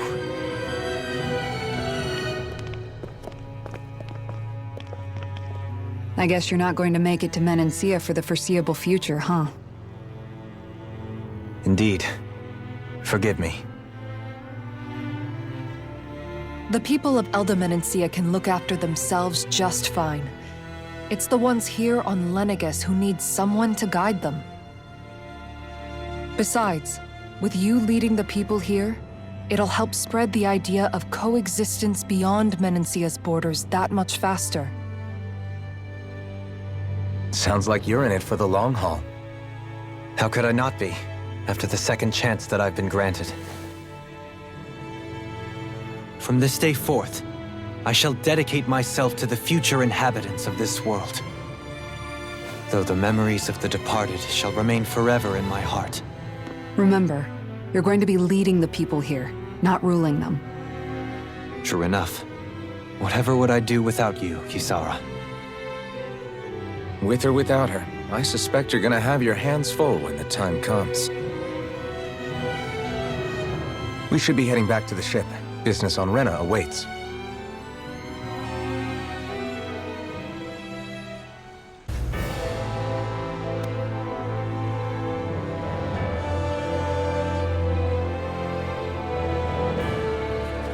I thought we'd find answers on Lenegis, but we just ended up finding more questions. You can say that again. And now we have more problems to fix too. Like figuring out how to reform Lenegis. That can wait for now. We've got more than enough on our plates to deal with as it is. Like figuring out who's really running the show on Rena. Yeah. Which is why we're going to the Renan homeworld. All the answers we've been looking for are on that planet. The person responsible for all this. The Red Woman and the Renis Alma. The answers have to be there. Are we prepared to finally find them?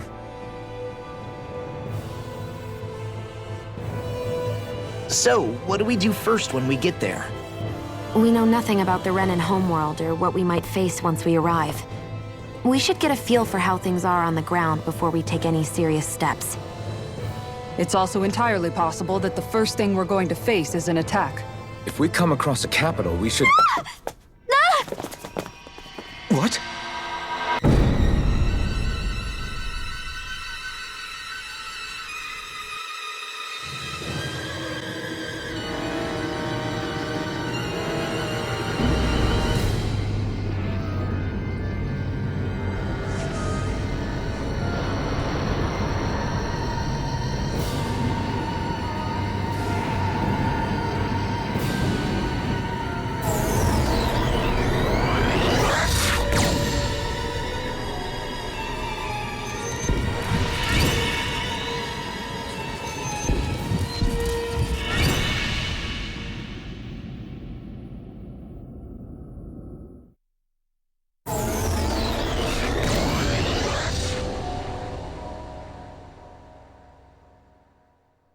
Damn!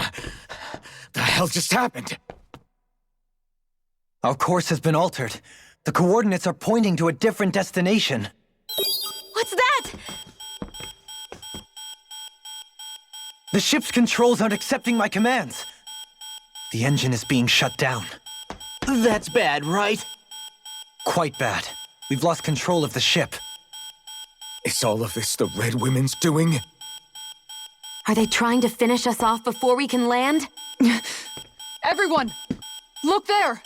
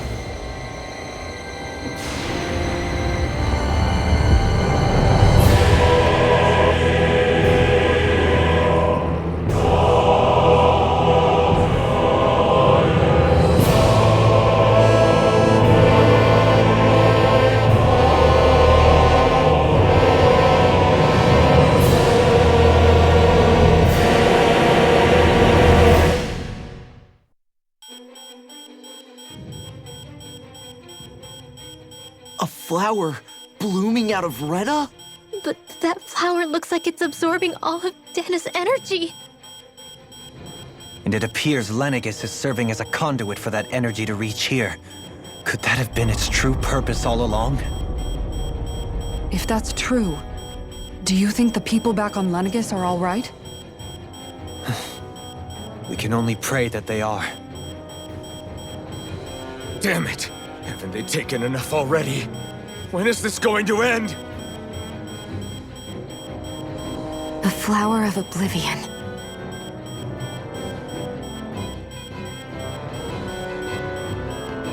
With everything that's happening, we need to get back to Lenegis. Is the ship still offline? Unfortunately, yes. Even more so than when it lay dormant. Can you fix it? Starships are extremely complex machines. One wrong move while we're out here in space could very well cost us our lives. So what? We're just stuck inside here, floating around? For how long? I don't believe this. We've made it all this way, and now we're stuck here? We're watching Dana die before our eyes, and we have no choice but to sit here and starve to death? Law, calm down! You're not the only one who's worried here. Right. Sorry. It's still too early to give up. There has to be a way to get out of this. Alphen. Now what? The starship, it's back online? No, this is different. Something is pulling our ship in towards it.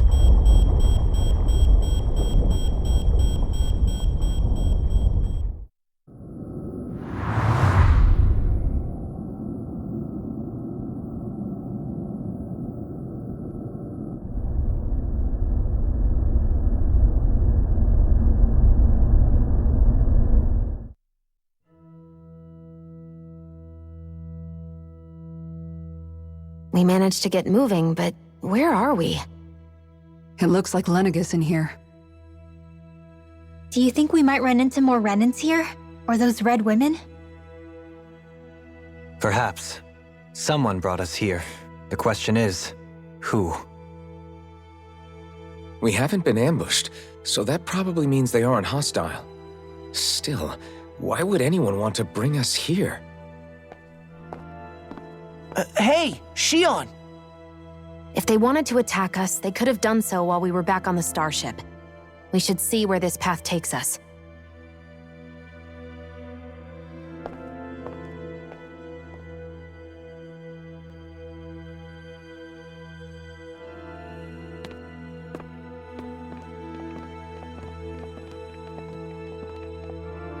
I still can't get over what we saw happening outside the starship. Yeah, our planet's really not doing too hot right about now. I've only ever seen Rena from the surface of Dana, so I figured it was just another round planet like ours. Still though, I never would have imagined Rena actually looked like that. And what's the deal with that giant flower coming out of it? Beats me. I have absolutely no clue. It's so surreal. It looks like a broken egg or something. Rena and Dana. We were taught that both worlds were spherical bodies that floated amongst the stars in the heavens. But to think that they lied to us not only about the Sovereign and the Crown contest, but also the form of our own planet. Dohalim.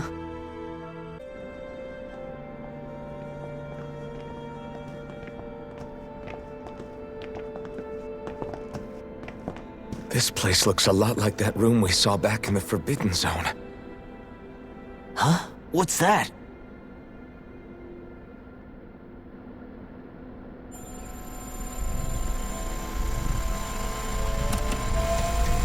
It's one of those! A red woman in disguise. Or is this their true form? So it was a trap?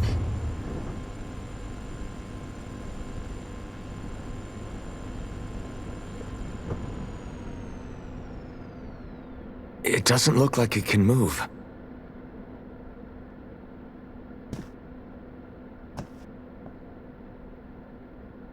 Tell me, are you the one who brought us here?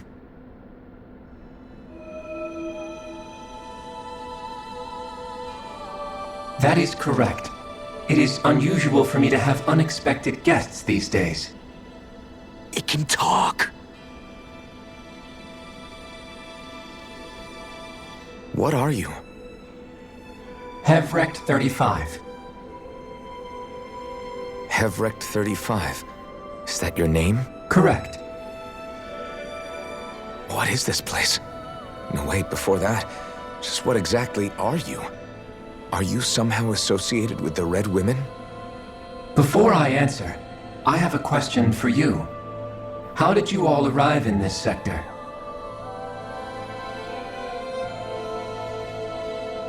We did not come to this place by choice. Our ship was brought here against our will, by a group of Red Women who can shift into the same form as you. In that case, we can assume my brethren who serve the Great Spirit have deemed you all to be a threat most grave. What do you mean, serve? Are you saying there really is someone more powerful than the Red Women, pulling their strings?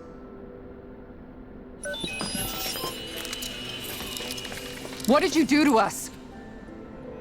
I examined your bodies. You have not been harmed in any way. Identifiers detected. The Sovereign and Maiden are among you. However, you aren't under its control. I see why they viewed you as a danger now. Oh goody, more riddles. Do you think we can trust this thing? Like it or not, it may be our best chance at a ticket out of here. Let's at least hear it out.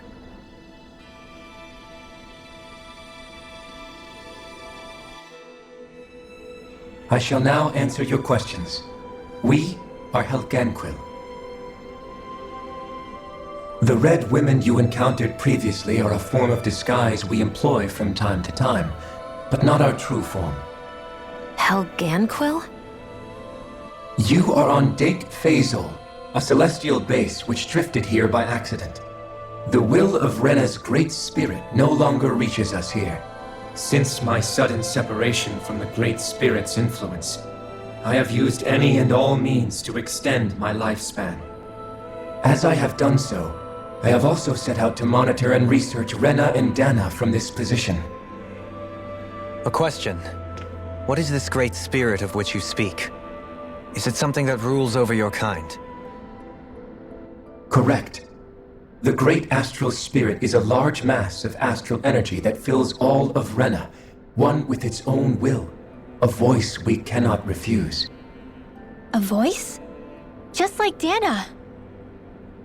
The voice of the Great Spirit speaks to our hearts directly, and we have served it, without question, throughout the ages. Does that mean it was controlling your minds? Wait a second. Could this Great Spirit be the true Sovereign of Rena? The true ruler of Rena. It could be the same thing that's controlling Volron. Wait, back up. You're telling us this Great Spirit of yours is the one that ordered you things to harvest the astral energy from Dana? I'm not sure I believe that. Why not? We've already made contact with the will of Dana back in the Wedge, and in the Forbidden Zone on Lenegus. If Dana has a will of its own, I don't see why Rena wouldn't. Maybe not, but think about what you're saying. If Dana has a will like Rena, then that would mean that we've been controlled by the voice of Dana this whole time, just like these things. Dana's will hasn't been forcing us to do anything. Yeah, but... Let's assume that what Hevrect 35 claims is true, and that we are indeed cut off from both planets. Even if we had previously been under the control of Dana's will, we would have noticed now that we are disconnected. Your fear is not based in logic. The voice of Dana is much smaller and quieter compared to that of Rena's Great Spirit. Rena's astral energy is amassed at its center, whereas Dana's is shared among all its constituents.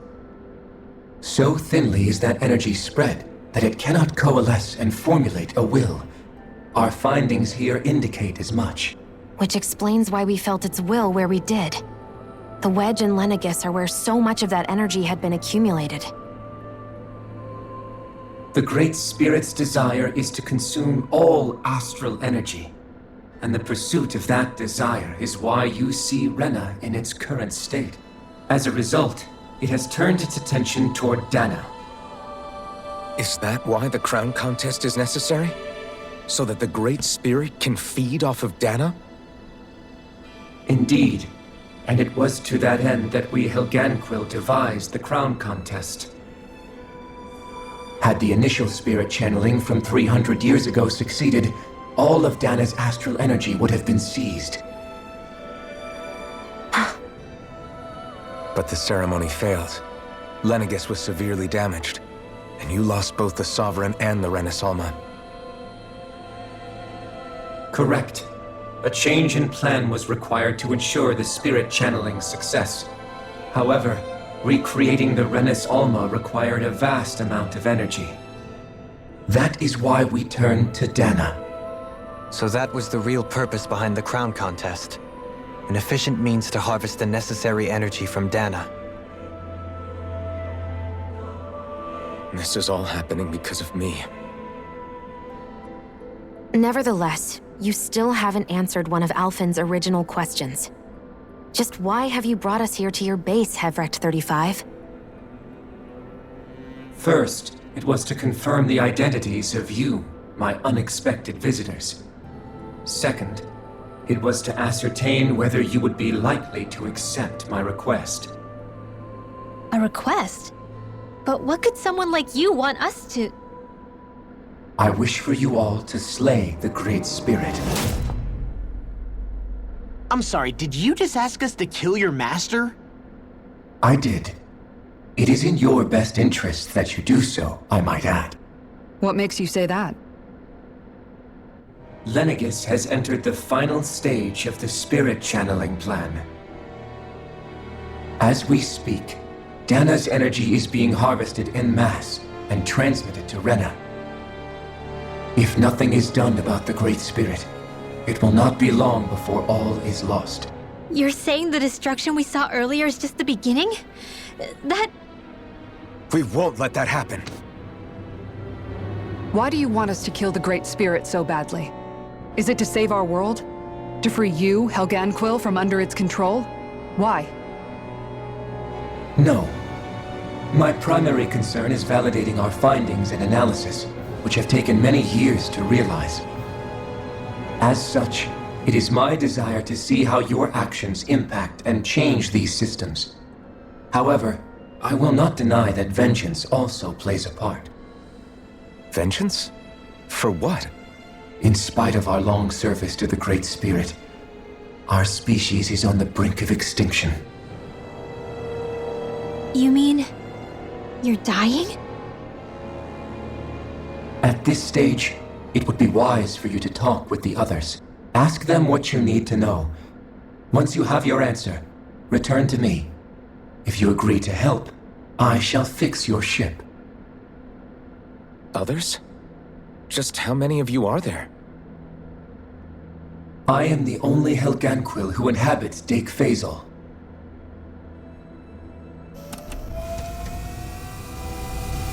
Hey! Hey! It's no use. I think it's done talking to us.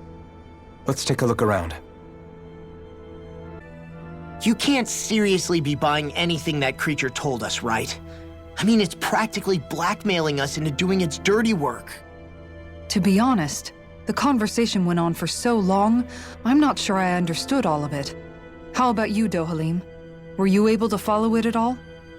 At the very least, everything it said about the Renin Great Spirit adds up. At the end of the day, this whole chain of events comes back to astral energy. That being said, had we not previously encountered the will of Dana, I suspect I would find its story much more difficult to believe. The spirit of Rena wants to see Dana completely destroyed. But why? Astral energy is supposed to be a force that creates and shapes the world. It doesn't matter. I don't care if we're up against an entire world or what its game is. We're not going to let it destroy Dana. Right. There is one other thing that concerns me. How the Great Spirit, the Helganquil, and the Crown Contest are all part of a centuries-long plan is clear enough. But what about the Renans? How do they factor into all this? Now that you mention it, and all that talk, Hevric 35 never even brought up the Renans once. And as for the Helganquil, we never did find out just what they are either. Maybe it had a reason for keeping its silence. Or perhaps there's even more going on. Maybe the others will shed more light on the matter. Let's find out.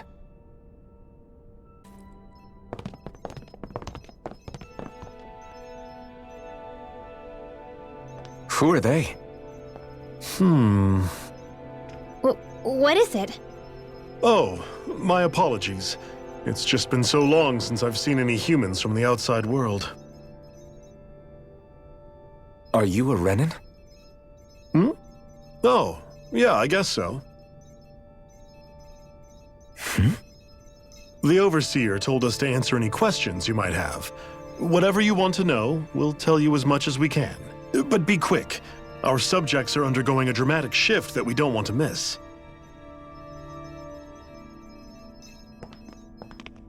What a weird guy. He must have meant Hevric 35 when he mentioned that Overseer. And what was that about subjects? You don't think he meant Dana and Rena, do you? There isn't anyone else we can talk to. I guess we should ask around here. Have you guys lived up here in Dig Faisal with Hevric 35 for a long time? Yes. I couldn't tell you off the top of my head just how long it's been, though. We regularly go into stasis, so our sense of time has gotten rather out of whack over the years. Why are you all even here in the first place? Originally, this station was where we worked to perform maintenance on Lenegis from the outside. We heard that the facility ended up in its current location due to an accident. Oh, it was terrible. Apparently there was some kind of accident, and when help never arrived, they presumed the entire facility had been destroyed. And you've been working for Hevric 35 ever since? Well, at first we thought that there was nobody else inside the facility, but then it turned out the Overseer was there all along. What do you mean? The Helganquil have the technology to cloak themselves around us Renans. As long as they don't do anything obvious, a Renan won't see one, even if it's right in front of them. Which would explain why Shion and I failed to notice the Red Women previously. Do they employ an astral art of some sort? I haven't been able to scientifically confirm it for myself, but from what I understand, the type of cloaking they use is primarily achieved through mechanical means. In addition, they also used hypnosis devices and information control to get us to do what they wanted without being detected. It's a pretty sophisticated operation, especially since it avoids any unnecessary conflict. I have to imagine that's how Lenegis is still run. But aren't the Helganquil themselves controlled by the Great Spirit? If so, why aren't Renans affected by it in the same way? The Great Spirit's mind control only works on Helganquil, so they had to employ other means to manipulate us Renans. You act like this didn't affect you personally. If I was you, I'd be mad as hell at their deceptions.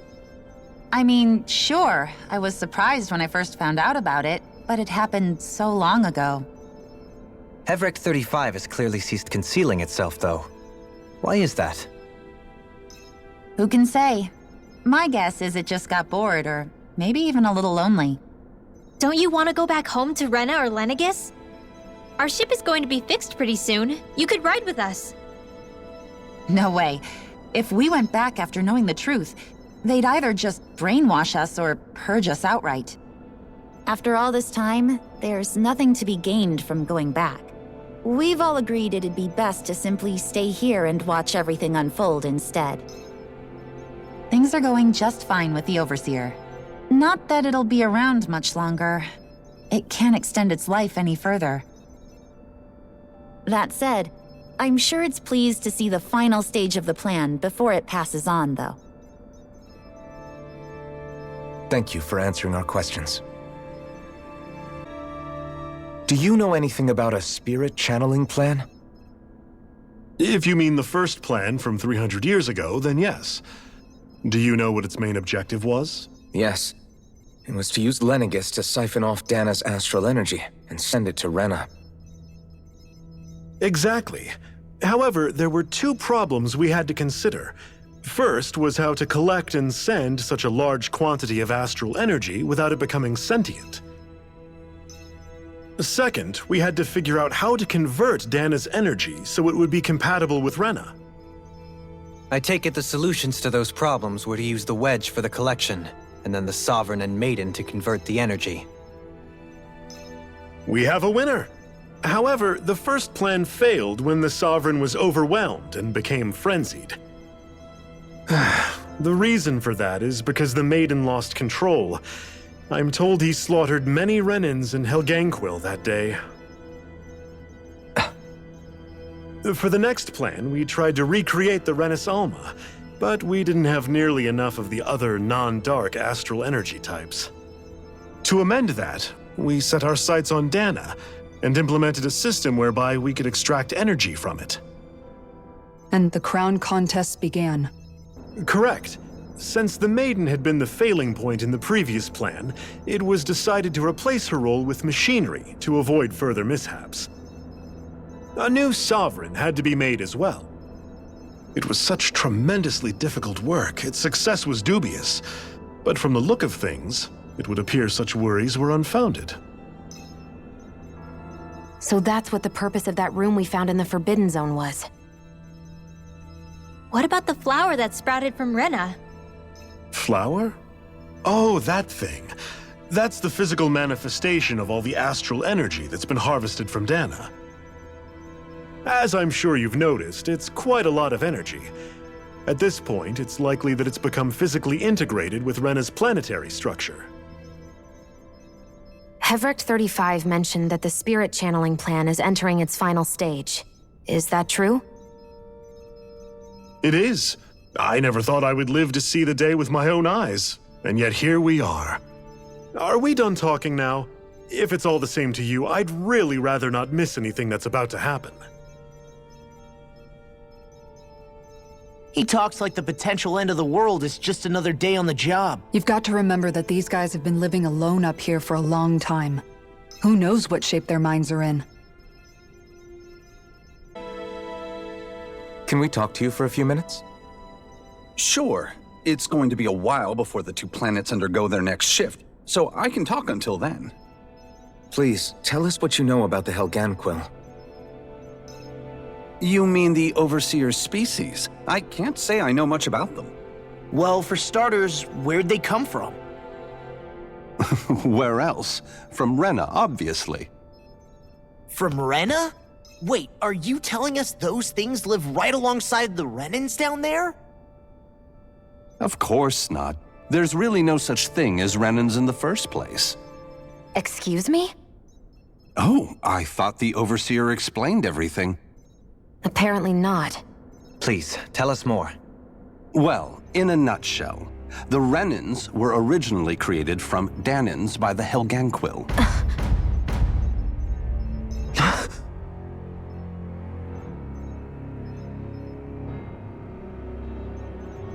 But if that's true, then that would mean there aren't any people on Rena. There aren't, but there are Helganquil. That's what the name literally means in their language, people of Rena. But what need could they possibly have to create a whole new race of people? It was a way to bolster their dwindling workforce. I trust you're aware that the Helganquil are on the verge of extinction, yes? In essence, we were created to carry on their work for the Great Spirit after they all die. They gathered Danans who had an affinity for astral arts and proceeded from there. That's why we, as their descendants, can all cast arts, albeit to varying degrees. Let me get this straight. Are you saying Renans were originally created from Danans that the Helganquil kidnapped? Wait, that explains why almost nobody can use astral arts on Dana now. Helganquil technology is truly amazing. The way they alter their bodies is far less invasive than your conventional surgeries.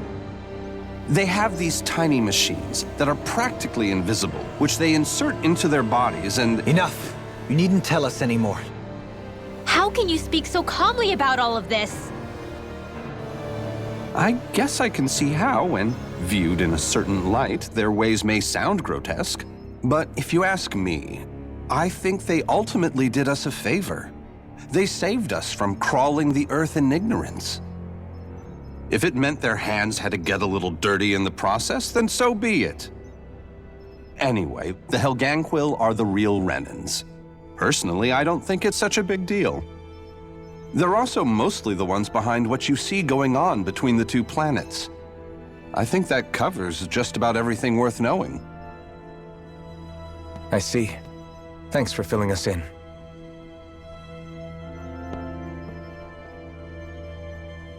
Does he really expect us to believe that Renans never truly existed? How absurd. Dohalim. Just when I think we're getting to the bottom of it all, some new revelation smacks us in the face. Then let's hope this is our last revelation for a while. It feels like our whole world has been turned upside down. Is there anything we know that's still true at this point? Seriously, I'm still trying to process the fact that we Renans were created by the Helganquil, let alone the Sovereign and Maiden stuff. Let's take a moment to gather ourselves. I know all of this is a lot to believe and take in, but I think it's fair to say that we've found the answers we've been looking for. Does everyone agree? Agreed. Though I'll admit that I never expected it to all boil down to Rena's great spirit being behind everything. Everything that's happened, everything we've endured, it's all because of astral energy. And to get that energy, the Great Spirit took control of the Helganquil. Then the Helganquil created the Renans, who went on to invade and rule over the Danans. Plus, the reason the Great Spirit can't directly control the Renans as well is likely because they were originally Danans all along. Either way, I think it's fair to say we've all had a lot to take in at once. Maybe too much, even. We should probably take it easy and rest our minds a bit. Why don't we all take some time to think things over, before we decide on our next move? That's a good idea, Kisara. If the Renan Great Spirit really is behind all this, then we've got a really big fight ahead of us. Because it's not just Dana on the line, but Rena too. If we're going to do this, we need to be completely sure of ourselves. So let's go ahead and break off for now. We aren't in any immediate danger, so we should be okay. You sure you don't want to be alone right now? I could ask you the same question. I figured I'd get all my thinking in while walking around and checking up on everybody. I'll go along with you. I'm interested to hear what's on everyone's minds too. Sounds good. Let's go find them. Oh, it's you two. Does he seem like he's doing any better now? He who? Oh, you mean Dohalim, don't you? I know that we're all struggling to wrap our minds around it all, but he looked like he was taking it really hard earlier. What do you think about everything we've learned? About the Renans and the Great Spirit and all that? On some level, I'm not even really sure what to think, to be honest. I mean, the Great Spirit is like a huge natural disaster, but with a mind and will of its own. But if that thing's hellbent on trying to destroy our planet, then the only thing left for us to do is stop it. As for the Renans, I suppose my feelings on that are a bit more mixed. How so? Coexistence between Danans and Renans in Menancia is still a work in progress. In my case, I think that's partly because deep down, I was still on guard around Renans. So, to be told that they're like us, that they're actually just like us is, well, I guess it's a little deflating, to be honest. You kept a pretty level head. You mean about the Renans? At the end of the day, the Helganquil and the Great Spirit are the ones who are responsible. But at the same time, I realize that not every Danan is necessarily going to believe that either. I know you're already aware of this, but the list of grievances the Danans have against the Renans is long, and understandably so. And if people then find out that they're all actually one and the same, yeah, I don't think they're going to take to it too kindly. Even just among the Danans, I'm sure there'll be some who emerge with power and some who won't. I think if we can find a way to get rid of that imbalance, then we'll be in a truly good place.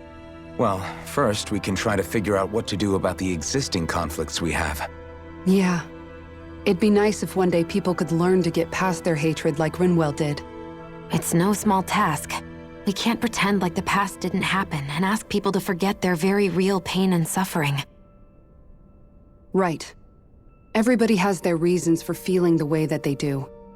But if we just keep yelling at each other about it, we'll never move on. In a worst-case scenario, it might lead to even more people getting killed. And we all have to figure out how to meet halfway. Not just that, but to also embrace each other's pain, in a sense. That's an interesting way of putting it. It's true. Everybody has their own scars, their own trauma. The first step to healing those wounds is to put aside that hatred. It won't be achieved through reasoning, but I think it's a good first step, if nothing else.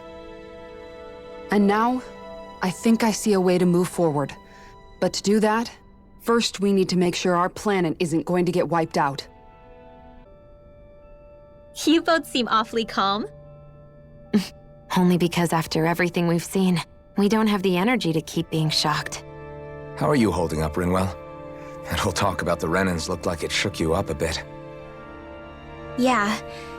I get this sinking feeling whenever I remember how Danan mages like my family were persecuted and died out. And now, I finally know why that is.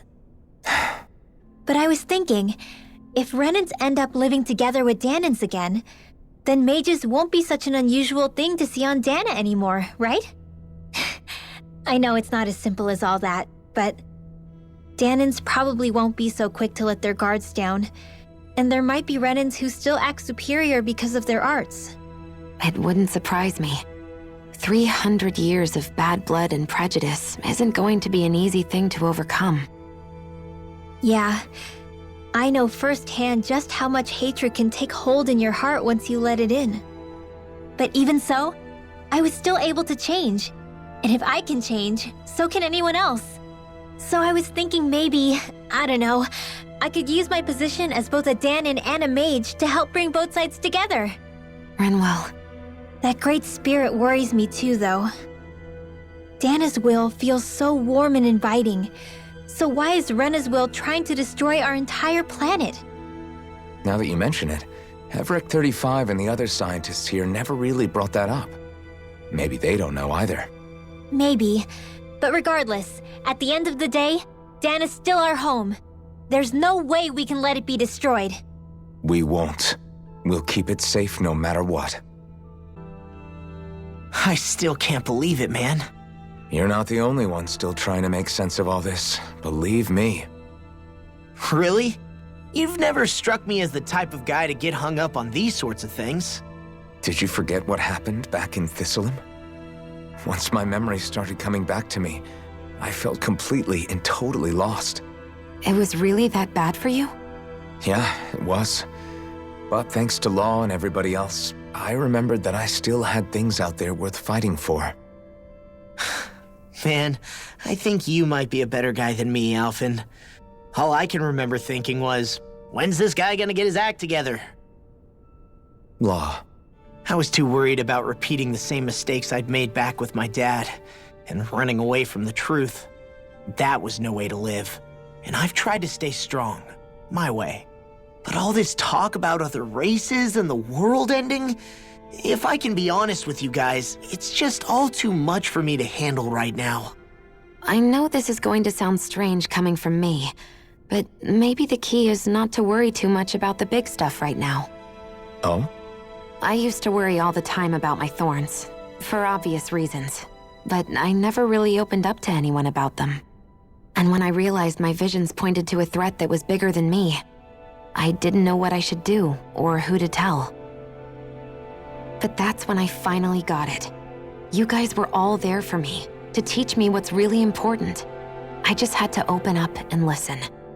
In other words, if you let the big picture stuff get you all muddled up inside, you'll begin to lose sight of what you really care about.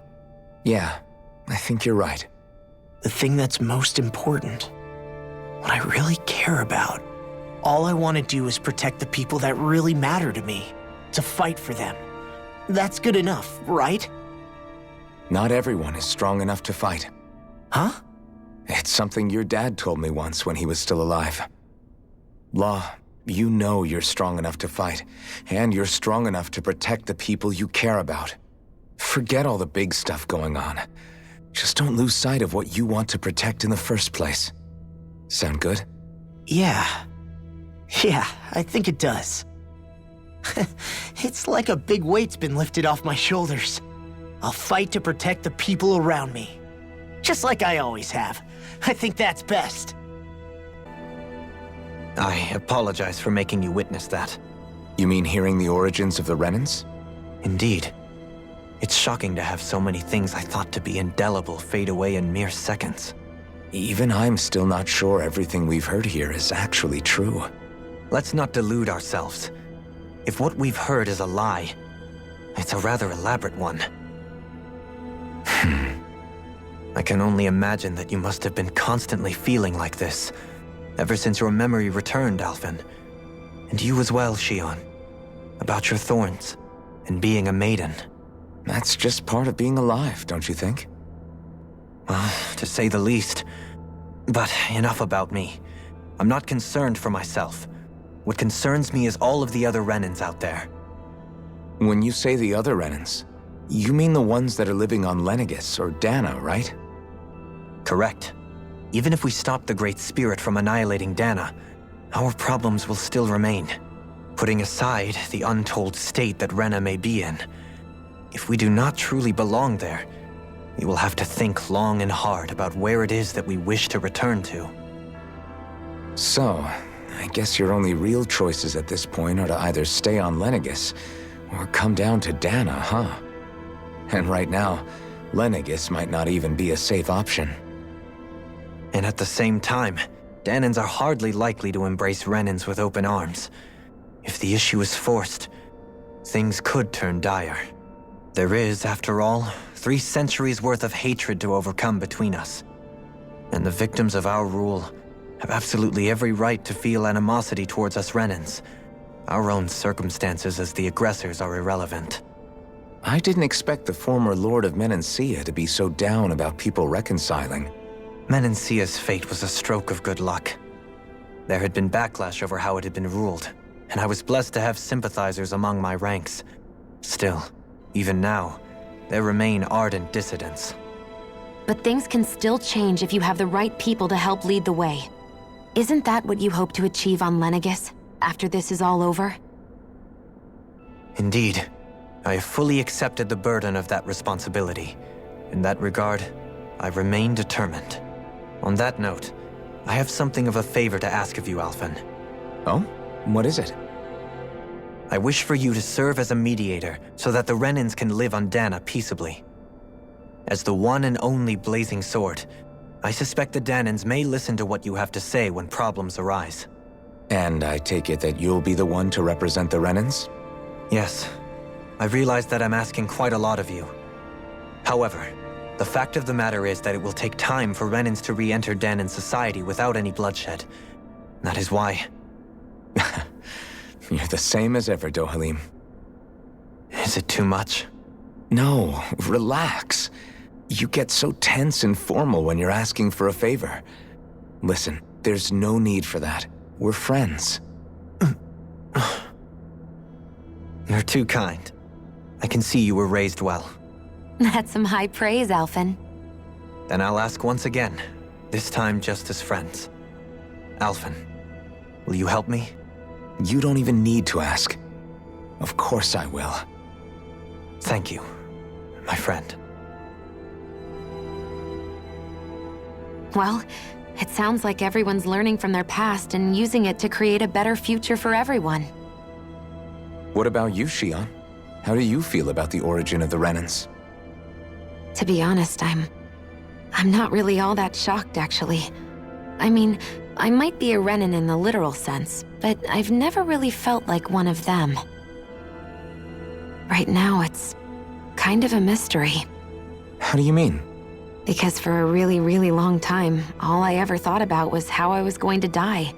Not if or when, but how. I thought I'd die alone. That fate had me in its steely grip. I would have never imagined that I'd be traveling with someone like you, fighting to save Rena and Dana.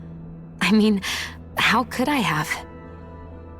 It's been going on for 300 years. All this tragedy and destruction. When you consider the Helganquil's part in all this, it's been even longer than that. It was Naori's hope that somehow, someone in the future would be able to stop it before it was too late. How it fell on us, of all people, to heed that call is a mystery. I don't think Naori was hoping that we would just stop the world from getting destroyed. She considered me, a Danan, as a real person. And she very much cherished her own people, too. I don't think she wanted the world to be saved just so they could go back to hurting each other. Oh, maybe this is what she meant. Huh? When we were talking to Kisara earlier, about all that stuff like everyone's needing to meet halfway and embrace each other's pain and suffering.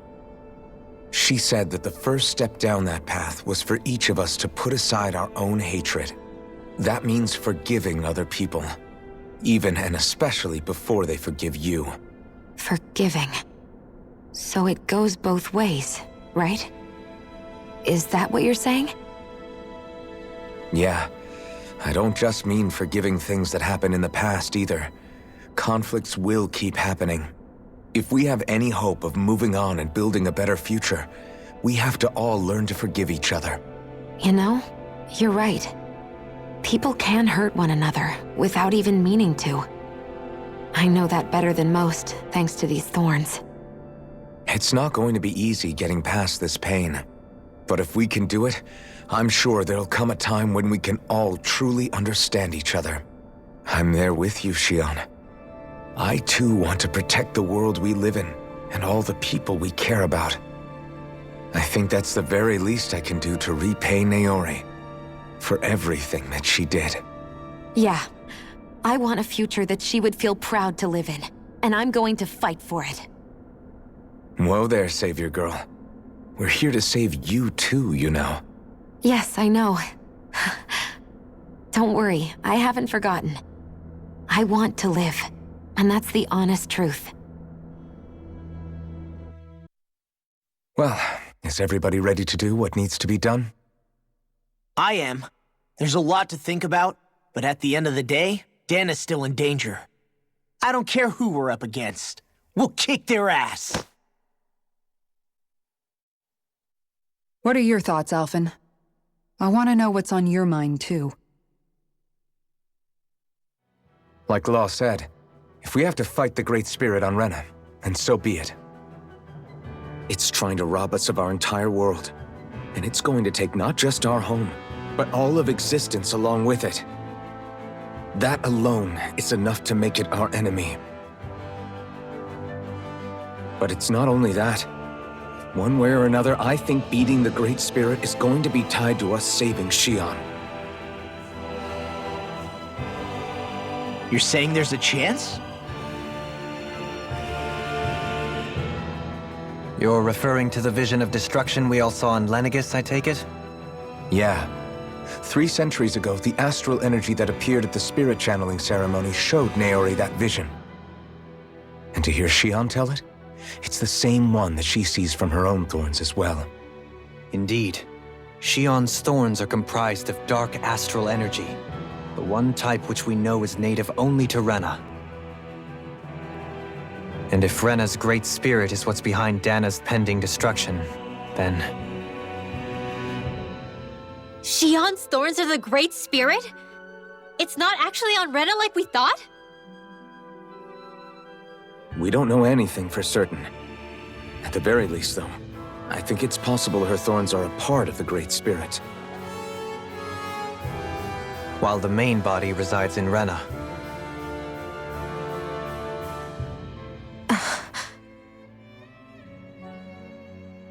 Shion. these thorns really are a part of Rena's great spirit, I'm going to go over there and give it a piece of my mind and then some.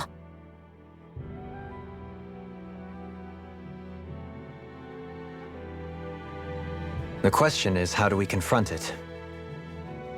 Suffice it to say, that flower growing out of Rena is enormous, large enough to house the will of an entire planet. The Wedge and Lenegis were both hard enough for us to overcome in their own right. This is an altogether greater challenge for merely 6. And we only know about the Thorns' connection thanks to Naori.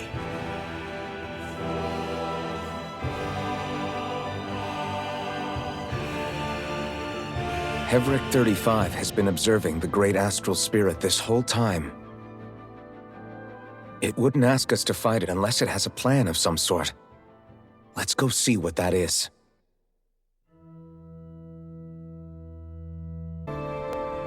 Do you have your answer for me? We want to ask something first. You're asking us to fight an entire planet. How exactly do you expect us to do that? You must have something up your sleeve, or else you wouldn't put us up to it. The great astral spirit is an immense being, but its actual will does not run throughout its entire body. Rather, its will is derived from the core, which supports the rest of the body, and is where its strength is most densely concentrated. Therefore, if you destroy the core, the great spirit shall become unable to maintain sentience, and return to being ordinary astral energy. And how are we supposed to destroy that core? By using the Renus Alma. You will also need the assistance of both the Sovereign and the Maiden. They are our best tools for suppressing and controlling astral energy. Using their powers, the Maiden shall seal the great astral spirit within her body, and the Sovereign shall wield the power of the Renus Alma to destroy it. Hold on. That sounds a lot like what Shion described before. Yeah, killing herself to take out the Thorns with her. She was actually right all along. By my calculations, your powers combined should be sufficient to destroy the great astral spirit, and disperse its energy widely enough to make it difficult to reform. What will happen to the Maiden once we manage to beat the great astral spirit? Any matter contained within the field of destruction shall be erased. So it really will kill me. This method is the most simple one available to destroy the Great Spirit, and is therefore our most reliable option. What are our other options? There is little reason to consider alternative courses of action when the most optimal among them is so clear. You don't get it. I promised Shion that she wouldn't die, that we'd save the world without needing to sacrifice her. We didn't fight this whole time just to give up on her at the very end. If there's any other way to take out the Great Spirit, I want to hear it. This plan shall lead to the fewest losses in preserving your world. Abandoning it is irrational. It is vital that you proceed with this plan. A part of Rena's great astral spirit already resides within her.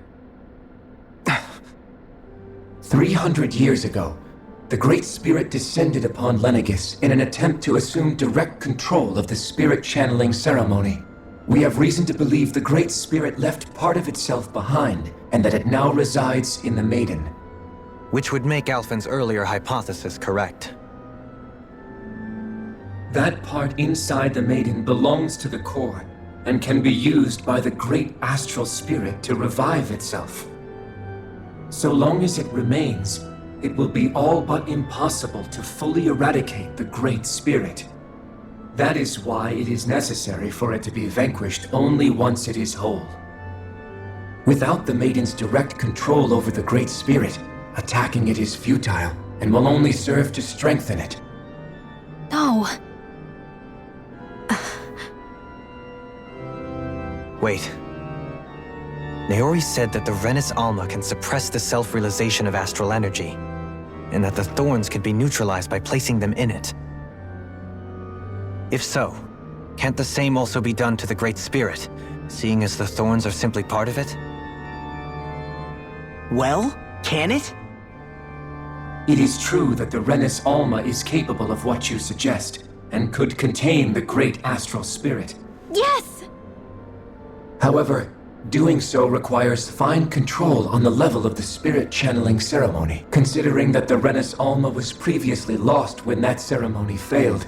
I cannot allow it. Its uncertainty is simply too great. What does that mean for us if you won't allow it? Your starship will not be restored, and you will all be unable to leave here. Why you? Fine then. I'd rather stay here and rot than do it your way. Alphen? Whatever we do, if we mess up, Dana's screwed. The Great Spirit will destroy it. If you're fine letting that happen, and we have nothing to gain either way, then I'd rather do nothing.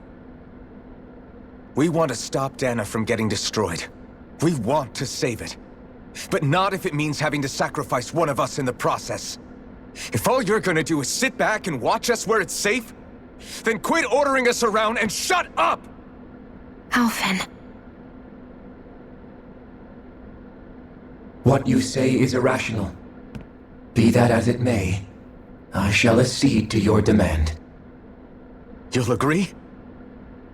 I am an observer. The Sovereign, Maiden, and Renus Alma are my species' greatest achievement. I wish to see how well they work against the Great Spirit in light of our demise by its hands. But what are we supposed to do about the Renus Alma? One of your buddies ran off with it back on Lenegis. It is likely that the Renus Alma is with the Great Spirit, functioning as a catalyst for it to receive Dana's astral energy. So our only option to retrieve it is to head straight for the Great Spirit and take it back? According to my observations, the astral energy is most densely concentrated in the center of Rena, where the Great Spirit's core is located. So right in the middle of that giant flower, then. I have one more question. You've said that Rena's great astral spirit is already integrated with the planet. What will happen to Rena once it vanishes? Without the will of the Great Spirit, Rena is predicted to collapse. Even in such a scenario, the energy will disperse, and the Great Spirit will likely not reform. So you're saying that even if we manage to beat the Great Spirit without destroying it, we'll still be in danger? Likely, the collapse will occur in stages. It is recommended that you all escape before the final stage. Man, I wish that thing would tell it to us straight for once. Havrek 35 and the others have gotten used to hypothesizing from afar is all.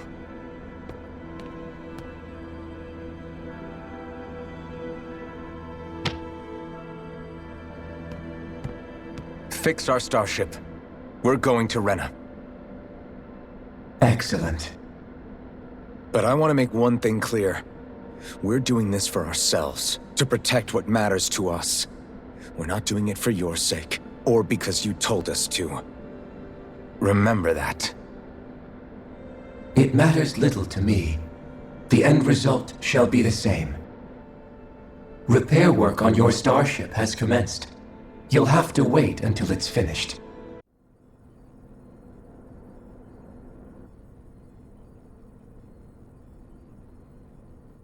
You still thinking about what the scientists told us? About where Renans really come from? I am, but not for myself. You're worried about the future of the Renan people. The fact that our people have been the same this whole time will only give the Danans further reason to resent us. But you still intend to confront this truth head-on, don't you? Well, I did declare that I would live my life for the living, and not the dead. Even as I dream of retirement, I shall remain dedicated to the cause. I'm sure you'll do great. Now that I think about it, I don't believe I've ever heard you criticize or reproach us Renans even once. I'm no saint. I have skeletons in my closet too. There was definitely a time when I hated Renans for who they were. I hated them just for being Renan. But you changed that, Dohalim. You gave me an opportunity to see them in a different light. Thanks to your reforms, we were able to stand next to Renans not as slaves, but as equals for the first time in our lives. Of course, I'm sure there were some Renans who still hated us on the inside. But we knew that not all of you were like that. There were those of you who were good, and that was a start. When it comes down to it, Renans are just people. They can be good or bad, just like Danans. That is, in essence, the heart of your approach, isn't it? That we're all people. Yeah, it is. When you can pull someone aside and talk to them one-on-one, then you have the chance to come to an understanding. But as soon as you stereotype, that chance goes away, and you stop thinking of them as people that you can relate to.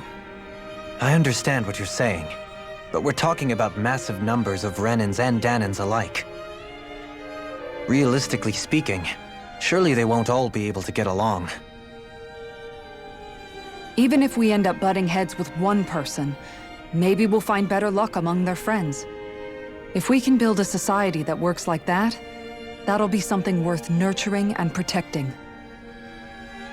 So you wish for people to form real bonds and do away with the hierarchy outright? To deal with one another as humans, and nothing more? That's the ideal future you hope to see when this is all over? Yes, I do. I think it would make for a fine tribute to my brother's legacy. Though, that said, I would be doing it for the people of the future first and foremost. Do you still plan to return to Lenegis when this is over? Indeed I do. I don't know whether I'll be able to reside in Lenegis proper, however. My first order of business may be to find somewhere to live. You'll always have a home in Menancia, you know. As I shall ever keep in mind. Well, if you ever need a helping hand, don't hesitate to come get me. I'll always be there for you, Doe. Did you just... Never mind. Thank you, Kisara.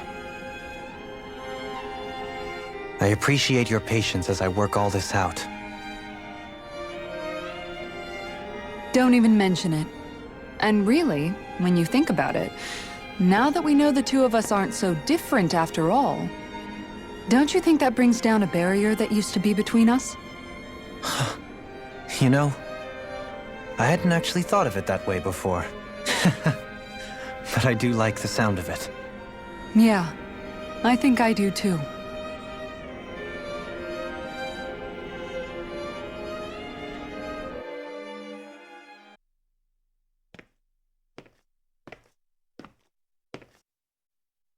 Hey, why'd you call me here? Was there something you wanted to talk about? Well, if everything we've heard about the Great Spirit is true, then we're getting close to our final battle. So I wanted to apologize while I can. Apologize? For what? I was being real stupid before, about whether Dana's will had been controlling us and all that. I get why you're angry now. Anybody would be if something they trusted was being questioned. So, I'm sorry, Rinwell. Really. I should have kept my mouth shut. No, Law. Honestly, I think you might have been onto something. Of course you were worried. Who wouldn't be if they found out there might be some invisible force pulling our strings this whole time? But you really trust Dana's will, don't you? Is it because you can sense it a lot more than the rest of us? Because you can understand it?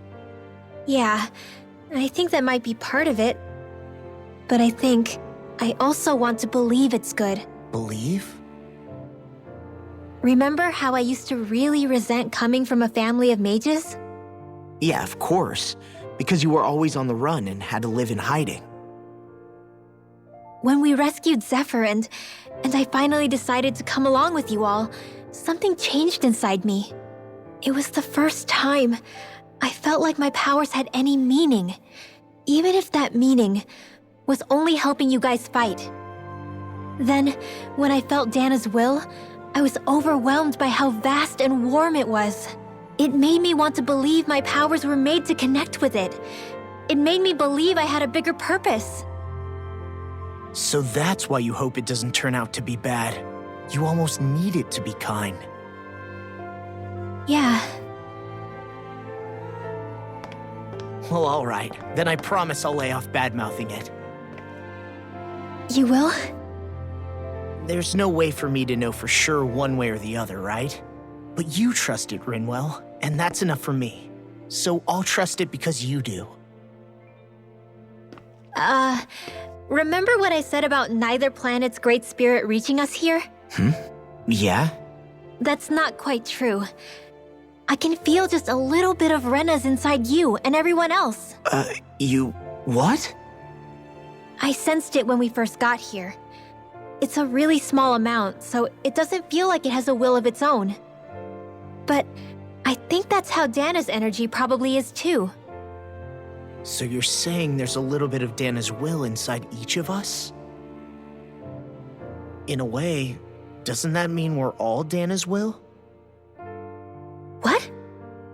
Well, like you said, unless Dana's energy comes together, it has no will. So if we all have a little bit of Dana's astral energy inside us... Yeah, maybe... Heverick 35 might know the answer. But, you know what? I don't need to ask it. My will is my own. I fight for who I want to fight for. That's who I am now. Who I've become.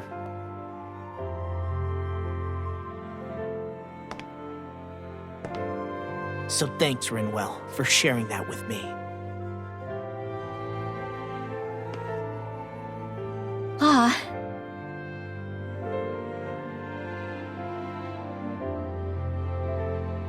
To be honest, the only reason I was suspicious of Dana's will, well, I mean, it mostly was... I feel like you and I had grown apart lately, and I was worried it was because... Huh? Never mind. Nothing. Just forget about it. Huh? No, what were you saying? Saying? I don't remember Come saying on. anything. Now you won't tell me what you were No, thinking? that's not what I'm saying. Then spit it out already.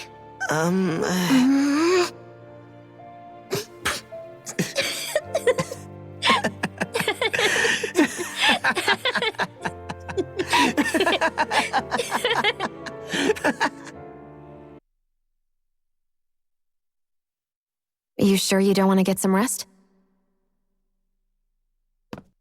I can't. I've got too much on my mind. Especially knowing how close our last battle is. How are you doing, Xion? Same as you, still trying to absorb everything.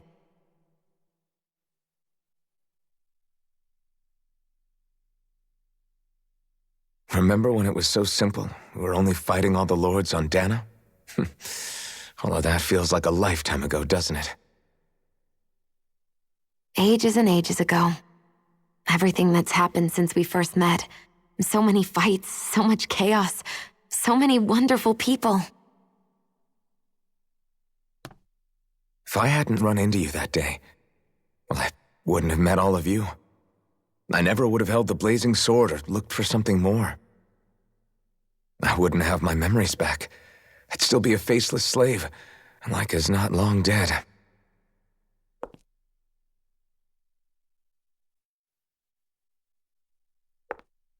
Hey, Alphen. I want you to promise me something. Yeah? If we can't find the Renis Alma, there's something I want you to do. Like Heverick 35 said, the only way we can end the Great Spirit for good is to go after both the main body in Rena and the thorns in me. I need you to promise me, Alphen, that if for some reason we can't get the Renis Alma back, you'll use the blazing sword to destroy the Great Spirit, and me along with it. Huh? It's true the blazing sword may not have the strength of the Renis Alma. But it's taken us this far. It's slain lords and beasts. At the very least, it has to be worth a try. You can't be serious. Have you forgotten everything Listen, that we've... the Great Spirit isn't just our problem. It's a threat to our entire world. Renans and Danans alike. We don't know what's going to happen when we face it, but we need to be prepared for anything. We can't second-guess ourselves when the time comes. I promise you, I'm not planning on going anywhere. I'm prepared to fight with absolutely everything I've got. But if it comes down to it, I need you to be prepared too.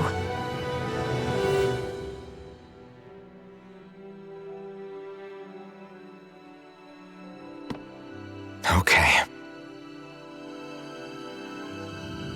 But you should know that I'm not going to give up on you, Shion. I'm going to fight this until the very end. I hope you can forgive me for that. Alphen.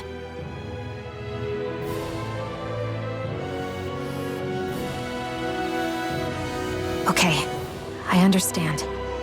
And I'll forgive you. Thank you, Shion. So it's a promise then? Yeah, it's a promise.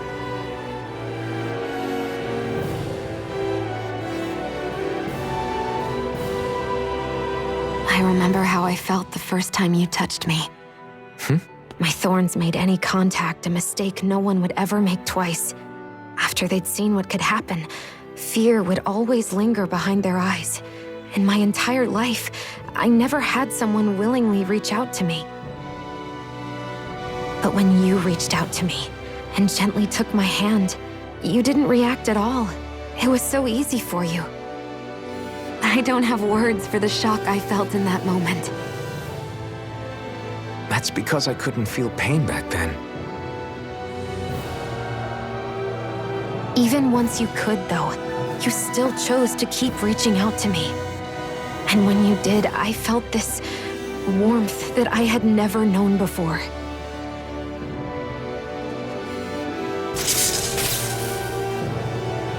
But still, I hate having to see you suffer through it every time you do.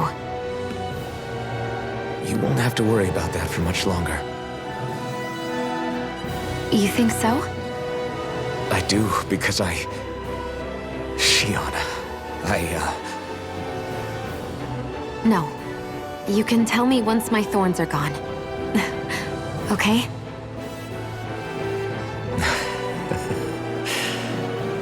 Yeah. Okay.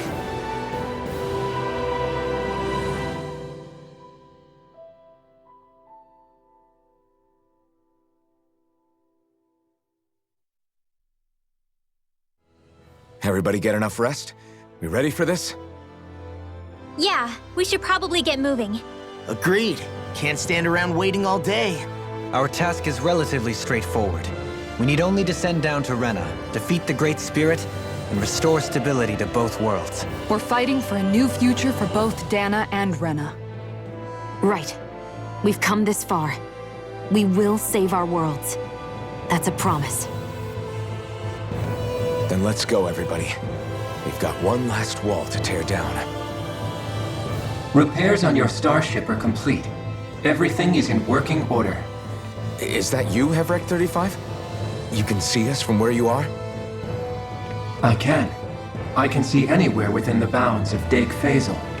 Sounds like someone's a peeping Tom. Maybe we should give Hevrek 35 a break. It has been stuck in this tiny facility for a very, very long time.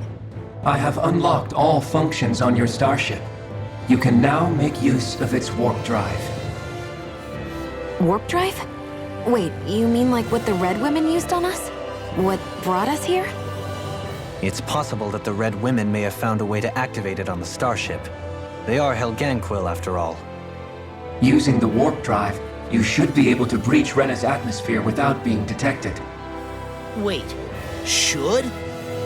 You'll need to be careful. Due to the force field surrounding Rena, the ship will be unable to go any further than the surface of the planet. So, once we reach the shell, It appears we'll have to infiltrate the core by foot. Understood. We gotta go all the way down just walking? Will all the Helganquil go back to normal once we defeat the Great Spirit? I have a strange feeling we're going to have to fight them before this is all over. The extinction of my people is inevitable at this stage. As such, it would be illogical to risk the success of the mission in a vain attempt to save my kind. We understand. Can't that thing lighten up a bit? Everything it says seems to be about what's illogical. Well, come on, Doe. Hold up, did you just... You heard the lady. Get going. I have one last question. What? As Sovereign, your identification number indicates that you are well past your predicted life expectancy. Similarly, the Maiden lacks any identification number, as her function should have been rendered unnecessary. Despite this, the two of you continue to exist. Why?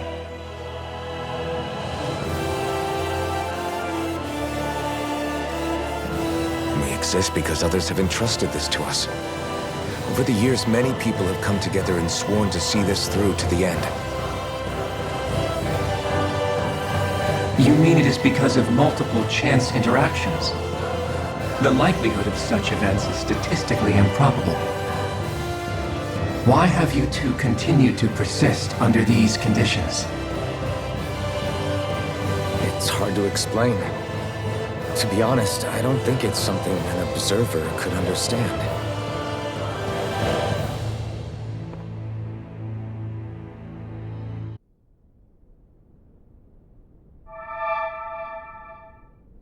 It would appear that our Helganquil host really has fulfilled its end of the bargain. You know what that means. Time to go to Rena. I guess this means we should give that warp drive a spin.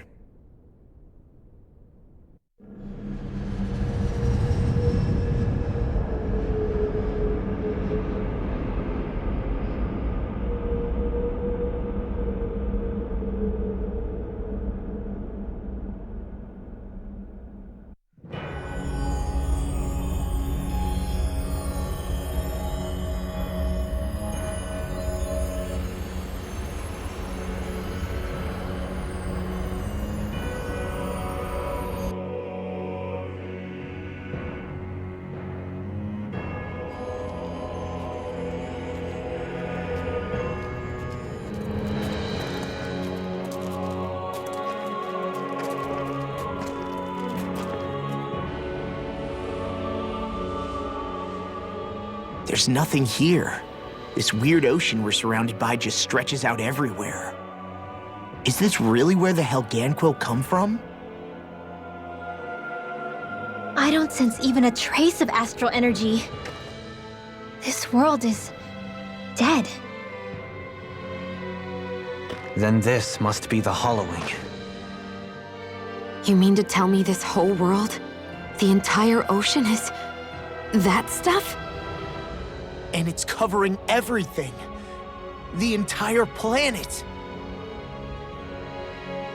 This is what the Great Spirit does. After it depleted this planet of every last speck of astral energy, it went after Dana. So arresting. This world of doom. Back in its day, Rena was probably just as vibrant as Dana is. But after being robbed of its astral energy for so long, those days are gone and past. This is all that will remain. So the Great Spirit took everything. It stole energy not just from living beings, but the land, the sea, everything. And it bound the Helganquil in servitude until their whole world was nothing but this.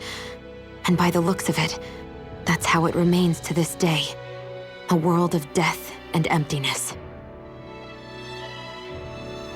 With nothing left here to consume, the Great Spirit turned its sights on Dana, looking for another host. You're saying if we don't stop it, this is what Dana's going to look like? We can be sure that even these few remaining remnants of Renan life will not be spared in the end. the oblivion and darkness both Shion and Naori saw comes to pass, nothing will survive. It looks like we can climb down from there. Let's take a look.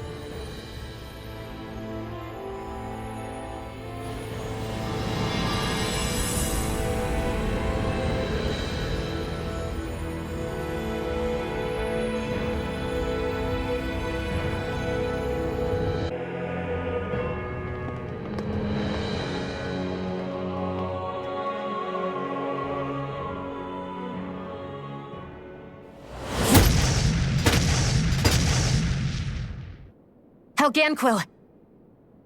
Guess they don't need their Red Woman disguises anymore. Wait, can you understand us? It's no use. We're not going to get through to them.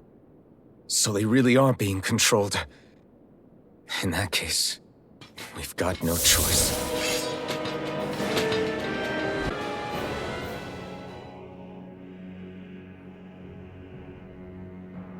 Alphen. I can't forgive them for what they've done, but I hate killing them. They don't even know why they're fighting. How does that even make them any different from the Danan slaves? Perhaps. However, if we don't make a choice, the guilt of not doing anything will be that much worse. Yeah, I know. I hate for it to be like this. But if it happens again, you won't find me hesitating to act.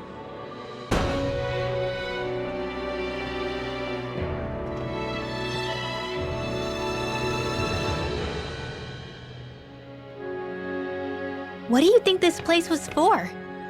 Ah!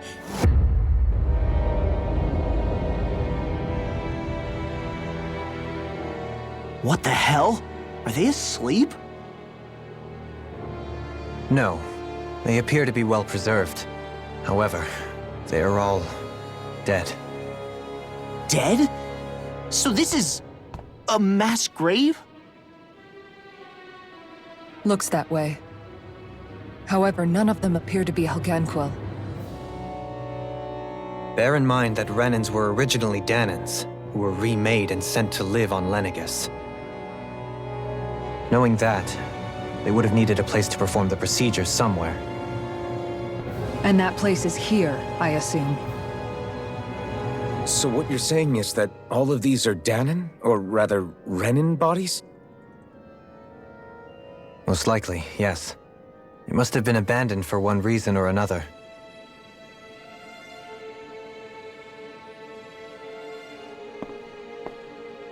There are so many of them. They were all taken away, but never given the chance to wake.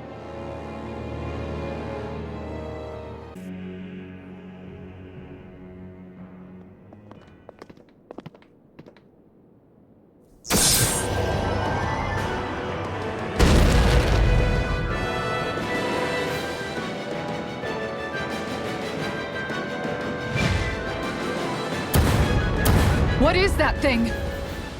Something we have to fight if we want to get across, it seems. Be careful! It's huge!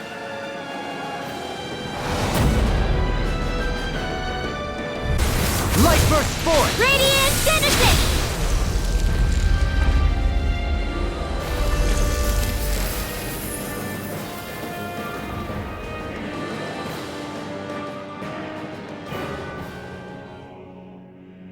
The hell was that thing? Probably something that was made here and somehow managed to survive, even after all this time. Not that there's any way of knowing now. What's wrong?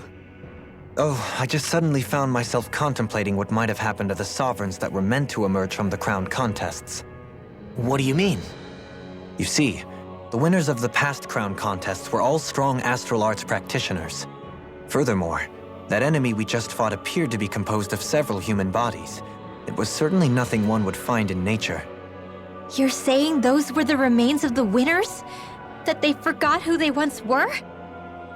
I'm merely saying it's a possibility. That's absolutely gruesome. How long had the Helganquil been at this?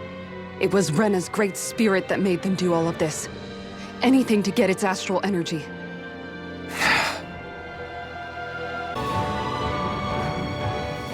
What are those? They look like Shion's thorns, and with flowers too. Not real ones, though. They're just like that flower growing out of Rena. We must be getting close to the Great Spirit now. Hey, Rinwell, what was that thing you said about how a little bit of Dana's Great Spirit is inside all of us? Right. That's why Dana's Great Spirit is so much more diluted. Weak, even.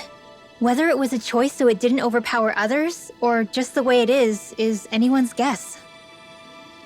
If that's true, then wouldn't it mean Dana's will could never form under natural conditions? Yeah, sounds like that's probably the case. So if Dana exists within all of us, then what if something occurred that brought everyone's hearts and minds together as one? That unity could potentially act as Dana's will. You mean if everybody was, like, thinking the exact same thing at the exact same time? Come on, there's no way we could pull that off. I know it's a long shot, but it might work.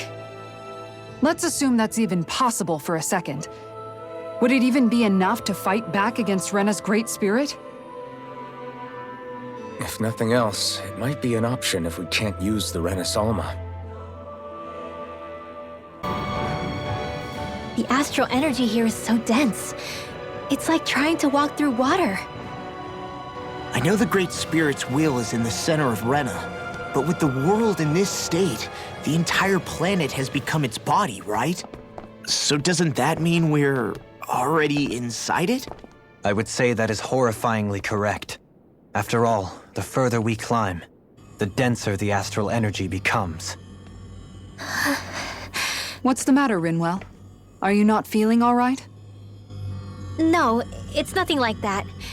It just feels like the energy here is a little more intense than it was before. You mean Rena's energy? Yeah. It's like when I made contact with Dana's will in the wedge. It's almost as though I can understand what Rena's will is thinking. But Rena's will is supposed to be a lot stronger. Aren't we risking the Great Spirit controlling us if we interact with it directly? I don't think we have to worry about that. Rena's will is only supposed to control true Renans, like the Helganquil. If we can discern what the Great Spirit is thinking too, we might learn something, a weakness. But just to be safe, let me contact it alone. Are you insane? Rinwell, you're gonna... Rinwell!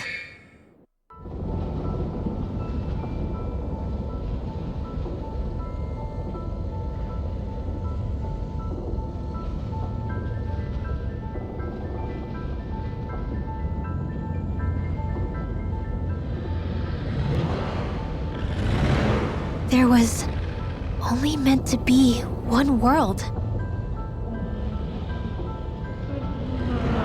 And your goal is to make them one.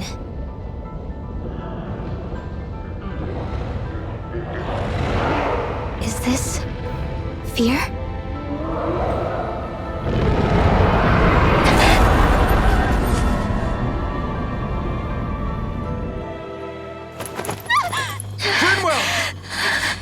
What just happened? Are you all right? Rinwell? Rinwell, are you okay? No, I'm fine. I think. What were you thinking? You could have gotten yourself killed! He's right. You had us all terrified, Rinwell. I'm sorry. I really am. But I know now. I know how the Great Spirit thinks. I know what it wants, how it feels. Rena's Great Spirit wants to complete the world. What's that supposed to mean? Are you saying it's trying to make something? Yes, exactly. Originally, Dana and Rena were meant to be one world. But that never happened. They've stayed separated, and the Great Spirit wants to finish the process. What do you mean, one world? How is that even possible? I don't know, but its will is clear. That's what the Great Spirit is trying to accomplish. The only problem is that since Rena's energy isn't evenly spread like Dana's, it seems like it'll vanish before that happens naturally. So it's trying to absorb Dana while it still can, so that it can force the two planets to unite. Is that what you're saying? The Great Spirit is scared. But it's not scared the way a rational person would be. It's more raw and undiluted. Like just pure fear. Like an animal, acting out of instinct. Although admittedly, an animal would be easier to communicate with. At the very least, I have my doubts that it recognizes us as sentient beings with a reason for coming here. Earth, water, fire, and wind energy exist in both worlds, but only darkness and light can be found within Rena and Dana, respectively. The Renis Alma, as far as we know, the only host capable of harvesting the astral energy, is composed of all 6. Knowing all that, Rinwell's findings do sound plausible. That sounds a lot like Shion's thorns, doesn't it? The whole reason the Great Spirit is trying to unite Dana and Rena into one world is in order to save itself. And if her thorns are part of the Great Spirit, then they must also be trying to save themselves?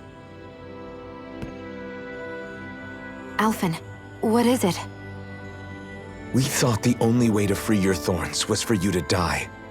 Yet despite that, they seem to be doing everything in their power to stop that from happening to you. Something wasn't adding up. But then I just realized something. If the Great Spirit doesn't want to die, then neither would your thorns. Those same emotions, that fear, that determination, and its energy must have been the same thing that was keeping you alive. You were its vessel. In that case, is that why her thorns caused so much pain to anyone who touched her? Because they were trying to protect themselves? If that's all true, then... well, it's more than a little ironic. The Great Spirit merely expresses its desires. I imagine it was the Helganquil who were likely tasked with putting together and implementing an actual plan. Shion. I'm okay. We need to hurry and clean this mess up before it gets out of hand. Still, even if the current state of the world is wrong like you said, does that really make everything okay? If the world had been whole from the start, as it should have been, there'd be no Dana and no Rena, no masters or slaves, no lords, no crown contest, maybe just peace.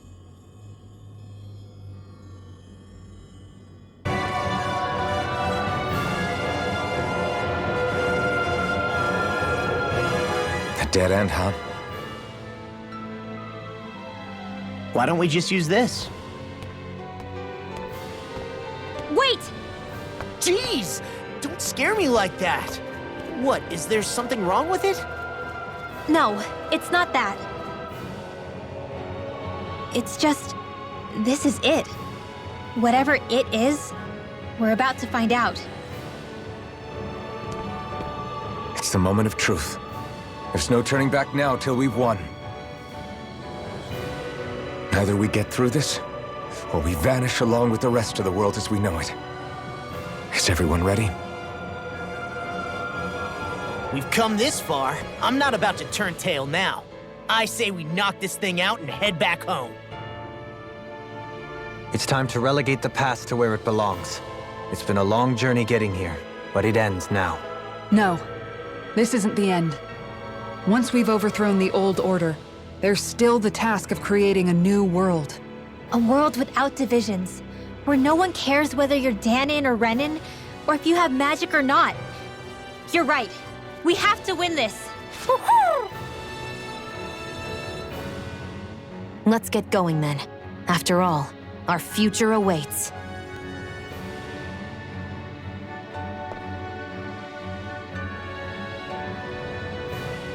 Our future. One free of tyranny and exploitation. For the freedom to live with those we hold dear. And for a new era.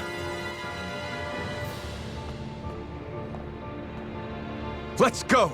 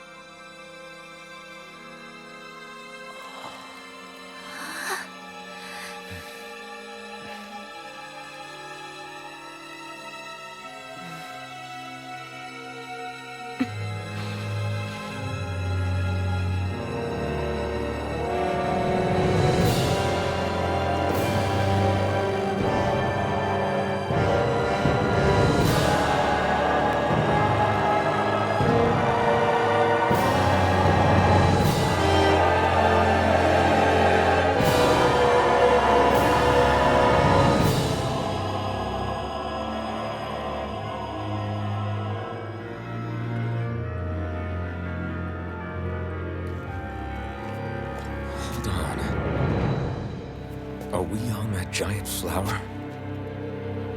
We're finally here then. But then, where is the core of the Great Spirit? Or the Renaissance, for that matter.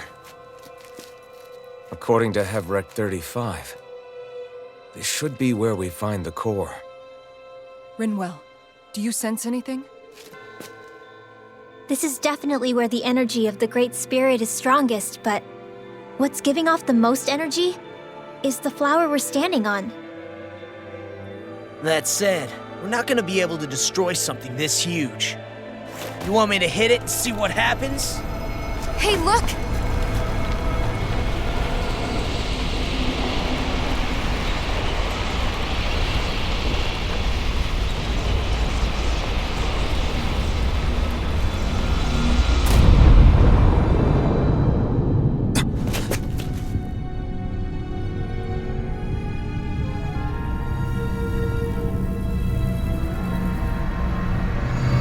The Renaissance!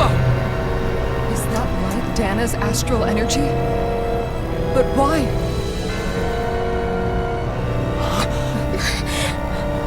What? Stay sharp! Something's coming!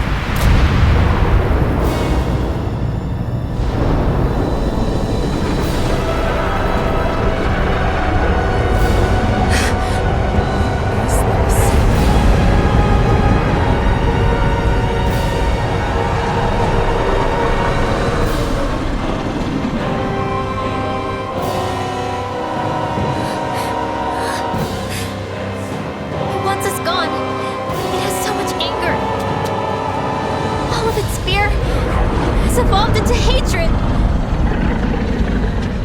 So then, you're saying that this is the Great Spirit's core? And in order to fight us, it's taken on this form?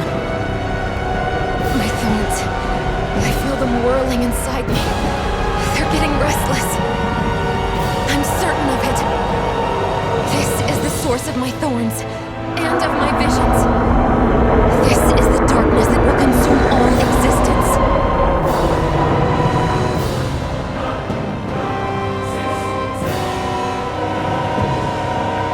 What do we do now? The Renaissance is inside that thing. And I don't think we'll win this fight without it. We have to get it back. We will find a way somehow. Agreed. And now that it has a physical form, cutting through it's what we'll do.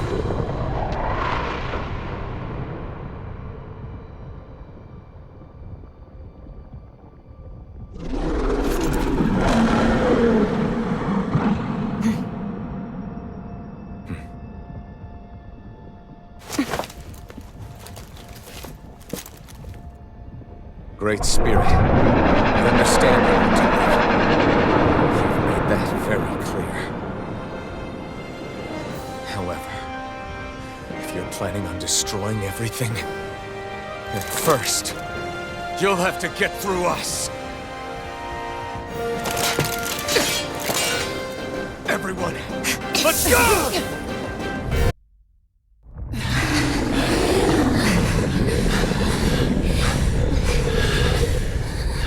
After all that, it's still standing.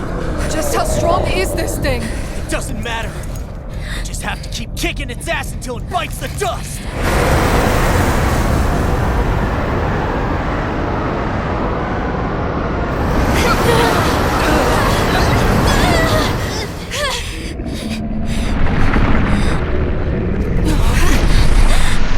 The Great Spirits! Damn, must have been conserving its energy for an escape. That bastard took off with the Renaissance!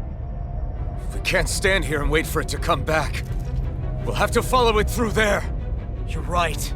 I don't like it, but we've got no choice. Yeah. No matter what, we can't let it get away. All right, let's go.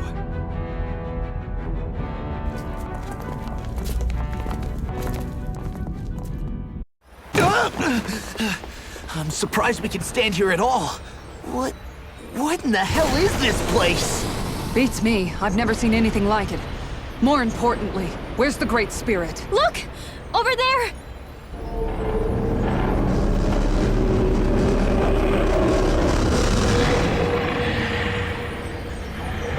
What in the world? It's changing shape? Oh, this is bad. It looks like it's regaining all of its energy. It's going to grow even bigger than before. Damn it. Come on. We've got to find a way to... Watch out! Something's heading our way!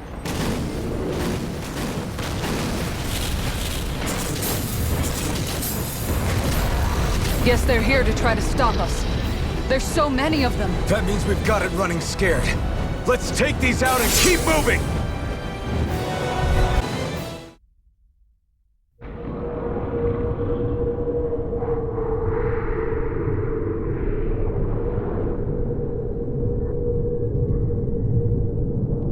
Brace yourselves! We're going to crash!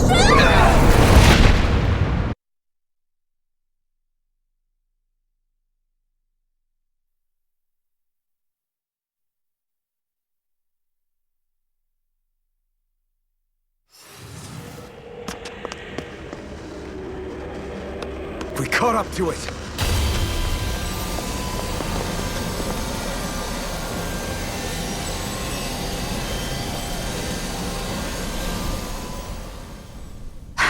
Hold on.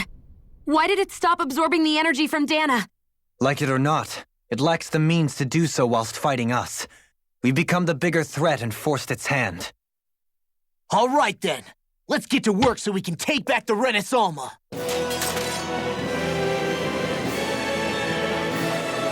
You and me! From here on out!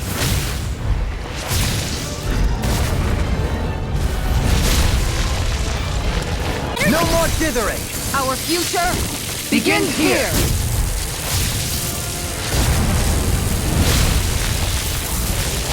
This is it! This ends now!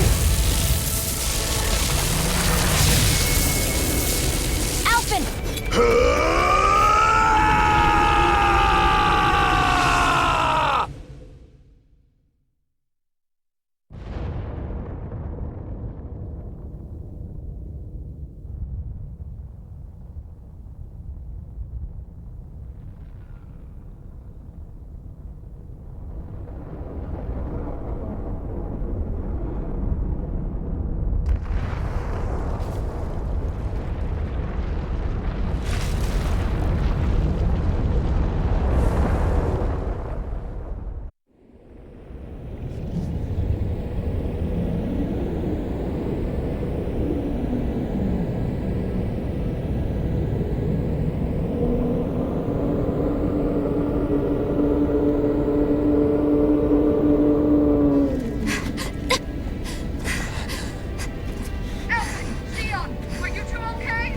Yeah!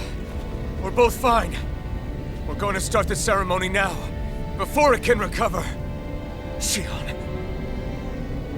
Yeah.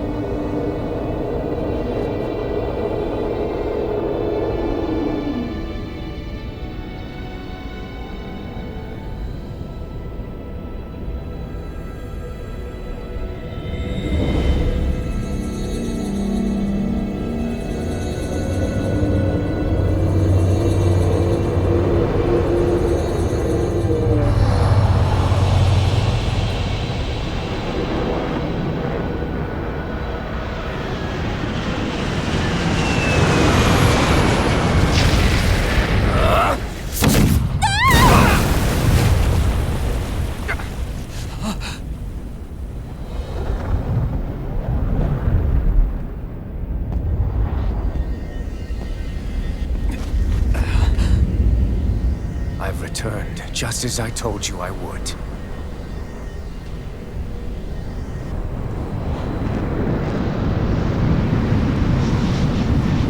Hurry! The Great Spirit is reviving itself!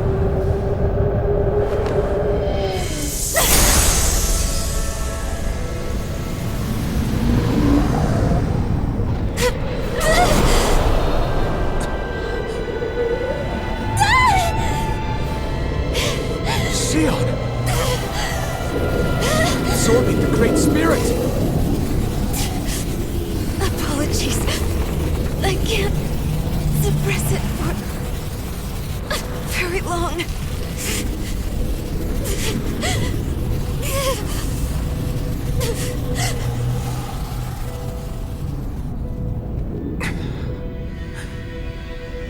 Hand it over right now.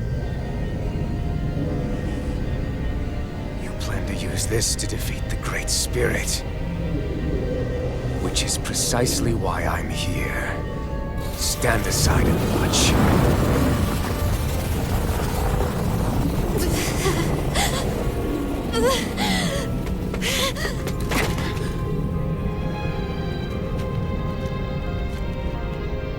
So then you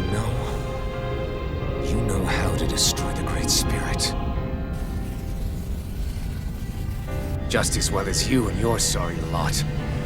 The Great Spirit that tried to control me will be annihilated.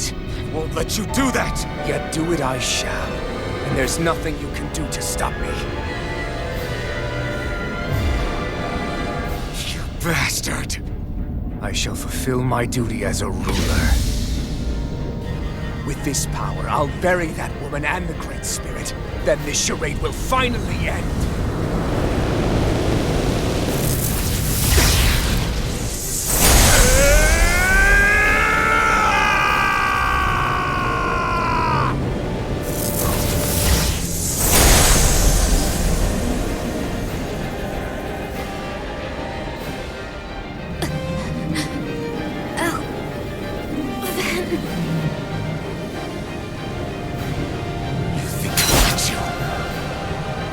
Save everyone. And Xion!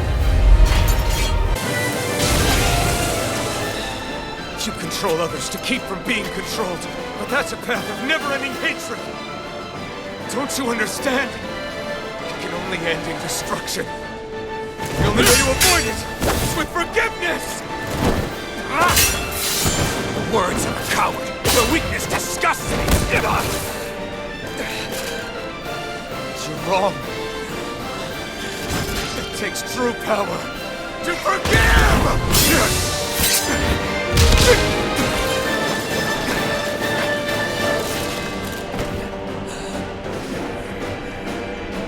I have no use for forgiveness. The strong shall always triumph here. It's over!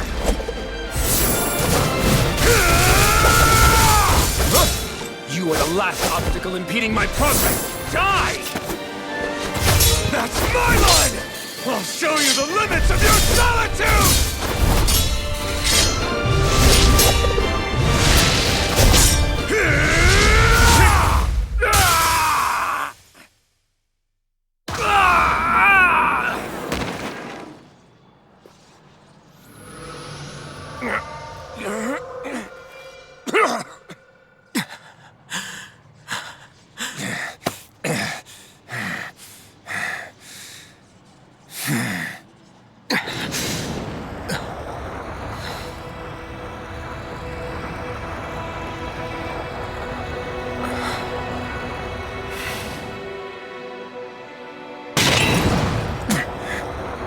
What you've done is evil. There's no denying that. I know you didn't walk your path out of weakness, but merely from misguided strength. Misguided because you were alone. Because you had no friends to keep you on the straight and narrow. No one to use all that strength for, other than yourself. That loneliness could make a monster out of anyone. Out of me. I understand. And I forgive you, Volron. I don't need your victor's pity. And you can choke on your vain forgiveness.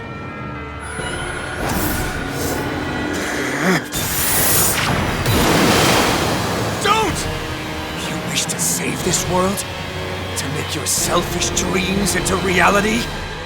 If you choose to walk that path, you choose a path of betrayal, despair, and corruption. And in the darkness at the end, I'll be waiting for you! Volron!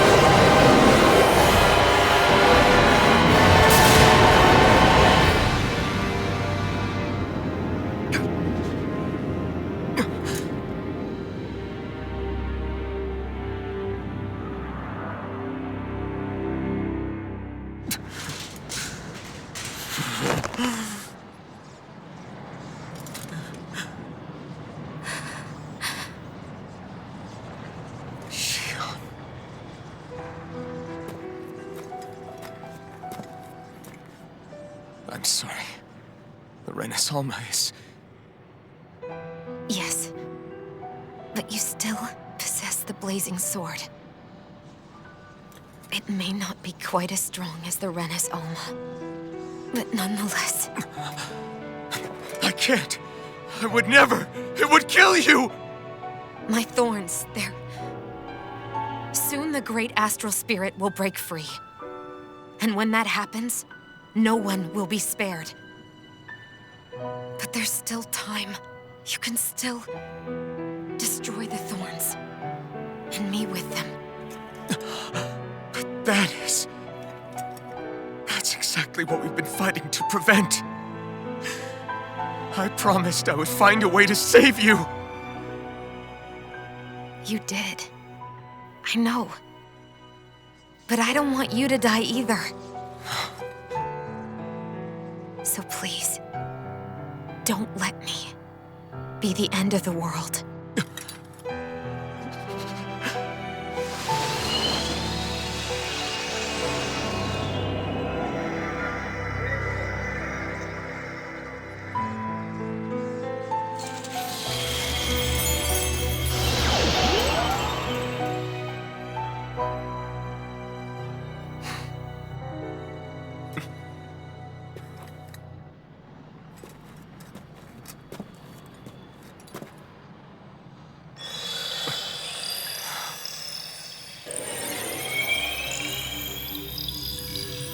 That's it.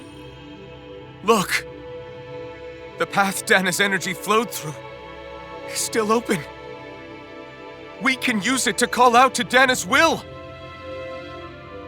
Alphen, what are you saying? Don't you remember? Rinwell said there was a little bit of Dana's will inside all of us. If there is a way everyone can come together to form Dana's will, then maybe we can ask for it to help us, to find us a way out of this. Are you really saying that if all of Dana thinks of saving us, it will become the will of the planet itself? That's madness. Maybe so, but it's the only way we can save you. And the only way to save Rena, too. To save Rena? That's right. Rena's will never had evil intent. If we're saving everyone, that includes them. I don't want to live in a world without you, Xion. And I'm tired of living a life built on death. Alphen, I'm with you.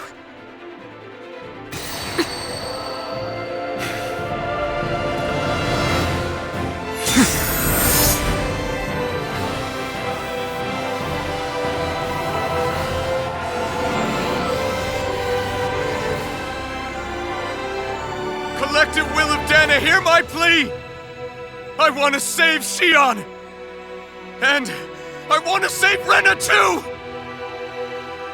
I want to end this cycle of one joy, constantly being sacrificed for another's pain! So please, grant us your strength!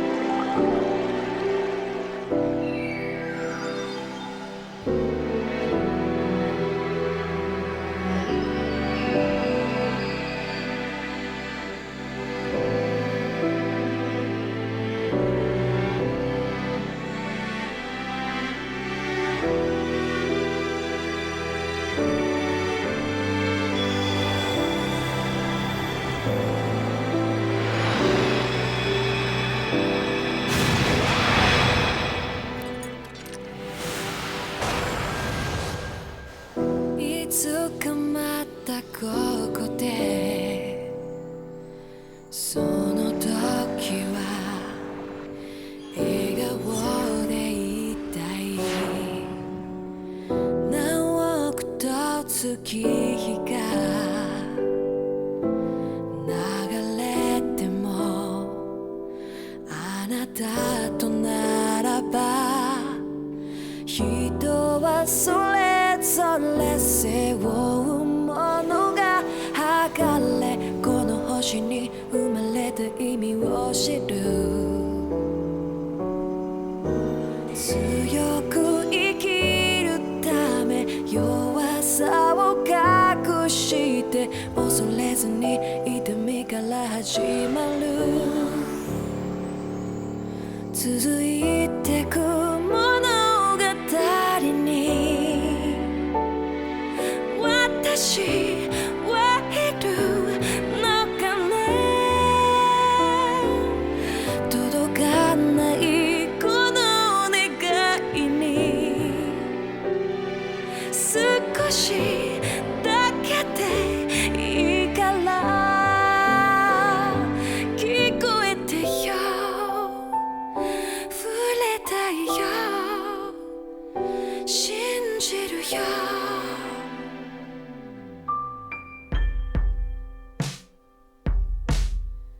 記憶をめぐって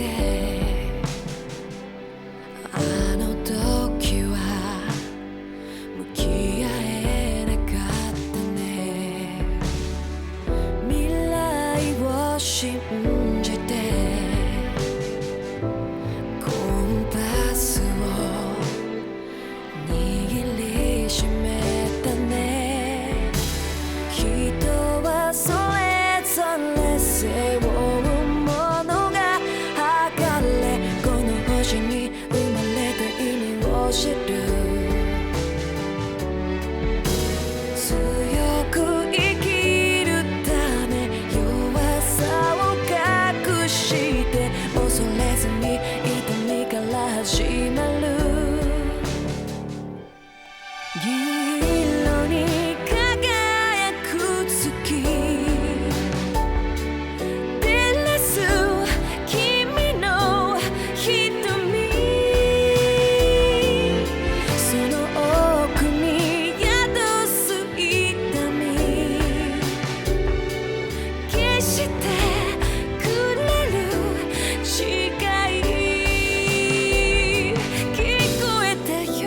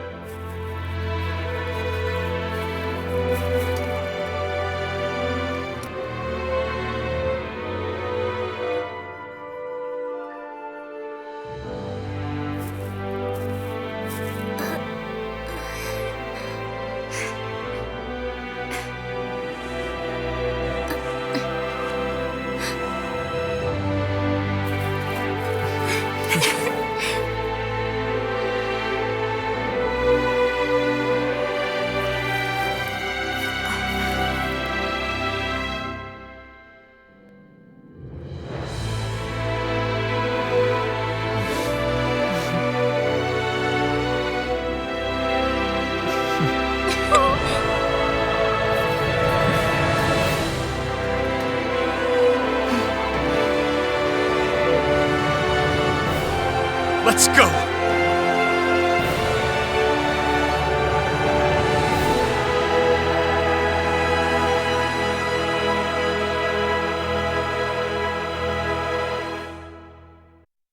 I want to feel your hand right now. You are the place, my only home.